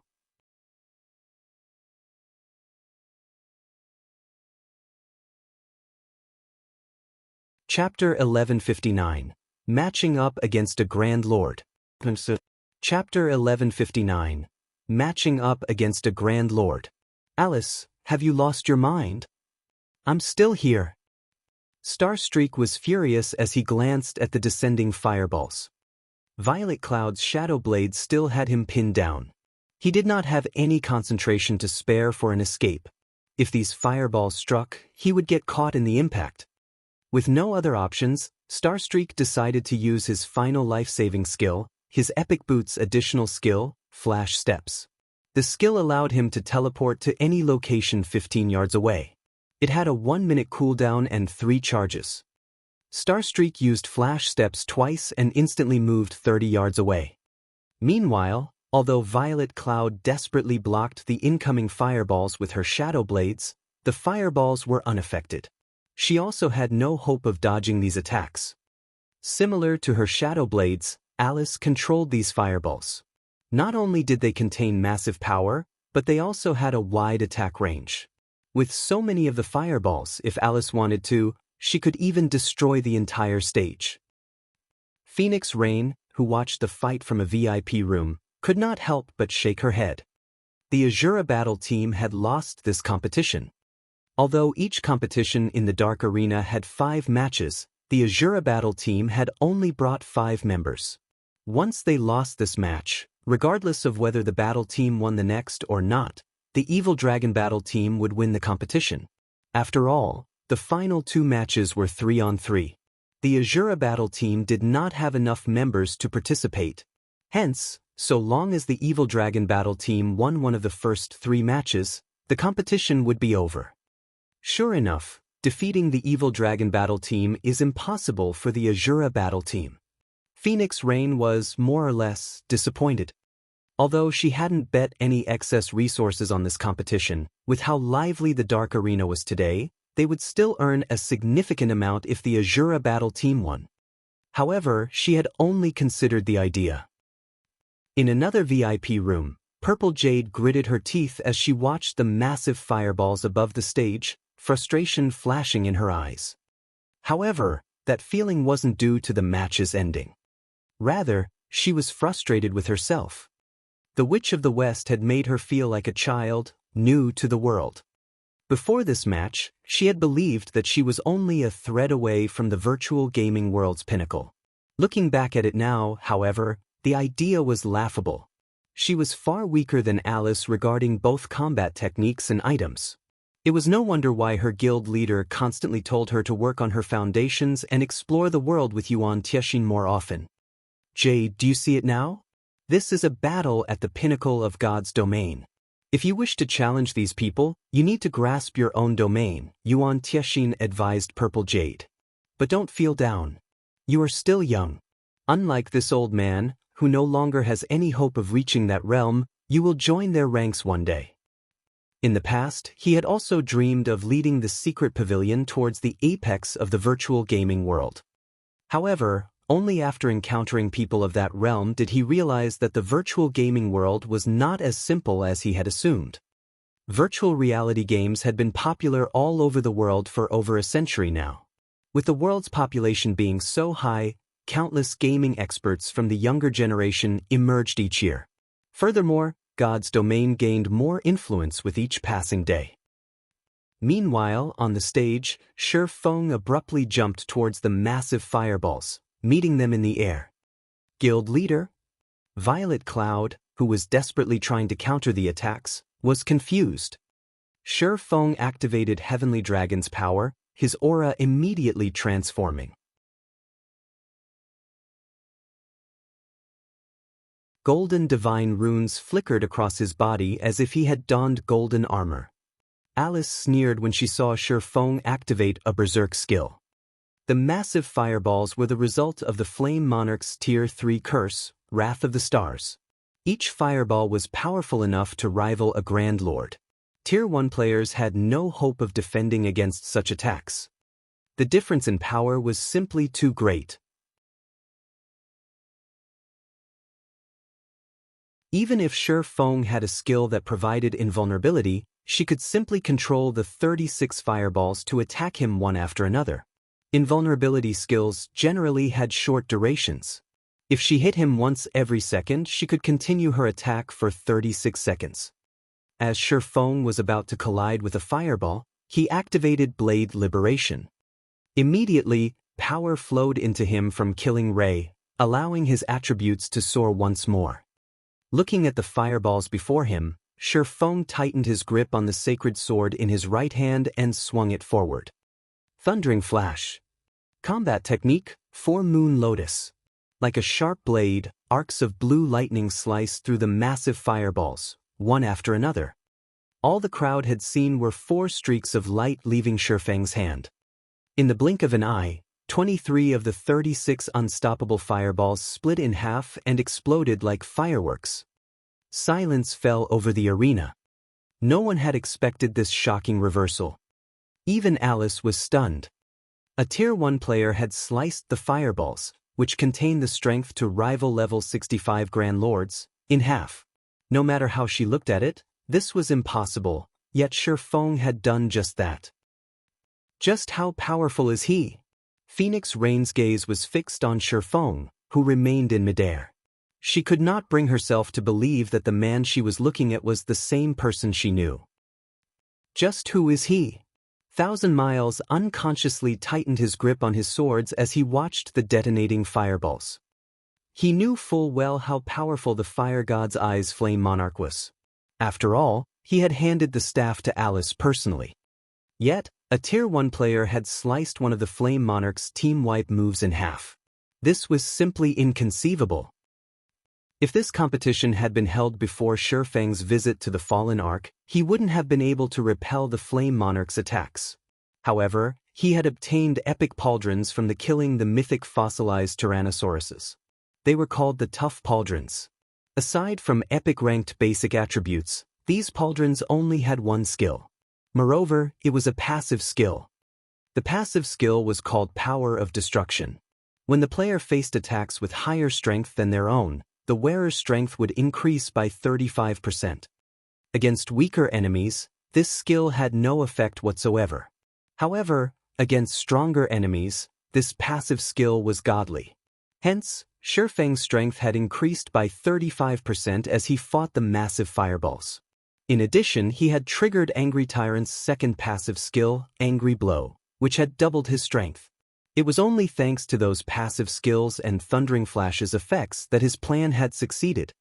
However, after a brief silence in the arena, Shifeng activated Wind Rider and charged towards Alice, who was over 30 yards away. While he had neutralized the fireballs, he was still helpless against the Flame Monarch itself. Once Blade Liberation's 20-second duration ended, he would be powerless to turn things around. You want to kill me? Despite seeing Shifeng flying towards her, Alice was neither surprised nor afraid. On the contrary, she was a little excited. It had been a long time since she had faced such a challenge. Unfortunately, that won't be possible. Saying so, Alice merged her body with the Flame Monarch's. Without hesitation, Shifeng executed Chop against the Flame Monarch. However, before killing Ray slid even 1 meter into the Flame Monarch, its advance halted. The sacred sword couldn't reach Alice in the Flame Monarch's core. I've already told you that you have no chance of victory. I know that you can't maintain this power for long. Unfortunately for you, my Flame Monarch can last for 5 hours. Alice said, shaking her head. She then controlled the Flame Monarch to attack Shifeng. That's not necessarily true. Don't forget, I'm not your only opponent, Shifeng calmly stated. Suddenly, realization dawned on Alice as she looked across the stage. Immediately, she noticed Violet Cloud swing down Death's Sigh in her direction. Compared to when Alluring Summer had used Dimensional Fracture, Violet Cloud used it at full HP. The instant Violet Cloud swung the scythe, the spectators faintly saw a giant phantom appear behind her. The sight was enough to make them shudder. Starstreak, who had planned to help Alice, was stunned. He felt as if his body were full of lead. Death's phantom. It's the real thing. Endless Scars was astonished when she saw this.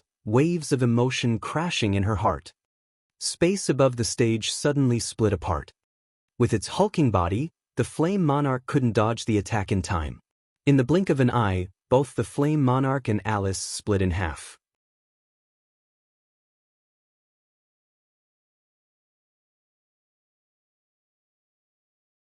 Chapter 1160, Victory Declaration. Chapter 1160, Victory Declaration. The scene of the Flame Monarch's body splitting in half burned itself into everyone's minds. The audience shuddered. It died. How can such a powerful skill exist? He was telling the truth. Dimensional Fracture's power far surpassed the spectators' imaginations. They finally realized that Shi Feng hadn't been bluffing. Compared to Violet Cloud's Dimensional Fracture, Alluring Summers was child's play. In God's domain, there were many sure-kill skills capable of instant-killing players of the same tier. However, they couldn't accept a skill that could split a Grand Lord in half. Countless players would despair against a Grand Lord's high defense.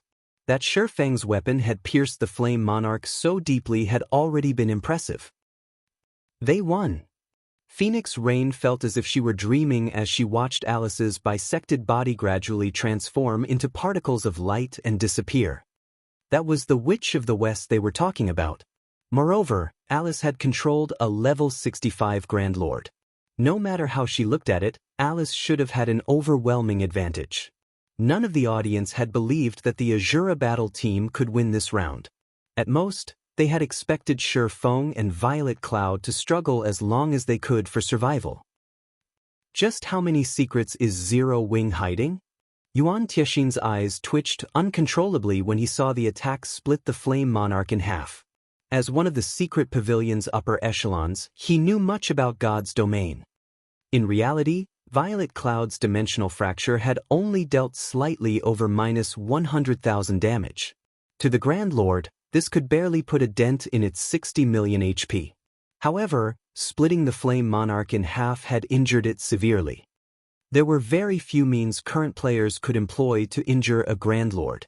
Normally, one had to rely on powerful Tier 3 magic scrolls to do so, yet the cleric had done so with her weapon's additional skill. As far as Yuan Tiexin knew, none of the various large guilds possessed such a weapon or equipment. In God's domain, it was also common knowledge that the more powerful a weapon or piece of equipment was, the more difficult it would be to obtain. Still, an upstart guild like Zero Wing had obtained such a powerful weapon. No matter how Yuan Tiexin looked at this matter, he found it simply inconceivable. The Death's Sigh in Violet Cloud's hands had also astonished the Midnight Tea Party's Endless Scars and Breeze Wine. According to the ancient book they had found, Death's Sigh, one of God's domain's 12 great legendary staffs, had long since been destroyed. Not even a blacksmith god could repair it. However, no matter how they looked at it, the cleric's Death's Sigh looked more like the real article than a replica. When she had used Dimensional Fracture, she had even summoned forth Death's Phantom. The pressure Death's Phantom emitted was no laughing matter. Without a doubt, that was definitely divine might. Otherwise, there was no way an expert of Starstreak's caliber would suddenly freeze up under such pressure. No replica could reproduce divine might. When Endless Scars and Breeze Wine thought about how Violet Cloud wielded the real Death's Sigh, they were overcome with shock. A fragmented legendary item. Although this term was no longer foreign to experts like them, they hadn't heard of any guild obtaining a fragmented legendary item until now. Fragmented legendary items were godly items that experts constantly strove to find. Meanwhile, such a weapon had appeared before their very eyes. Why wouldn't this fact shock them? However, Endless Scars and Breeze Wine did not know that the Death's Sigh Violet Cloud wielded was not, in fact, a fragmented legendary item. It was simply a replica. Only, this replica was slightly special. Death's Sigh, Replica, Two-Handed Staff, Epic Rank. Level 45, Level 120, Level 45. Equipment requirement, Strength 400, Intelligence 700. Attack power plus 1650. Strength plus 120, Agility plus 80, Endurance plus 105, Intelligence plus 142, Vitality plus 161. When staff is wielded, casting speed increased by 15%. Cast range plus 10. Magic damage increased by 20%. All healing effects increased by 25%. Spell critical rate increased by 10%. Mana consumption decreased by 10%. All magical skills plus 2 levels. Ignore levels plus 10. Durability 220/220. Additional passive skill dash. Death's Harvest. Whenever a creature dies within 40 yards, wielder will regenerate 1% of their mana. Simultaneously, wielder will receive a death buff, reducing the death penalty by 1% when wielder dies. Buff can stack up to 30 times. Additional active skill 1 dash. Dimensional Fracture. Deals absolute damage 2 tiers above wielder's tier, up to a maximum of tier 4, to an area of 20 by 60 yards. Attack ignores all defensive and invulnerability buffs. At the same time, the attack will inflict a stun debuff to everyone within 40 yards of the wielder for 3 seconds. Cooldown, 10 minutes. Non-cleric classes can only use this skill when their HP is below 50%. All effects are halved. Additional active skill 2 dash. Shadow Rage. Use mana to form Shadow Blades. Every Shadow Blade costs 100 mana. Each Shadow Blade strength is equal to 150% of wielder's intelligence and inflicts an additional 20% shadow damage. Wielder can produce a maximum of 300 Shadow Blades. Duration, 30 seconds. Cooldown, 3 hours. Non-cleric classes can only use this skill when their HP is below 50%. All effects are halved. The blacksmith god Soros crafted this replica using the fragments of the legendary staff Death's Eye. Replica can be upgraded by absorbing 5 god crystals. Current crystals absorbed, 0/5. Although it was a replica, it contained fragments of the real article, making it far stronger than any ordinary epic weapon. When Shifeng had appraised this weapon, he had been shocked. As long as they gathered a sufficient number of god crystals, Death's Eye could evolve into fragmented legendary weapon. Zero Wing really does possess a lot of secrets. As Endless Scars stared at the weapon in Violet Cloud's hands, she could not help but cover the appearing on her face, joy and passion burning in her eyes. However, she quickly suppressed her emotions and returned to her usual calm and indifference. It seems that I need to have a chat with Abandoned Wave. Meanwhile, after Alice's death, the summoned flame monarch began to disappear from the stage. Fear filled the audience's eyes as they stared at Shifeng and Violet Cloud in awe. Currently, Starstreak was the only member of the Evil Dragon battle team remaining on the stage. Unfortunately, he had no hope of defeating both Shifeng and Violet Cloud. The match was as good as over. A recently established guild had contended with Miracle, which had existed in the virtual gaming world for many years. No one would believe this. Although the competition's outcome had yet to be decided, the various Dark Arena battle teams would record the Asura battle team's fame, listing it as a team to take note of. After all, this competition wasn't like the Asura battle team's matches against the Glorious Lions. In the previous competition, Battle Wolves had treated the Dark Arena's competitions like a hobby. Hence, the Super Guild hadn't sent its full force into the competition.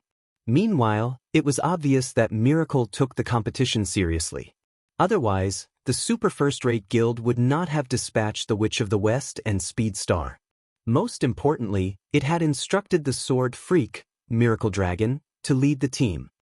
Indeed, as everyone had expected, Starstreak stood no chance against Shifeng, who had activated Twofold Berserk. After a few bouts, Starstreak had exhausted his means of protecting himself. Eventually, Shifeng killed him with Instant Strike, surprising the crowd once again.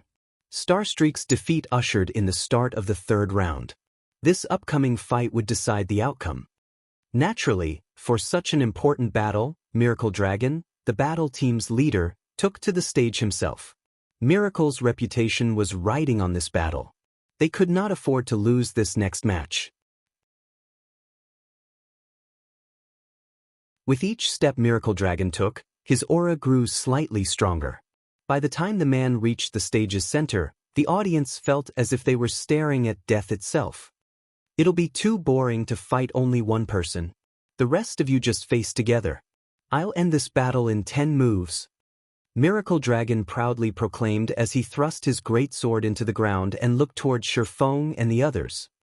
The instant Miracle Dragon said so, the audience immediately broke into an uproar.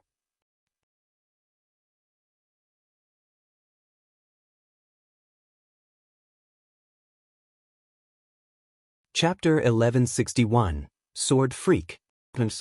Chapter 1161, Sword Freak. Upon Miracle Dragon's sudden declaration, the arena boiled with excitement. Does he want a one-on-two fight? As expected of the Sword Freak. He's too domineering. Has Miracle lost their minds? They could have won this competition, yet they want to take such a risk. Miracle is probably trying to earn back their reputation. That sounds about right. The Evil Dragon battle team has already lost 2 rounds. Even if they win this competition, it won't be anything to boast about. The audience discussed the declaration fervently, each person having their own opinions.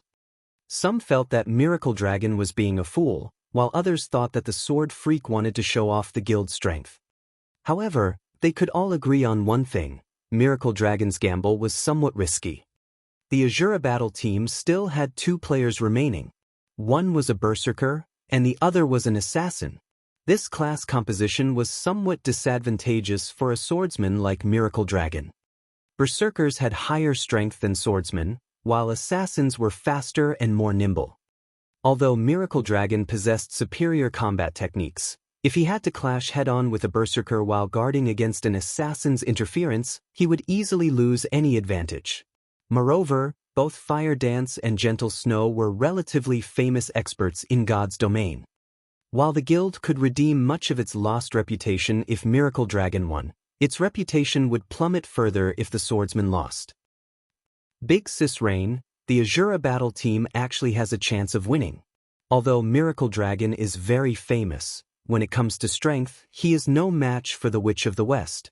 If Fire Dance and Gentle Snow work together, they'll have at least a 50% chance of emerging victorious. Blue Phoenix said excitedly. Miracle Dragon was also known as the Sword Freak. Almost everyone in the virtual gaming world knew of him. He had gained his fame due to the Secret Pavilion's evaluation. He had been deemed as the expert closest to grasping a domain. Due to this reputation, peak experts from various super guilds had challenged him, using the opportunity to improve themselves. After all, only domain realm experts were considered super guilds and super first-rate guilds' true mainstays. Many had also challenged Miracle Dragon to gain an understanding of just how far they were from their own domains. Hence, Miracle Dragon's fame had grown with each passing day. If it came down to a one-on-one fight, neither Fire Dance nor Gentle Snow was a match for Miracle Dragon. However, if these women worked together to supplement their weaknesses, they should be able to defeat him. Emerging victorious? Phoenix Rain quietly observed Miracle Dragon. I don't remember him being a rash person. It was common knowledge that Miracle Dragon was wildly arrogant. However, this arrogance was due to his strength. While Miracle Dragon might act crazily, he almost never did anything without being confident of success. A one-on-two fight was already disadvantageous, but Miracle Dragon had also claimed that he would win in 10 moves. He had forced himself onto a path with no retreat. This was no longer arrogance. He was simply seeking death. As Phoenix Rain considered warning Shifeng, Miracle Dragon glanced at the other swordsman, who had remained silent all this time. What? Are you afraid? I've already offered you an edge in this match, a higher chance of winning the competition. If you don't want to accept the challenge, then just send your fighter up here. But don't say that I didn't give you a chance. The moment Miracle Dragon finished speaking, the audience began to echo his words. Asura battle team, are you a bunch of cowards? You're even afraid to accept this challenge?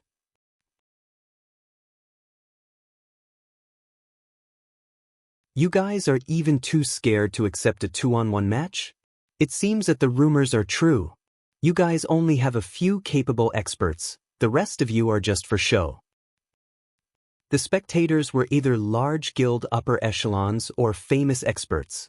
The outcome of the competition between Asura and Evil Dragon was none of their concern. They only wanted to collect as much information as possible. They could learn far more if the Asura battle team sent 2 experts to face the Sword Freak, rather than 1.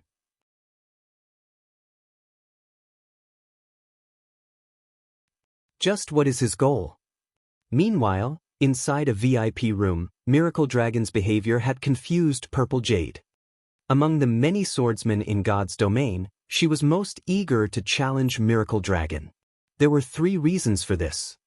First, unlike other swordsmen who used 2 one-handed swords, both of she and Miracle Dragon used great swords. Second, Miracle Dragon was known as the closest swordsman to achieving a domain. If she fought Miracle Dragon, she could get a clearer view of her future goal. As for the third and most important reason, she wanted to learn Miracle Dragon's trademark skill, weakness observation. This ability was precisely the reason Miracle Dragon had few rivals among experts of the same realm. It was also the reason he had earned the title Sword Freak. By observing his opponents, he could grasp their weaknesses and launch a series of seemingly crazy attacks. However, while he might have appeared to have gone mad, in reality he was extremely calm. His attacks were perfectly choreographed. In the end, his insane attack method would throw his opponents off, and he usually beat them senseless. How could an expert, who had mastered such a powerful move, take such a huge risk and provoke the Asura battle team? Jade, your observation is correct. Yuan Tieshi nodded, smiling. As you suspected, Miracle Dragon does not take risks lightly. He only acts when he is absolutely confident of succeeding. But defeating both Fire Dance and Gentle Snow in 10 moves is too difficult, even for him. Purple Jade simply could not figure out how Miracle Dragon could win in 10 moves. No, he can, Yuan Tieshin said as he caressed his beard. Chuckling, he continued, some time ago, he had secretly class-changed into the hidden class Magic Swordsman. Moreover, he received a Tier 3 Surekill skill book, which the guild had only obtained after much difficulty. With the epic equipment the Miracle Guild has lent him, his combat power has risen significantly. Magic Swordsman? Purple Jade's eyes sparkled when she heard these words, a hint of envy blooming in her heart. Magic Swordsman was a hidden class that focused on attacks. Although the class could not compare to a peak class like the Necromancer, it was one of the few advanced classes. Do you think Miracle Dragon would be so foolish and challenge the Asura battle team for no good reason? Yuan Tieshin could not help but shift his gaze towards Shifeng. I wonder how Yi Feng intends to respond? If it were up to me, I'd refuse this challenge. At most, I'd give up this round and leave both players to fight in a 2-on-3 match. This way, we'd have a higher chance of winning the competition. Although Miracle took this competition seriously, there were only 4 noteworthy experts on the Evil Dragon battle team. Although the remaining 6 were extraordinarily strong, there was an obvious gap between them and the former 4. If the Asura battle team wanted to win this competition, a 2-on-3 match would be more advantageous. As soon as Yuan Tieshin said so, Shifeng stood up, a serious expression on his face as he looked at Miracle Dragon. Alright, we don't have any issues. I hope you don't regret your decision. Regret? Rest assured, I will not regret it. Miracle Dragon did not take Shifeng's warning seriously in the least. However, he liked Shifeng's personality. Unfortunately, the man's worries were superfluous. Rather, Shifeng should focus on helping Fire Dance and Gentle Snow survive against him for 10 moves. When the audience heard Shifeng agree to Miracle Dragon's request, they erupted into cheers. What a fool! Yuan Tieshin could not help but roll his eyes at Shifeng. Despite knowing that it was a trap, Shifeng decided to jump right in.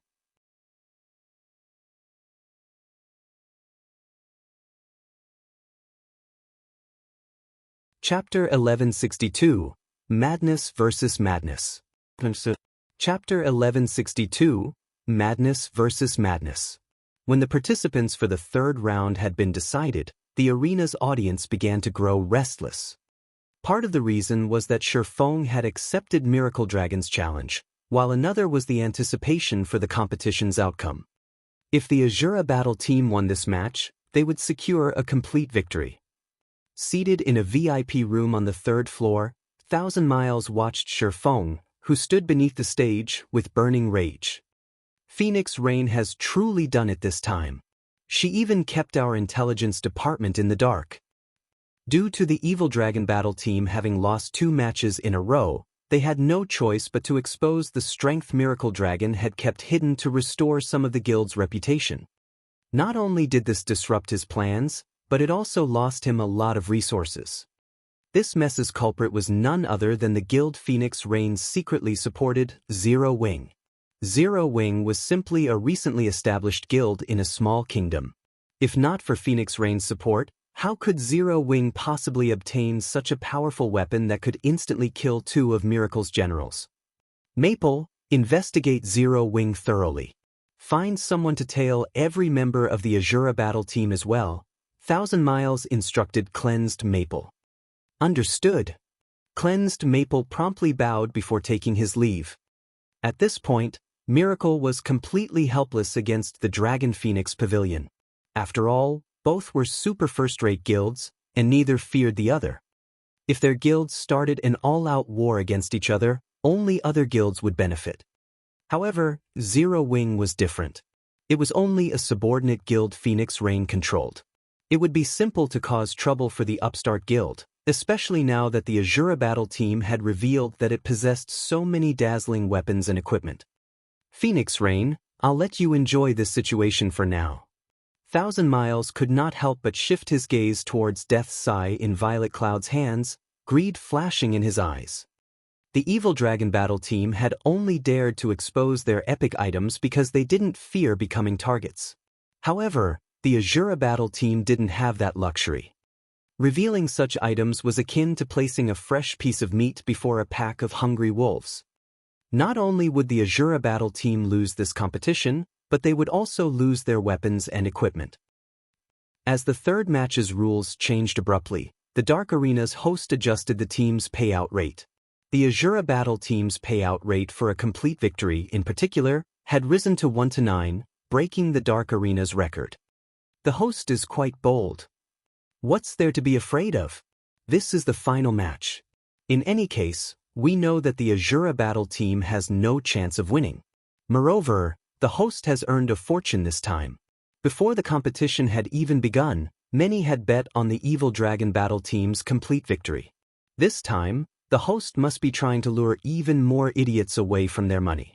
It's a pity that not many people here are fools. Rather than bet on the Asura battle team, it would be safer to bet on the Evil Dragon battle team. Although the returns are low, it's better than nothing. Everyone among the audience was sorely tempted as they looked at the new payout rates. However, practically no one would bet on the Asura battle team's complete victory. Instead, they all bet on the Evil Dragon battle team. Some of the players that had previously been reluctant to gamble had even placed bets on the Evil Dragon. Miracle had existed in the virtual gaming world for many years now. The sword freak Miracle Dragon was even famed for never acting without confidence. If he lost this next match, the Asura battle team would secure a complete victory. Yet, despite such a huge burden, Miracle Dragon still dared to do so. This could only mean that he was confident of succeeding. Meanwhile, inside another VIP room on the third floor, although 4 people occupied the room, an extraordinarily chill atmosphere dominated the space. 9 Dragons, why are you here? Phoenix Rain glanced at 9 Dragons Emperor and Martial Dragon with disinterest.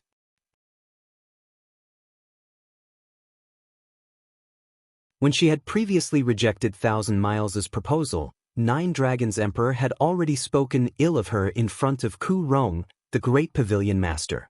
He had even advised the guild elders to reduce her authority within the Dragon Phoenix Pavilion. However, the Asura battle team's performance thus far had been astonishing. As a result, Those who had schemed against her within the Dragon Phoenix Pavilion had no choice but to remain silent for now. Rain, must you be so cold? At the end of the day, we are from the same guild. Nine Dragons Emperor frowned. Very quickly, however, a kind smile formed on his face as he said, "Moreover, I am here to thank you. If not for your determination to support the Asura battle team, I wouldn't have been able to cooperate with Miracle and gain the support of many of their guild elders.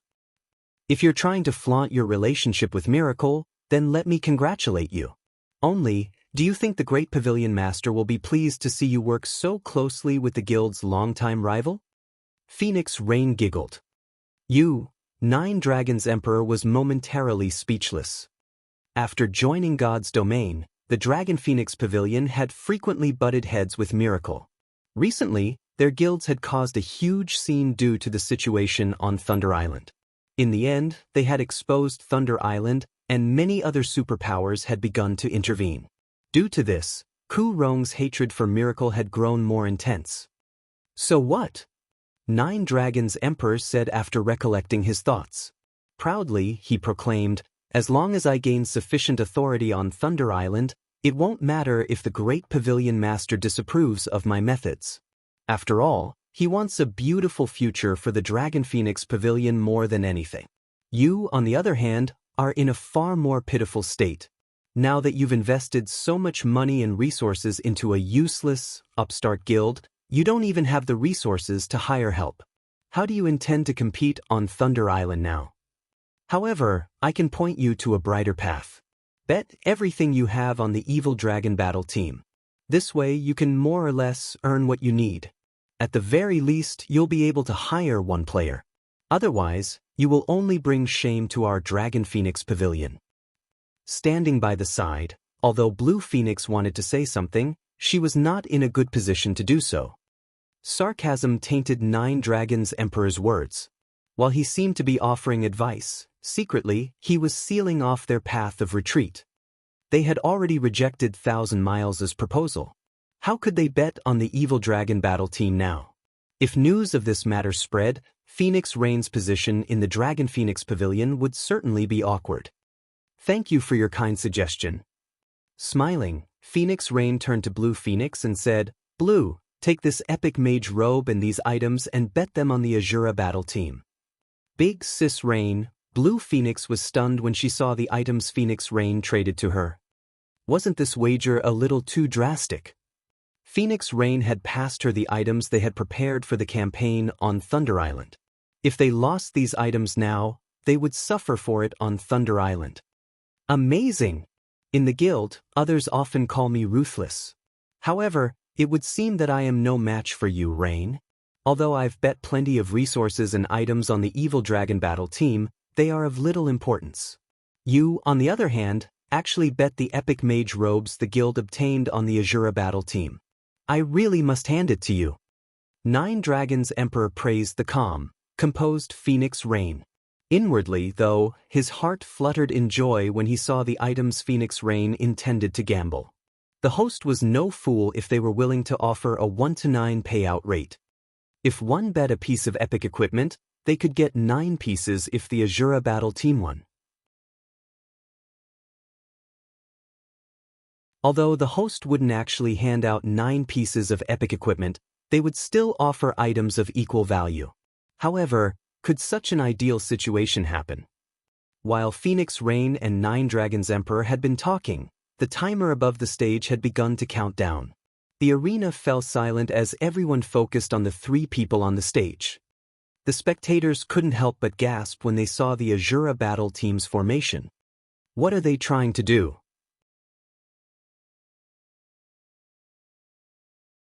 Everyone was dumbfounded as they watched Fire Dance walk to a corner of the stage while Gentle Snow stood within 20 yards of Miracle Dragon. These women's intentions couldn't be more obvious. The Asura battle team was trying to pick a one-on-one fight with Miracle Dragon.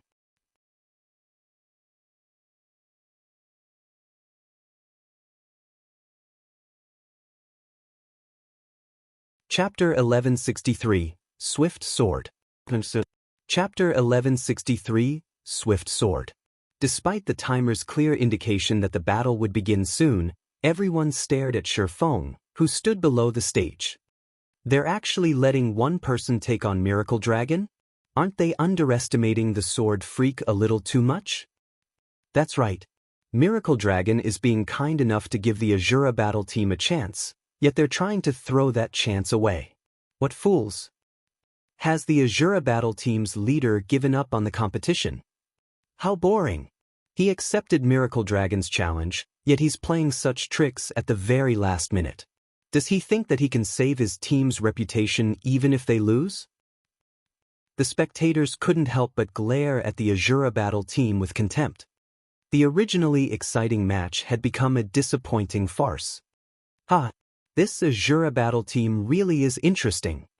Nine Dragons Emperor could not help but laugh when he saw the formation. Turning to look at Phoenix Rain, he said, "Rain, although I know you have a lot of resources on hand, there's no need to waste them like this, right? You might as well just give them to me if you want them gone so badly." As soon as Phoenix Rain had bet the epic mage robes their guild had obtained after much difficulty, the Asura battle team had pulled such a move. Nine Dragons Emperor even wondered if the Asura battle team were working for Miracle. The Great Pavilion Master had personally awarded the epic mage robes to Phoenix Rain. If she lost the robes here, one could just imagine how angry the Great Pavilion Master would be. Phoenix Rain remained silent. However, she looked rather pale. Just what is Yifeng trying to do? She had not bet all of the weapons, equipment, and tools she had prepared for Thunder Island due to Nine Dragon Emperor's provocation. Rather, she had done so after carefully considering the matter. Currently, she didn't have enough resources to hire enough capable experts. Although she had signed an agreement with Shifeng, it was simply too difficult to occupy 2 monster encampments on Thunder Island. If she only managed to occupy 1 monster encampment, her results would be no match for Nine Dragon Emperors, who was working with Miracle. Her position in the Dragon Phoenix Pavilion would be no different than if she failed to occupy a single encampment. Hence, rather than wait for her inevitable fate, she'd rather go broke and gamble everything on the Asura battle team's complete victory. At the very least, if the team succeeded, she'd have a higher chance of occupying 2 encampments on Thunder Island. Even if she failed to do so, she was confident of occupying 1 encampment. However, Shifeng's current decision had placed her in a very awkward position. Meanwhile, Blue Phoenix burned with rage. She wanted nothing more than to rush up to Shifeng, crack his head open, and take a look at what was going through the man's mind. Shifeng had thrown away their chances of victory. As everyone chatted amongst themselves, the timer finally came to an end. Standing on the stage, Miracle Dragon glanced at Fire Dance in the corner. He then shifted his gaze to the valiant war goddess before him, anger burning in his eyes as he asked, "Is this the arrangement you have decided on?" Originally, he thought he would get to enjoy a good fight. He hadn't expected the Asura battle team to make such a move. Gentle Snow was certainly talented. She had even led a first-rate guild before. She was also a great beauty. In the virtual gaming world, many knew her as a peak expert and a goddess. However, none of that meant anything to players on his level. In his eyes, Gentle Snow's only noteworthy achievement was her fight in White River City, during which she had reached the refinement realm mid-battle. However, with such combat standards, he could have killed Gentle Snow even before he had become a magic swordsman. "That's right. I'll be your opponent," Gentle Snow calmly declared. "Are you trying to annoy me?" Miracle Dragon asked with a frosty tone as he glared at Gentle Snow. Even the area around Miracle Dragon had frozen. "I'll give you one last chance. Come at me together." However, Gentle Snow and Fire Dance remained motionless. Neither of them showed any signs of changing their mind. "So be it. Don't blame me for being merciless." Miracle Dragon bellowed. Activating Wind Blade, he dashed towards Fire Dance. The audience barely saw his afterimages. In the blink of an eye, Miracle Dragon crossed 10 yards. Less than 100 yards separated the swordsman and the assassin. It would only take a few seconds for Miracle Dragon to reach his target. So fast. The spectators were surprised by Miracle Dragon's speed. Even peak assassins, who were famed for their speed, would be no match for him. However, even when less than 20 yards separated Miracle Dragon and Fire Dance, the latter refused to move as she quietly watched the swordsman approach. "You're looking to die," Miracle Dragon growled. He had long since locked his killing intent on Fire Dance in hopes of forcing the assassin to react. However, Fire Dance's attitude was still lax. She underestimated him. Miracle Dragon no longer held back. He unsheathed the light blue greatsword from his back and swung it at Fire Dance. The instant Miracle Dragon slashed at Fire Dance, everyone heard the whistle of the blade slice through the air. No one in the audience could see Miracle Dragon's greatsword or his hands. It was as if they had vanished. As expected of the sword freak, his swift sword has improved once again. Nine Dragons Emperor exclaimed as he watched Miracle Dragon. "What a pity! Fire Dance won't even know how she died." Swift Sword was one of Miracle Dragon's trademark moves. Although the attack with his greatsword seemed like a normal slash, that swing contained the power of every muscle in his body. With this power, he could manipulate his greatsword like a whip. His attack could exceed the normal speed limit the system had set on players. This technique's principle was similar to that of strength superpositioning. However, while the theory was simple, very few peak experts could achieve it. Not a single player could employ the technique to Miracle Dragon's level. This was the reason behind Miracle Dragon's title of Sword Freak. Even a Void Realm expert would struggle to perceive Miracle Dragon's attacks. They would need all of their concentration, pushing their five senses to their very limits, to barely combat the swordsman's attacks. Meanwhile, Fire Dance had only recently set foot into the refinement realm. No one expected her to see Miracle Dragon's greatsword. This was also why the Asura battle team only had a chance if both Fire Dance and Gentle Snow attacked Miracle Dragon together. Dang! The clang of metal reverberated throughout the arena. Miracle Dragon's greatsword had stopped roughly 5 yards away from Fire Dance.